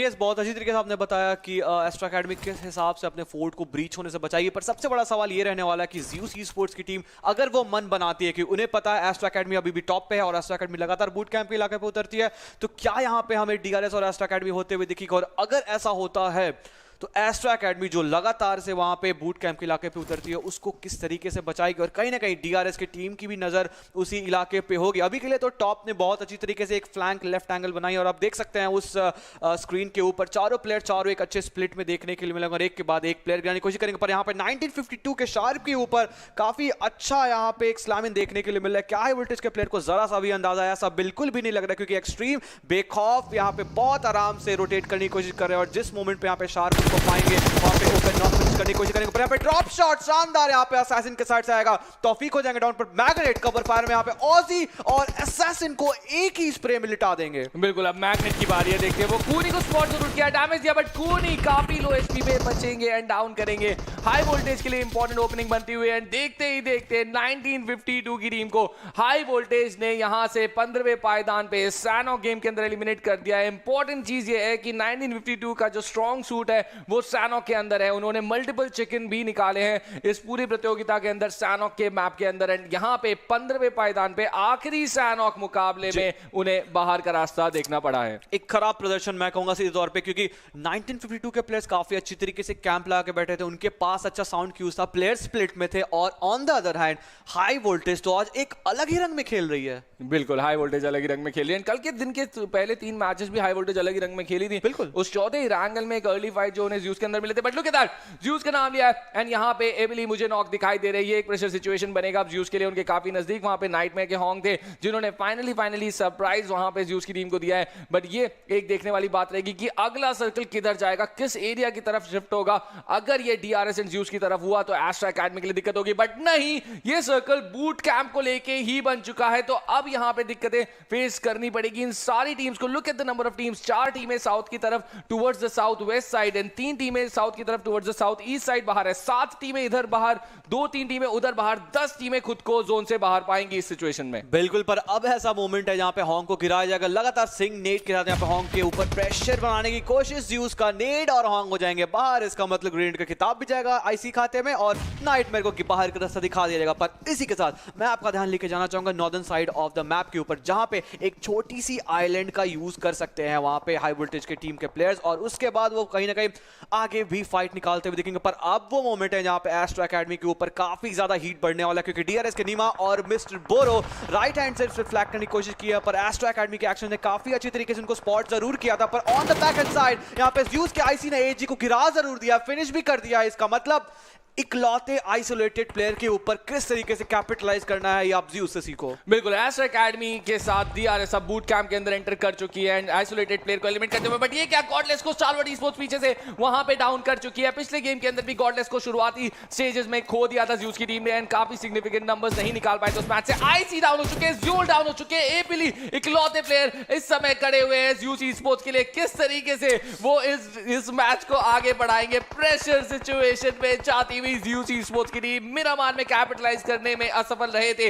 अब सैनॉक में यहां पे उनके ऊपर खूब स्ट्रॉन्ग सवाल पूछते हुए ये सारे प्लेयर्स, स्टारवर्ड ई-स्पोर्ट्स उनको मल्टीपल एंगल से घेरती हुई दिखाई दे रही है। क्या ओपनिंग की जा सकती है, एबिली कोशिश कर रहे हैं वहां पे ब्लेड को डाउन करने की, बट फ्लैंक करते हुए उनके बाकी तीन टीममेट्स। जॉनी इस समय किसी भी मोमेंट पे यहां पे ज़्यूस ई-स्पोर्ट्स वाइप होने वाली है 13वें पायदान पे। जॉनी की फ्लैंक एंगल पूरी तरीके से ग्रेवयार्ड बन सकती है। एक और प्लेयर डाउन हो गया, Godless eventually goes down and now it is all up to on the shoulders of Abily, जो कि पहले से 40 एचपी पे आ चुके हैं। जॉनी डोमिनेशन रूट पे जाएंगे जरूर, गॉडलेस का खाता जरूर उनके किल के में भरते हुए नजर आएगा, पर ज़्यूस ई-स्पोर्ट्स इस पूरे फाइट में खुद को बहुत सेंट्रलाइज पोजीशन पे पाई, सेंटर ऑफ अट्रैक्शन बनी और जिसका खामियाजा उनको भुगतना पड़ा सीधे तौर पर। अब वो मोमेंट है जहां पे एक के बाद एक प्लेयर चढ़ने की कोशिश कर रहे हैं। ब्लेड काफी अच्छे शॉट्स कनेक्ट करते हुए दिखने पर नीमा एक और नेट निकालते हुए दिखेंगे। वानी को डाउन किया गया, इसका मतलब पीएम के प्लेयर भी काफी अच्छे तरीके से फाइट निकाले, पर लेफ्ट हैंड साइड से स्टॉलवर्ट ई-स्पोर्ट्स के क्रिप्टो आएंगे और लास्ट प्लेयर जो सर्वाइव करते हैं ज़्यूस साइड से उनको डाउन करेंगे। और इसी के साथ देखते देखते यहाँ पे ज़्यूस ई-स्पोर्ट्स एक बहुत बड़ा नाम, एक ऐसा नाम जो कि 2 मैच में कमबैक स्टेज करने की कोशिश की थी, वो एलिमिनेट हो चुका है। इसका मतलब एस्ट्रो एकेडमी और डीआरएस को इसका सीधा सीधा फायदा देखने को मिलेगा, डेफिनेटली मिलेगा। बूट कैंप के अंदर ये दोनों टीमें उस कॉन्क्रीट कवर को इस मोमेंट पे एंजॉय करती हुई दिखाई देनी है एंड सानो के अंदर बहुत ही क्रूशियल हो जाएगा ये पॉइंट्स निकालना। तो जिस फेरबदल की हम यहाँ पे बात कर रहे थे वो अब डीआरएस के लिए करना बहुत ही ज्यादा मुमकिन है, वो कैच अप वो कर सकते हैं अभी भी ज़्यूस ई-स्पोर्ट्स उन नंबर्स की तरफ एंड क्यों नहीं एस्ट्रो एकेडमी के नंबर्स की तरफ भी वो देखने को मिलेगा उनको सिर्फ और सिर्फ। But look at this shift of the zone, astro academy and DRS भी अब खुद को जोन से बाहर पाएंगे एंड आईएनवी जिस एरिया को होल्ड कर रही है पैराडाइज की तरफ से लूट के आके बिल्कुल एक स्ट्रॉन्ग पॉइंट उनके लिए बनता हुआ। आज हाई वोल्टेज का दिन है, मुझे ऐसा क्यों नहीं लग रहा, क्योंकि एक और शिफ्ट उनके खाते में गया, उन्होंने काफी अच्छा रोटेशन दिया और इस मोमेंट पे अगर हाई वोल्टेज यहां से गेम अपने से छीनते हुए दिखेगी, इसका सीधा सीधा कोर्स मैं उन पे डालूंगा, क्योंकि जिस हिसाब से जोन एक शिफ्ट लिया है सारी टीम सदन साइड से बाहर होते हुए दिखेगी। आप बात कर रहा हूं पीएनटी को, मैं बात कर रहा हूं लिट ई-स्पोर्ट्स के बारे में, एप्स और 7 सीज के इतने सारे बड़े नाम, इतने सारे बड़े स्क्वाड्स को छोड़ के वहां पे जोन जा चुकी है पूरी तरीके अपर शिफ्ट में। लेफ्ट हैंड साइड से वहां पे डेड आई गाइस क्लोजिंग जरूर कर चुकी है, पर कहीं ना कहीं हाई वोल्टेज को ये गेम किसी भी तरीके से निकालना होगा। फंस गई एस्ट्रो एकेडमी, अब उन्हें एक टीम वाइप करनी पड़ेगी। सैंडविच सिचुएशन बूट कैंप के अंदर वाइट के ऊपर ओपनिंग जरूर क्रिएट कर दिया एस्ट्रो एकेडमी की टीम ने यहाँ पे, बट अभी भी मल्टीपल प्लेयर्स यहाँ पे एप्स के प्रेजेंट है उस सिचुएशन के अंदर एंड आईएनवी को देखो आप, उस कंपाउंड को, उस ट्रिपल वेयर हाउस को इस समय होल्ड कर रहे हैं पूरी तरीके से बूट कैंप के जस्ट बाहर यहाँ पे सर्कल बनता हुआ। पीका को डाउन किया जाएगा, नेट्स के साथ लगातार प्रहार किया जा रहा है इस समय एस्ट्रो एकेडमी की टीम के ऊपर। कनेक्ट क्लोजिंग करते हुए दिखाई देंगे एंड लेट्स सी कनेक्ट किस तरीके से स्नेक का इस्तेमाल करके क्या डैमेज देंगे। रीबाउंड पे वहां पे कोशिश करते हुए, डैमेज देने की कोशिश करते हुए टॉप को निकाला है दूर, एक किल भी कंप्लीट करते हुए उस नेट के साथ। बहुत ही बढ़िया वहां पे डिसीजन टॉप का उस रिवाइव को छोड़ के अपने टीममेट के साथ रीग्रुप करने का। बिल्कुल एक बहुत अच्छा डिसीजन मैं कहूंगा सॉर्ट ऑफ, क्योंकि चारों तरीके से वहां पे एस्ट्रो एकेडमी की टीम घिरते हुए नजर आई थी। अब वो टाइम था जहां पे एक और मंगोलियन टीम उनको सीधे हेड ऑन चैलेंज करते हुए देखिए। बैक हैंड साइड में वहां पे काफी ज्यादा टीम हमें देखने को मिल रही है और काफी अच्छी तरीके से यहाँ पे टॉप भी स्पॉट्स करने की कोशिश कर रहे हैं प्लेयर्स को। पर स्केरी के ऊपर भी एक नेड आया था, वो अभी के लिए बाउंस ऑफ करेगा। पर सबसे बड़ा सवाल है जिस मोमेंट पे एस्ट्रो एकेडमी बाहर आने की कोशिश करेगी, क्योंकि जोन क्लोज इन कर रहा है, उनको स्टॉलवर्ट ई-स्पोर्ट्स का भी फ्रेश झेलना होगा और सामने उनके रोड के ऑपोजिट साइड पे वहां पे आईएनवी गेमिंग बैठी है। देखते ही देखते 8 टीमें अब यहाँ पे बची हैं। एस्ट्रो एकेडमी का जो कंपाउंड है ये जोन के अंदर है, बट पूरी तरीके से जोन का शिफ्ट अब बूट कैंप के इन क्लस्टर से निकल के ट्रिपल वेयर हाउस की तरफ जा चुका है। दिक्कतें जरूर बनेंगी उस पूरे ओपन रोड को क्रॉस करने के लिए एस्ट्रो एकेडमी की टीम के लिए एंड डीआरएस भी 10वें पायदान पे ऑलरेडी यहाँ पे एलिमिनेट हो चुकी है। 8 टीमें अब इस मुकाबले के अंदर एंड एस्ट्रो एकेडमी के जस्ट बगल में उनके मंगोलियन काउंटर पार्ट्स एप की टीम लगातार प्रेशर बनाने की कोशिश कर रही है। एक्शन के पास मौका उस एमवीपी रैंकिंग के अंदर अपने किल्स के अंदर बढ़ोतरी करने के लिए, देखते हैं क्या है वो यहाँ पे कुछ इंपॉर्टेंट किल्स एप के ऊपर निकाल निकाल पाएंगे, because they really need some good numbers out of this game. यूज एलिमिनेट हो चुकी है, डीआरएस एलिमिनेट हो चुकी है, चैंपियनशिप अपने नाम पे पूरी तरीके से मोहर लगाने का मौका यहाँ पे इस बार एस्ट्रा एकेडमी की टीम को मिला है, जो पिछली बार यूज की टीम नहीं कर पाई थी। बाकी दोनों टीम्स के एलिमिनेट होने के बाद क्या एस्ट्रा एकेडमी कर पाएगी? फिर से जोन चल पड़ा है एस्ट्रा एकेडमी के ऊपर, यहाँ पे ब्लू जोन का डैमेज पड़ता हुआ। 7 टीमें अभी भी यहाँ पे अलाइव है। एप्स यहाँ पे एंगल क्लोज करने की कोशिश करते हुए दिखाई दे रही है एस्ट्रा एकेडमी की टीम के लिए। बहुत ही मुश्किल होगा, but look at that, Stalwart esports पूरी तरीके से इस डिच को कंट्रोल करते हुए ऑलरेडी यहाँ पे गेट कीप सिचुएशन बना चुकी है इन सारी टीम्स के लिए जो यहाँ से निकलते हुए दिखाई दे रहे हैं। बहुत ही मुश्किल होने वाला है स्टारवर्ड ई-स्पोर्ट्स के इस चक्रव्यूह को भेजना इन टीम्स के लिए। आई मीन यस, जिस हिसाब से वहाँ पर राइट मोमेंट स्टारवर्ड ई-स्पोर्ट्स के प्लेयर्स ने एक रोटेशन दिया था, उसका सीधे सीधा फायदा उनको देखने को मिला है। और अब वो मोमेंट है जहाँ पे एप्स के प्लेयर्स को भी डाउन किया जाएगा और एस्ट्रा एकेडमी जो कि पहले से वहाँ पे फंस के रह चुकी थी, उनके लिए भी काफी मुश्किल होने वाले। देखते ही देखते यहाँ पे एस्ट्रा एकेडमी इकलौते प्लेयर बच रहे हैं टॉप, जो कि किसी भी तरीके से हील बैटल करने की कोशिश करे, पर इससे ज्यादा उनको फायदा नहीं मिलने वाला। पर अब वो मोमेंट है जहाँ पे स्टारवर्ड ई-स्पोर्ट्स इन सारे क्लस्टर से बाहर आएगी और आईएनवी गेमिंग के ऊपर एक प्रेशर बनाने की कोशिश करेगी। टॉप के पास सिर्फ इकलौता लास्ट फर्स्ट हिट बच जाएगा और देखना होगा किस हिसाब से यहाँ पे टीम आगे बढ़ते हुए नजर आएगी। एक किल सिर्फ उनके पास रहेगा, प्लेसमेंट पॉइंट पर जाते जाते स्टारवर्ड ई-स्पोर्ट्स के ऊपर एक अच्छा प्रेशर, एक और किल जाते जाते, एक और किल, एक और डैमेज दिया जरूर है, ब्लेड को भी नॉक किया जाएगा और टॉप ने बहुत अच्छी तरीके से इस मैच को टाटा बाय बाय बोला है। पर अभी के लिए स्टारवर्ड ई-स्पोर्ट्स बैकस्टैप जरूर हुई थी, 1v3 की सिचुएशन जरूर है, पर जिस हिसाब से आईएनवी ने इस गेम को कंट्रोल किया है, इस वायरस को कंट्रोल किया है, वो भी काफी जबरदस्त रहेगी। पर एक और ग्रेनेड जाएगा और this was the end for Stalwart esports. But एक बार फिर से लुक एट आईएनवी, इस समय जिस तरीके से वो कंट्रोल करते हुए दिखाई दे रहे हैं इस गेम को, पूरी तरीके से उन्होंने पीछे से आता हुआ चैलेंज यहाँ पे एलिमिनेट कर दिया। एप्स के एक प्लेयर अभी भी हील बैटल करते हुए दिखाई दे रहे हैं out in the blue zone, but T2K के अब ये 2 प्लेयर्स आईएनवी के लिए इकलौता चैलेंज बनते हुए दिखाई दे रहे हैं। मैं देखना चाहूंगा एप्स के उस प्लेयर के पास कितनी फर्स्ट एड है, बट जो हाई आईक्यू गेम यहाँ पे एक्शन ने हमें दिखाया है, एक जबरदस्त गेम उनकी तरफ से आता हुआ। एक नॉक किया, पहले स्विच किया M466 के ऊपर, क्योंकि उनको पता था कि उनका पूरा स्प्रे अगर वो ट्रांसफर करेंगे तो कुछ पॉइंट्स वहां पे निकाल पाएंगे, एंड उनको प्लेसमेंट पॉइंट्स भी मिल गए। डी छठे पायदान पे एलिमिनेट हुई, उनको 5th पॉइंट वहां पे 5वां पायदान मिलता हुआ, बट संचिर की फर्स्ट एड एलिमिनेट हो चुकी है, किल डिनाई करे एंड स्टाइल में जाएंगे यहां से, क्यों ना जाए। #3 उन्होंने यहां पे कंफर्म कर लिया है कुछ इंपॉर्टेंट प्लेसमेंट पॉइंट्स यहां से संचिर मेक श्योर कर चुके हैं अपनी टीम के लिए। अब T2K की टीम कॉर्नर हो चुकी है कंप्लीटली। क्या आज के दिन का तीसरा चिकन डिनर भी एक नेपाली टीम लेके जा सकती है? उसका जवाब अब बहुत ही मुश्किल लग रहा है कि हाँ होगा, क्योंकि एक सोलो प्लेयर इस पूरी टीम के सामने बचा है and I think kill deny किया गया। No, it has been claimed by INV gaming and वो look at that celebration coming in. Finally पहला चिकन आईएनवी गेमिंग के लिए, PMCO रीजन की इस टीम के लिए एक बहुत ही खुशी का मौका यहाँ पे आखिरी दिन के लिए आता हुआ। आप इमेजिन करो वो टीम जो 14वें पायदान पे बैठी है एकदम बॉटम ऑफ द टेबल पे, उसने भी एक चिकन डिनर इस मैच में लेके गई। क्या जबरदस्त आज के दिन का खेल का शुरुआत हुआ। स्टार्टिंग से वहां पे T2K ने चिकन डिनर निकाला जो कि सेकंड ऑफ द टेबल पे थी, उसके बाद हाई वोल्टेज और आज इस मैच में आईएनवी गेमिंग। तो क्या आज के दिन में वो सारी टीम चिकन डिनर लेके जाएगी? जो शून्य पे सवार थे वो अब एक एक करके वो 0-1 में कन्वर्ट होते हुए देखने को मिल रहा है। बिल्कुल, बट एप्स भी अभी तक एक भी चिकन जिस तरीके स्पोर्ट्स स्टैंड ऑफ के अंदर से साउथ एशियन क्लास गेम इन्होंने दिखाया। एस्ट्रा एकेडमी ने रियलाइज कर लिया था लेफ्ट हैंड साइड पे वो पिन डाउन हो चुकी थी, बट किल्स और डैमेज वहां पे यूसी के जाते हुए, they are going to remember this for a long time, because हम लूज किया जिसके सारी टीम अब ये zone, but scam bravo island Astra Academy की फायदा उन्हें फाइनल पर हाई वोल्टेज के साइड फॉरेन कोच एंड बाकी उन टीम्स के ऊपर ये भी देखने वाली बात रहेगी। I would like to add one more thing, heal किया वहां पे, डैमेज भी दिया सामने वाले प्लेयर को भी, और थोड़ा इमोट भी वहां पे कॉन्स्टेंट एक मोमेंट पे यहाँ पे एसजी गेमिंग भी काफी अच्छी प्रेशर बनाने की कोशिश कर रही थी, पर एक ग्रेनेड ये जबरदस्त था, पर उसी के साथ यहाँ पे ट्री ट्रंक के पीछे काफी अच्छी तरीके से खुद को हैंडल करने की कोशिश कर रहे थे, पर वो थिकनेस के कारण वो थोड़े डैमेज के शिकार हो गए। बिल्कुल, इन ओप्पो F19 प्रो मोमेंट्स के अंदर हम देखेंगे इंपॉर्टेंट मोमेंट्स जहाँ पे हमने देखा किस तरीके से 1952 जिनका स्ट्रॉन्ग शूट सैनॉक रहा था, लेकिन वो यहाँ पे जल्दी एलिमिनेट होते हुए दिखाई दिया, एंड हाई वोल्टेज की टीम जिस तरीके से किल्स यहाँ पे गैदर करते हुए दिखाई दी, एक बहुत ही स्ट्रॉन्ग मूड में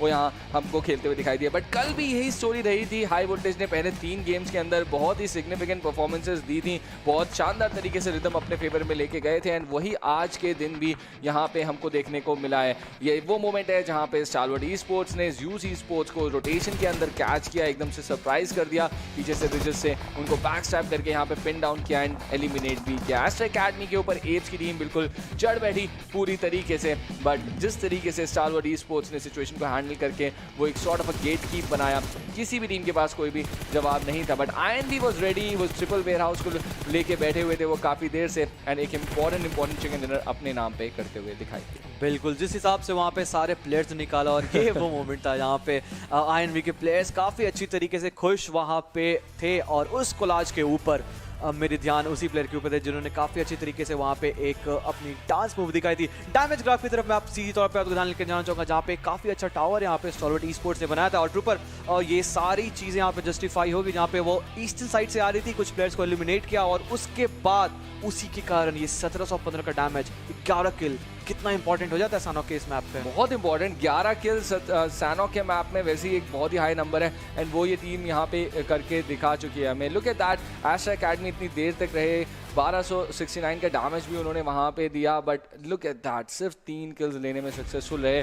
ये एक फैक्टर है जो एक सॉर्ट ऑफ ओपनिंग एंड राहत रहेगी ज़्यूस ई-स्पोर्ट्स एंड DRS के लिए, कि अभी भी एस्ट्रा एकेडमी बिल्कुल निकल के भाग नहीं गए इस मैच के अंदर, एंड अभी भी वो रेडार के अंदर ही है। इंपॉर्टेंट चीज़ ये है, मैं बिल्कुल पेन लेके रेडी हूँ कैलकुलेट करने के लिए कि कितनी पॉइंट की लीड यहाँ पे अब एस्ट्रा एकेडमी ने बना ली है ज़्यूस ई-स्पोर्ट्स के ऊपर। कुछ ही क्षणों के अंदर हमारे सामने ओवरऑल रैंकिंग आने वाली है, and look at this, 37 points की लीड अभी भी एस्ट्रा एकेडमी यहाँ पे होल्ड अप करती हुई दिखाई दे रही है। इस मैच से पहले 30 पॉइंट की लीड थी एस्ट्रा एकेडमी के पास, अब उन्होंने 7 पॉइंट की लीड और ऐड करी है अपने लिए ज़्यूस ई-स्पोर्ट्स के ऊपर। बट ये क्या देख रहा हूँ मैं, DRS गेमिंग इस समय फॉल डाउन करके 4th पोजीशन पे पहुंचती हुई। ये पहली बार है सिंस डे 1 जहां पे DRS एकेडमी #2 पोजीशन से गिर के 4थे पायदान तक आई है, एंड ये उनके रीजन के लिए, उनकी टीम के लिए बिल्कुल अच्छी बात नहीं है। Look at Stalwart esports, crucial Sanhok game के अंदर वो इंपॉर्टेंट गेम अच्छे तरीके से खुद को रखा है, पर एक एक करके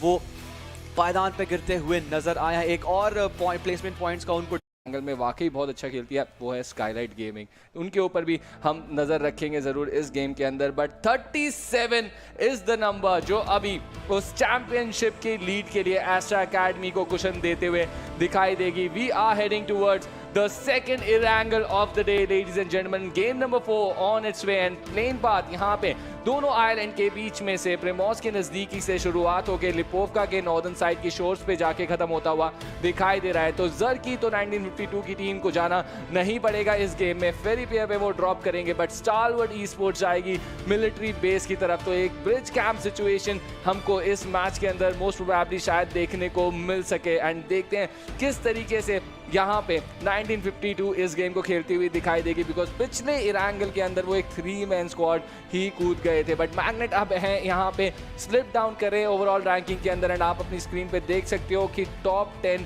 के अंदर इस समय बेयरली रुकी हुई है 1952 की टीम। इंपॉर्टेंट रहेगा इस गेम में कुछ पॉइंट्स निकालना उनके लिए। बिल्कुल 1952 के लिए काफ़ी इंपॉर्टेंट रहेगा, और जब वो फेरी पियर के इलाके पे उतरी हैं उनको काफ़ी ज़्यादा फ़ायदा देखने को मिला है, क्योंकि जिस हिसाब से वहाँ पे सारे मैचेस निकाले हैं काफ़ी ज़बरदस्त अब तक रहा है। और इस मैच में एक फ़ायदा उनके पास ये रहेगा कि जॉर्ज पुल वाले इलाके को उनको एक्सेस नहीं करना होगा, और अपार्टमेंट्स को एक्सेस नहीं करना, कभी कभी वो लड़की भी गए हैं, तो इस तरह के फ्लाइट पाथ में उनको काफ़ी अच्छा कंट्रोल मिल सकता है, मिल चुका है और मिलता भी रहेगा जैसा हम एक्सपेक्ट कर रहे हैं। क्योंकि स्टारवर्ड ई-स्पोर्ट्स अब सबसे बड़ा सवाल यही बनने वाला है, अगर सदन सर्कल नहीं बनता है तो फिर किस हिसाब से वो रोटेट करते हुए दिखेंगे। इस बार प्लेन से ये सारे प्लेयर्स जंप कर चुके हैं, बट अगली बार जब ये प्लेयर्स जंप करेंगे इरांगल के इस मैप के अंदर, वो होगा चैंपियनशिप का आखिरी मुकाबला। तो बहुत इंपॉर्टेंट हो जाता है कि किस तरीके के एक्सपीरियंसेस वो यहाँ से लेके जाएंगे। एंड अगर एक्सपीरियंसेस की हम बात करें, पिछले गेम में स्काईलाइट गेमिंग को एक एक्सपीरियंस देती हुई SG गेमिंग दिखाई दी थी, एंड इस बार फिर से वो एक नेपाली टीम के ड्रॉप के नजदीक पहुंच चुके हैं। SG गेमिंग पोचिंकी के अंदर 7 सीज के ऊपर कंटेस्ट करती हुई दिखाई दे रही है। लेट्स सी किस तरीके का इंपैक्ट वो छोड़ेंगे ओपनिंग क्रिएट करने की कोशिश करते हुए। क्या यहाँ पे यूटिलिटीज का इस्तेमाल कर रहे हैं 7 सीज की टीम के 2 प्लेयर्स के ऊपर। ये सोलो प्लेयर एक बाय तरफ कुछ यूटिलिटी लेके चढ़ता हुआ दिखाई दे रहा है। अर्ली सेकंड्स, तीनों प्लेयर्स एंड घेर रखा है। लुक एट बाय की पोजीशन, उन्होंने 7 सीज के प्लेयर को किस तरीके से घेर रखा है। एक लेफ्ट पीक एंड बाय को कुछ नॉक मिलेंगे यूएमपी के साथ। टुरुलप को डाउन किया जाएगा, 7 सीज की टीम को हंट डाउन किया जा रहा है पोचिंकी के अंदर। This is SG gaming from PMGO SCM region getting some kills over them. Exactly SD gaming का काफी अच्छा प्रदर्शन इसी मैच में right off the bat. Zeus sports ने जिस हिसाब से अपना गेम निकाला था पहले गेम में, कहीं ना कहीं उसी इंस्टेंट पे बाकी सारी भी टीम्स, बाकी सारे प्लेयर्स खेलते हुए नजर आ रहे हैं। एसडी गेमिंग के जिमी अभी के लिए हमें उजी के साथ अपने एक के बाद एक कदम ताल मिलाते हुए बाकी सारे प्लेयर्स से आगे बढ़ते हुए देखने को मिल रहा है। पर जिस हिसाब से यहाँ पे एक early fight in the city of Pochinki, this is getting interesting. बिल्कुल इंटरेस्टिंग होता जा रहा है। एंड जिस तरीके से 7 सीज की टीम को यहाँ पे चैलेंज किया है एसडी गेमिंग ने, इन्होंने एक क्लियर स्टेटमेंट दे दिया है। पिछले गेम के अंदर भी वो एक अर्ली फाइट ढूंढते हुए पहुंचे थे northern side of the map, यहाँ पे सैनॉक के अंदर, एंड यहाँ पे बिल्कुल सेंटर ऑफ द मैप के एक सिटी को चैलेंज कर दिया है, रिट्रीट करने पे मजबूर कर दिया है 7 सीज के बाकी दोनों प्लेयर्स को, एंड बिल्कुल एक्सपेक्ट नहीं किया था। तो अगली 2 मैचेस के अंदर किस टीम को कहां पे एसजी गेमिंग सरप्राइज करेगी एंड हेलो करने पहुंचेगी, वेलकम करने पहुंचेगी, ये भी देखने लायक बात रहेगी, क्योंकि क्लियरली उन्होंने अपने ड्रॉप को तो बिल्कुल क्लियर छोड़ दिया है। क्वारी से उनका इस एंगल में तो कोई भी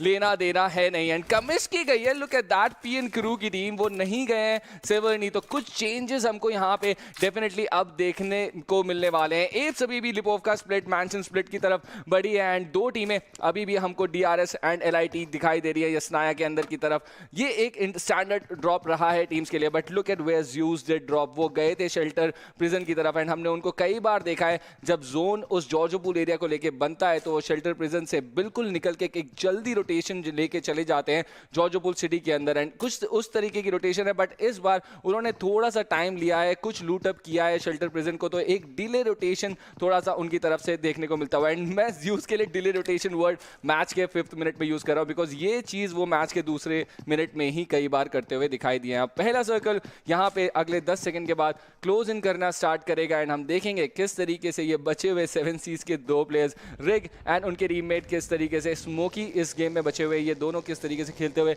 दिखाई देंगे, एंड हम देखेंगे कि ये कितना आगे यहाँ से जा पाएंगे। And look at this, rig एक बगी लेके आगे बढ़ते हुए अपने टीममेट के साथ क्लोजअप करते हुए, बट ये वो एरिया है जहाँ पे स्काईलाइट गेमिंग मूव करना पसंद करती है काफ़ी जल्दी रोटेशन में आफ्टर लूटिंग अप गट का। बट अभी भी सिचुएशन बनी हुई है यसनाया पोलियाना के अंदर, एंड देखते हैं किस तरीके से डीआरएस यहाँ पे इस फाइट को लेगी। बिल्कुल, अब तक तो कोई भी फाइट यहाँ पे ब्रेकआउट होते हुए देखने को नहीं मिल रहा है यसनाया पोलियाना वाले रीजन में। हालांकि प्लेयर्स काफ़ी अच्छी तरीके से अलाइन देखने को मिलेंगे, पर जिस चीज़ की आप मेंशन कर रहे थे, जिस चीज़ की आप बात कर रहे थे, रुइंस के इलाके में यहाँ पे ज्यूसी स्पोर्ट्स ने एक अच्छा कब्जा बना लिया, और जब जब इस तरह का सेंट्रलाइज शिफ्ट रहता है, प्लेयर्स वहाँ पे या तो शेल्टर से रोटेट करके वहाँ पे आते हैं, या फिर अपने उस माउंटेन रीजन और जॉर्जोपुल के इलाके से अगर सर्कल एक उस हिसाब से शिफ्ट लेती है, वो हमें फिर आगे बढ़ते हुए दिखेंगे। हाई वोल्टेज के प्लेयर ओजी आपकी टीवी स्क्रीन के ऊपर आ चुके हैं, और ये वो सारे स्कूल के कंपाउंड्स है यहाँ पे हमने देखा था मैच के पूरे चैंपियनशिप के स्टार्टिंग डेज में किस हिसाब से हाई वोल्टेज ने इस चीज को डोमिनेट किया था। वहाँ पे 1952 के प्लेयर्स भी थे,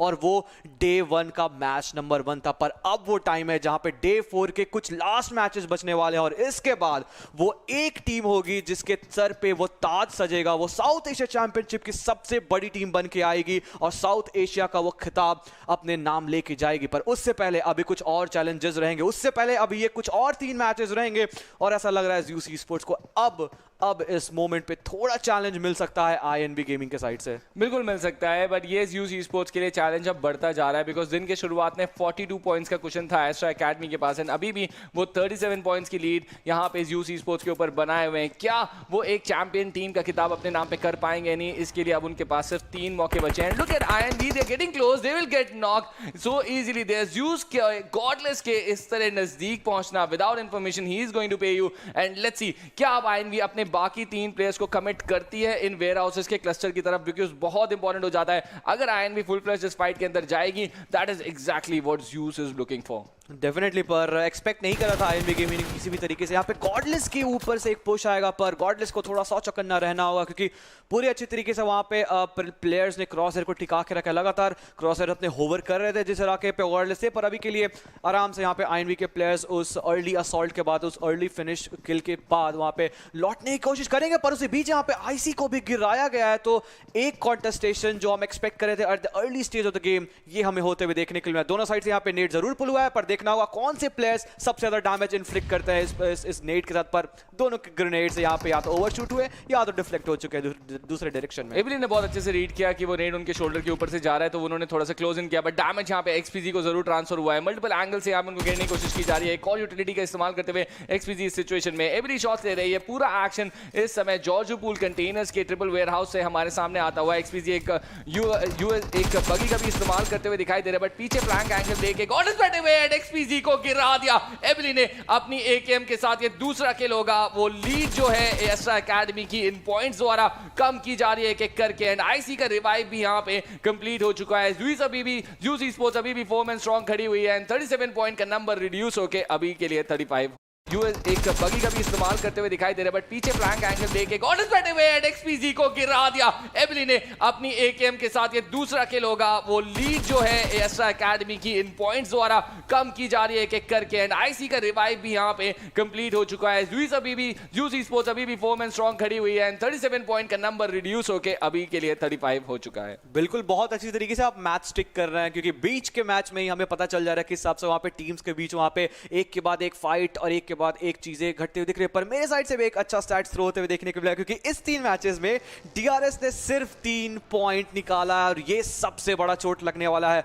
1 पॉइंट पर match in this final day of south Asia championship, ये बहुत बहुत मुश्किल बनने वाला है डीआरएस के साइड से। इसका मतलब पिछले 9 मैचेस में डीआरएस की टीम सिर्फ 31 पॉइंट लेने में सक्सेसफुल रही है, एंड ये किसी भी तरीके से उनके उस चैंपियनशिप ड्रीम को सपोर्ट नहीं करने वाला है। Really wonder what went wrong there. Mafia ninja के ऊपर क्या इतनी हार्ड स्टडी कर दी बाकी टीम्स ने कि वो किसी भी तरीके से प्लेसमेंट पॉइंट्स भी लेने में असफल रह रहे हैं, या कुछ सिनर्जी वहां पे टीम के बीच में बिगड़ती हुई दिखाई दी है over the course of the tournament, ये तो हमें जरूर पता चलेगा। बट अभी के लिए ऑग A3 यहाँ पे लैंड हो रही है इस एयर ड्रॉप के अंदर। ये स्नाया एंड सिवर्नी वाले उस ब्रिज के जस्ट सदर्न पार्ट की तरफ, एंड डीआरएस उसी एरिया से रोटेट करेगी। देखना पड़ेगा वो इस ड्रॉप को उठाते हैं नहीं, बट ज़्यूस ऑलरेडी मूव के अंदर है। आईएनबी के 2 प्लेयर्स को एलिमिनेट कर चुकी है जॉर्जो पूल सिटी रीजन से। बाकी दोनों प्लेयर्स लॉन्ग ब्रिज का इस्तेमाल करके अपार्टमेंट की तरफ निकल चुके हैं। एवरेस्ट रहेगा जोन के अंदर, एंड ये अगला पिट स्टॉप बन सकता है ज़्यूस स्पोर्ट्स की टीम का, एंड देखते हैं उस हाइड एडवांटेज को वो किस तरीके से यूटिलाइज कर पाएंगे, बिकॉज अभी भी स्काईलाइट गेमिंग, पीएन क्रू जैसी टीम्स उस एरिया के अंदर से रोटेट कर रही हैं। देखते ही देखते यहाँ पे अभी 60 प्लेयर्स की लॉबी हुई है, बट अभी भी हम सिर्फ 10वें मिनट में हैं गेम के। बट 1952 ऑलरेडी यहाँ पे स्क्रीन पे, मुझे लगा 1952 आ रही है किसी एक टीम की तरफ, बट यहाँ पे ये दोनों अभी अपने टीममेट्स के नजदीक पहुंचते हुए इस कंपाउंड को इस समय होल्ड अप करते हुए दिखाई दे रहे हैं। सर्कल के अंदर थोड़ी सी सेंट्रलाइज पोजीशन है 1952 के पास, ये इसका मैक्सिमाइज करना चाहेंगे इस पोजीशन का। आई मीन इस तरह के सर्कल्स उन सारी टीम्स को मदद करते हैं जो भी सदर्न आइलैंड पे नहीं रहेंगे, पर ऐसा लग रहा है हाई वोल्टेज इस मोमेंट को काफी ज्यादा कैपिटलाइज करते हुए दिखेगी। देखते देखते एसडी गेमिंग जिन्होंने अपने एक ड्रॉप लोकेशन चेंज किया था उनको पूरी तरीके से एलिमिनेट किया जाएगा, और ये हाई वोल्टेज का रन जो 3 मैच से कंटिन्यू हुआ है अब चौथे मैच में भी आते हुए देखने को मिल रहा है। ये होता है, आप अगर ड्रॉप लोकेशन चेंज करोगे टूर्नामेंट के बीच में, इन टीम्स के बीच में, इस स्टैंडर्ड के बीच में, तो आपको वर्क भी तो करना पड़ेगा कि किधर रोटेट करो ताकि टीम्स ना मिले। आपको रीडिंग होनी चाहिए कि आपके आसपास के ड्रॉप लोकेशंस की टीम किस तरफ रोटेट करना पसंद करती है, एंड वो एसडी गेमिंग ने किया नहीं दिया। दे वर जस्ट आउट, हाई करने के लिए पहुंचे थे 7 सीज को, एंड उस हाई करने के बाद बाय कर दिया है यहाँ पे हाई वोल्टेज की टीम ने उन्हें सबसे पहले एलिमिनेट करते हुए एसडी गेमिंग को यहाँ से बाहर। 3 किल्स ऑलरेडी हाई वोल्टेज के खाते में आते हुए, तो जो एक रन था पहले 3 मैचेस का, जो मोमेंटम हाई वोल्टेज ने बनाया हुआ था, उस पे यहाँ पे बढ़ोतरी होती हुई किल्स के लिए। बट ये क्या देख रहा हूं मैं, एस्ट्रा एकेडमी के प्लेयर्स थोड़ा सा यहाँ पे जोन का चिप डैमेज लेते हुए स्टालवर्ट ई-स्पोर्ट्स रोटेट करिए। ये फाइट बहुत ही क्रूशियल हो जाएगी, बिकॉज हमने देखा था पिछले गेम के अंदर भी स्टालवर्ट ई-स्पोर्ट्स थोड़ा सा डैमेज देने में सक्सेसफुल रही थी एस्ट्रा एकेडमी जैसी टीम के ऊपर, एंड अगर इस सिचुएशन में ये फाइट पिक ऑफ हो जाती है तो एक बहुत ही इंटरेस्टिंग आउटकम मिल सकता है। लुक एट दिस, आप ऐसे रोटेट कर ही नहीं सकते। पूरी तरीके से स्वागत कर दिया असैसिन ने वहां पे, तीसरा नॉक निकालता हुआ, एंड चौथा look at that nade throw के एक्शन के अंदर असैसिन ने पकड़ा है, 4 किल्स वहां पे अपने नाम में किए। इस बीच डीआरएस भी एक फाइट के अंदर जा चुकी है। बिल्कुल एक्सपेक्ट नहीं करी थी वहां पे एसडी गेमिंग के प्लेयर्स, एसडी गेमिंग की टीम के इस हिसाब से उनको स्पॉट डाउन किया जाएगा, पूरी तरीके से सरप्राइज किया गया था। चौक करने रहने की जरूरत थी, ऐसा नहीं हुआ और वो खुद सरप्राइज हो गए। 4 प्लेयर्स एक साथ वहां पे एक गाड़ी में रोटेट कर रहे थे, ये एक और खराब डिसीजन। साथ ही साथ वो ड्रॉप लोकेशन तो चेंज कर ही रहे थे, उनके प्लेयर्स भी एक ही साथ गाड़ी में रोटेट कर रहे थे। पर अभी के लिए डीआरएस गेमिंग के प्लेयर्स काफी अच्छे तरीके से फाइट में आने की कोशिश करे, एक बहुत अच्छे जंप शॉट यहाँ पे, उसी के साथ 1U को भी एलिमिनेट किया जाएगा। पर फिर से एक बार DRS early stage of the game game में अपने IGL अपने बड़े प्लेयर माफिया निंजा को खो दिया है, और इसका सीधा असर उनके गेम प्लान गेम स्ट्रेटेजी पे देखने के लिए मिल सकता है हमें। क्या हो गया है माफिया निंजा को, क्या हो गया है एजे को, क्या हो गया है नीमा को, वो उस रंग में क्यों नहीं दिखाई दे रहे? बिल्कुल look at their faces as well, जिस तरीके का कॉन्फिडेंस उनके चेहरे पे हमको हमेशा दिखता रहता है वो यहाँ पे थोड़ा सा मिसिंग है। But mister Boro, let's see if he can do the trick. आगे बढ़ने की कोशिश करते हुए LID sports running them over. Neema एक और किल अपने नाम पे यहाँ पे करते हुए Ziv 11 को उन्होंने बाहर का रास्ता दिखाया है, बट ये DRS की टीम के लिए एक स्टेटमेंट देने वाला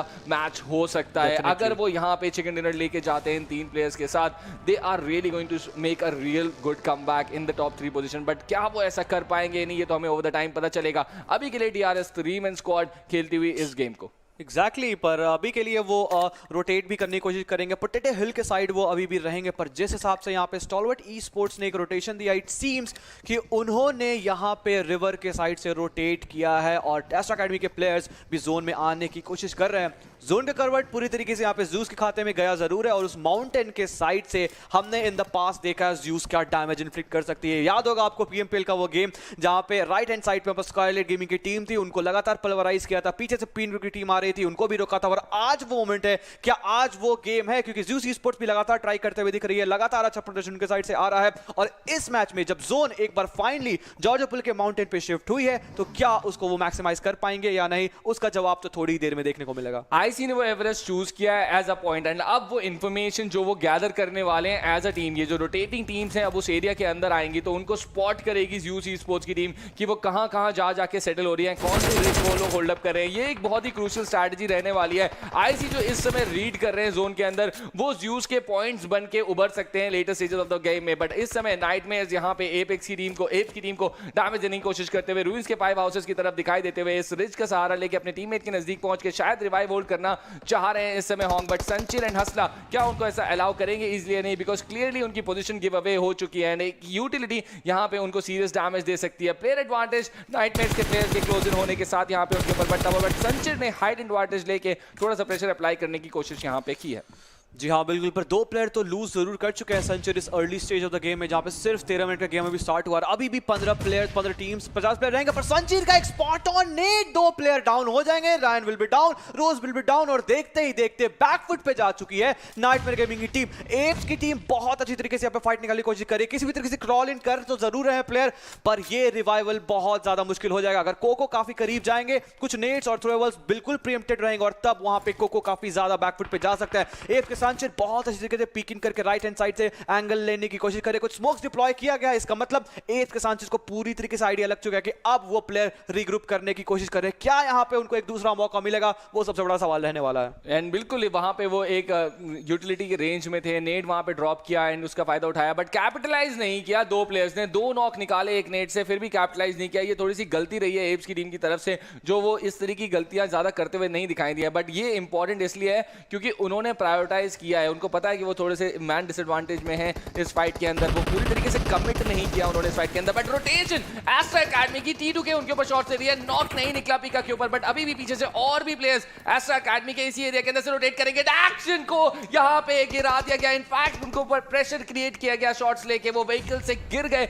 वहां पे एंड अपने ही डैमेज से गिरे हैं। Important player Astra Academy lose करती हुई, नोवो रिप्लॉय से रोटेट करते हुए, they have got some hurdles now. Let's see कितने पॉइंट्स वो निकाल पाएंगे इस गेम से। हमने अब तक T2 को उनको गेट कीप करते हुए देखा उस नोवो रिप्लॉय ब्रिज के ऊपर, पर इस मोमेंट पे पहुंचेंगे कि बैक हैंड साइड पे, वहां नॉर्थ ईस्टर्न साइड पे वो प्लेयर चारों प्लेयर्स वहां पे चारों तैनात खड़े थे, और अब वो मोमेंट है जहां पे एस्ट्रो एकेडमी को रोटेशन को रोका जाएगा। पर अभी भी ये फाइट रूइंस के इलाके पे रुकने का नाम नहीं ले रही है। नाइटमेयर गेमिंग के तीनों प्लेयर एक साइड चढ़ने की कोशिश कर रहे होते हैं, और पीछे बैक साइड से आप देखो वहां पे फ्लैंक एंगल हॉन्ग ने क्रिएट जरूर किया। रोज को काफी ज्यादा लो ऑन एचपी किया जरूर गया, पर स्मोक्स भी डिप्लॉय करके यहाँ पे हसला किसी भी तरीके से उस विंडो से कोई भी ग्रेनेड अगर वो आती है उसको ब्लॉक करने की कोशिश उनके साइड से जरूर रहेगा। हसला और सैंचिर अभी भी किसी भी तरीके से इस फाइट को निकालने की कोशिश कर रहे हैं, पर जिस हिसाब से रूइंस में काफी देर से ये फाइट चलते हुए नजर आ रही है, कहीं ना कहीं बाकी सारी टीम्स, बाकी सारे प्लेयर्स भी उस विसिनिटी में आ रहे होंगे, उनको इस शॉट्स का आइडिया मिल चुका होगा। घेरने की कोशिश जरूर की जा रही है यहाँ पे एप्स की टीम को, बट रेजिस्टेंस उनकी तरफ से लगातार आ रहा है। हमने देखा किस तरीके का नर्व्स वहां पे इन्वॉल्व होता हुआ। लुक एट संचिर फर्स्ट पर्सन पर्सपेक्टिव में यहाँ पे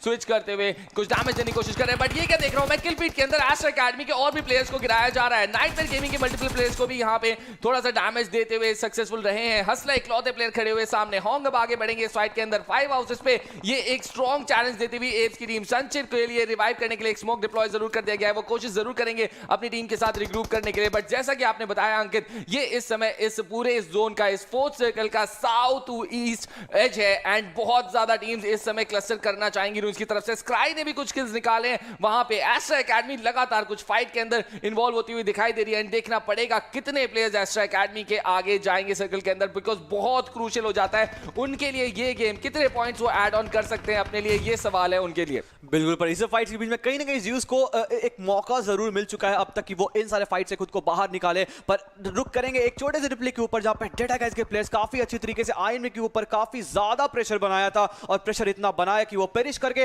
गेम से बाहर गए। पर इस फाइट के बीच यहाँ पे एस्ट्रा एकेडमी के पीका मुझे इकलौते प्लेयर दिख जरूर रहे हैं, पर कितनी देर तक सर्वाइव करेंगे वो देखने में बात रही, क्योंकि वो काफी ज्यादा करीब आ चुके हैं। वहां पे राइट हैंड साइड पे यहाँ पे डीएस के प्लेयर जरूर रहेंगे, पर अभी भी ये फाइट रुकने का नाम नहीं ले रही है, फाइट खत्म होने का नाम नहीं ले रही है। काफी देर से ये स्टॉल प्लेयर रह चुकी है और दाद देनी होगी यहाँ पे हसला और सैंचर को। एक टीम को रोक के रखा है करीब पिछले 5 मिनट से। बाकी दोनों प्लेयर्स भी एस्ट्रा एकेडमी के रोटेट करके आ चुके हैं, बट उसी विसिनिटी के अंदर डीआरएस और डी जैसी टीम्स हैं। अभी भी इन 5 हाउसेस के अंदर एप्स एंड नाइटमेयर्स के बीच में ये चीज अभी भी सॉल्व नहीं हुई है। हसला ओपनिंग क्रिएट कर सकते हैं, एक बार फिर से डाउन किया जाएगा रायन को। राइट की तरफ से 2 प्लेयर्स वो चढ़ बैठेंगे, दोनों प्लेयर्स को इंडिविजुअली यहाँ पे रश करने की स्ट्रैटेजी नाइटमेयर गेमिंग इस्तेमाल करती हुई दिखाई दे रही है। संचिन ने खूब सारा स्मोक क्लाउड डिप्लॉय करके अभी वो चूहे बिल्ली का खेल खेल के बचने की कोशिश करी, बट फाइनली होंग ने अपने ड्रॉप शॉट के साथ एप्स को यहाँ से बाहर कर दिया है। चौथे पाए टॉप 3 के अंदर थी एप्स की टीम, एक जल्दी फिनिश उनको यहाँ पे मिला है। डीआरएस के लिए एक ओपनिंग क्रिएट होती हुई वापसी करने के लिए उस टॉप 3 के अंदर, अगर वो अच्छे पॉइंट्स निकालने में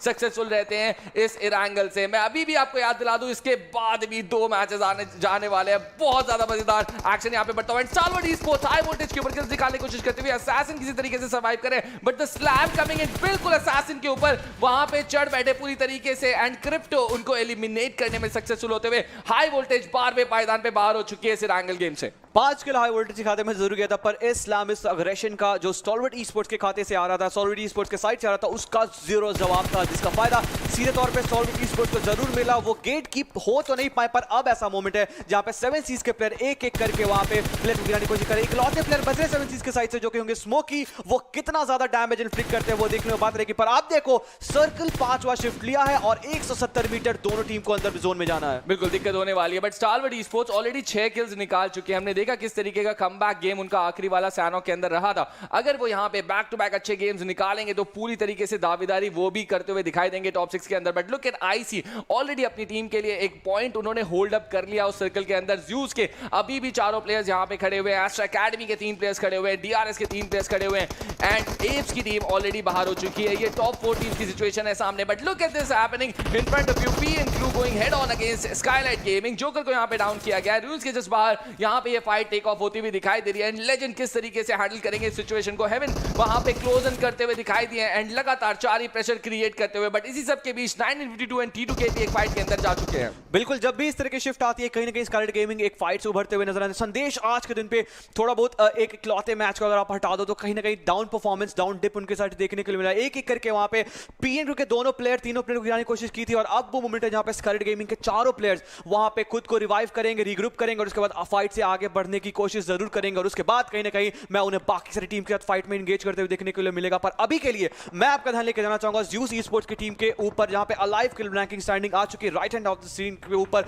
जहां पे 2 किल के साथ वो अभी भी 4 प्लेयर ले जाने में सक्षम रही है। देखते देखते यहां पे मैग्नेट भी गिर जाएंगे और कहीं ना कहीं डोमिनेशन मोड पे जॉनी आ चुके। Stalwart esports they are running the game, they just want to बहुत अच्छी तरीके से फाइट निकालने की कोशिश करे। 7 किल उनके हाथ में जा चुका, पर किलर वाइटी जो इकलौते प्लेयर स्टैंड कर रहे हैं वो काफी ज्यादा डैमेज इन्फ्लिक्ट करने की कोशिश करे। स्काईलाइट गेमिंग के 4 प्लेयर्स अब चढ़ेंगे और ऐसा लग रहा है PN क्रू के लिए ये काल साबित बनने वाला है। आप देखो यहाँ पे 4 प्लेयर्स एक साथ, killer whitey, I am just waiting, the clock is just ticking और किसी भी मोमेंट पे वो बाहर जा सकते हैं। बिल्कुल, एंड ये पूरी सिचुएशन हमारे सामने यहाँ पे डेवलप होती हुई दिखाई दे रही है। इसी सबके बीच बैकड्रॉप के अंदर ज़्यूस ई स्पोर्ट्स की टीम भी क्लोजिंग करती हुई दिखाई देगी। सर्कल की ईस्टर्न एज पे ये सिचुएशन डेवलप होती हुई दिखाई दे रही है। Dead Eye guys, look at the number of kills they are getting. ये एक इंपॉर्टेंट गेम है डेड आई गाइस के लिए। देखते हैं वो किस तरीके से इस गेम को हैंडल करेंगे। हमने बॉक्स को अभी सुना था थोड़ी देर पहले, एंड देखते हैं क्या इंपैक्ट डाल पाती है डेड आई गाइस की टीम इस मैप के अंदर। अब स्टारवर्ड ई स्पोर्ट्स सदर्न साइड की तरफ से अग्रसर करती हुई दिखाई दे रही है। ये डोमिनेटिंग टीम बनके उभर रही है। ऑलरेडी 8 किल्स स्टारवर्ड ई स्पोर्ट्स ले चुकी है। 2 प्लेयर्स अभी भी यहाँ पे उनके डाउन है, बट जिस तरीके से ज़्यूस की टीम उनके ऊपर प्रेशर दे रही है, कुछ इंपॉर्टेंट पॉइंट्स क्या ऑन पॉइंट नेट यहाँ पे आईसी का 2 प्लेयर्स डाउन करते हुए स्टारवर्ड ई स्पोर्ट्स के एक ही नेट से 2 प्लेयर्स को एलिमिनेट करना है। बट स्टारवर्ड ई स्पोर्ट्स नहीं रुक रहे, उन्होंने सदर्न साइड की तरफ से रोटेट करते हुए नाइटमेयर गेमिंग को यहाँ से बाहर का रास्ता दिखाया है। अब गॉडलेस रोटेट करके यहाँ पे ज़ोल के नजदीक जाएंगे। आईसी ऑलरेडी अपनी टीम से थोड़ा सा स्प्लिट सिचुएशन में आगे बढ़ चुके हैं। देखने वाली बात रहेगी कि अब कितना एक्सटेंड इस पॉइंट को इस जगह से कर सकती है ज़्यूस ई स्पोर्ट्स की टीम, बिकॉज उन्होंने ऑलरेडी अपने एक इंपॉर्टेंट प्लेयर को लूज कर दिया है। अगर आप देखो जोन उनके अगेंस्ट जा चुकी है, जोन उनसे काफी दूर जा चुकी है। लेफ्ट हैंड साइड से वहां पे गॉडलेस बहुत अच्छी तरीके से कवर दे रहे हैं जोल, क्योंकि जो कि लेफ्ट हैंड साइड से वहां पे जो चर्चेस है, वो रूस की जो चर्चेस है उसको कंट्रोल करने की कोशिश कर रहे हैं जोल, और बहुत अच्छा स्ट्रैटेजी मैं कहूंगा sort of. Right hand side पे यूज के आईसी इकलौते प्लेयर बच जाएंगे, क्योंकि एबली काफी पहले इस गेम को लीव कर चुके थे उसी फाइट के बीच में। यहाँ पे 1952 काफी ओपन में प्रोन तो जरूर है, पर क्या उनको आइडिया हो चुका है कि राइट हैंड साइड पे यहाँ पर स्टारवर्ड ई स्पोर्ट्स के प्लेयर भी जरूर है, और लेफ्ट हैंड साइड पे उनके ठीक सामने स्काईलाइट गेमिंग। 1952 अगर इस दृष्टिकोण से देखना चाहो, 0 किल अभी भी है उनके खाते में, पर ये मैच बहुत इंपॉर्टेंट होने वाला है, क्योंकि उस टॉप 5, टॉप 6, टॉप 7, टॉप 8 के कॉन्टेस्टेशन में कहीं ना कहीं सारी टीम्स ने आने की कोशिश कर दी है। स्टारवर्ड ई स्पोर्ट्स के मैं अगर बात करना चाहूं तो इस मैच में 2 प्लेयर के साथ अगर वो आगे बढ़ेंगे, काफी अच्छी तरीके से प्लेसमेंट पॉइंट्स निकालेंगे भी जरूर। 9 किल्स ऑलरेडी उनके खाते में है, तो उनको कहीं ना कहीं जरूर रोकना होगा।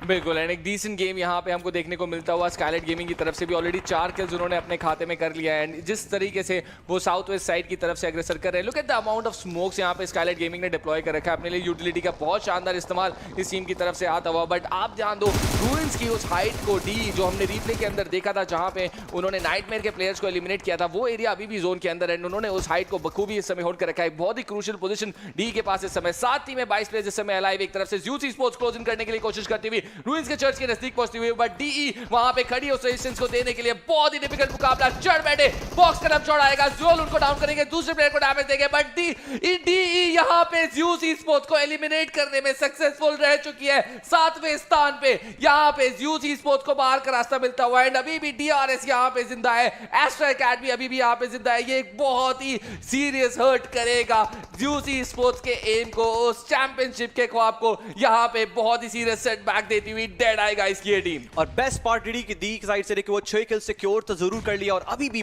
उनके 4 प्लेयर कहीं ना कहीं स्ट्रॉन्ग खड़े जरूर दिखाई देंगे, जिसका फायदा उनके साइड से मिलेगा। एक नेट गया है स्कल गेमिंग के साइड से, पीका काफी लो ऑन एचपी हो चुका है, किसी भी तरीके से स्मोक में खुद को सर्वाइव करने की कोशिश कर रहा है। यहाँ पे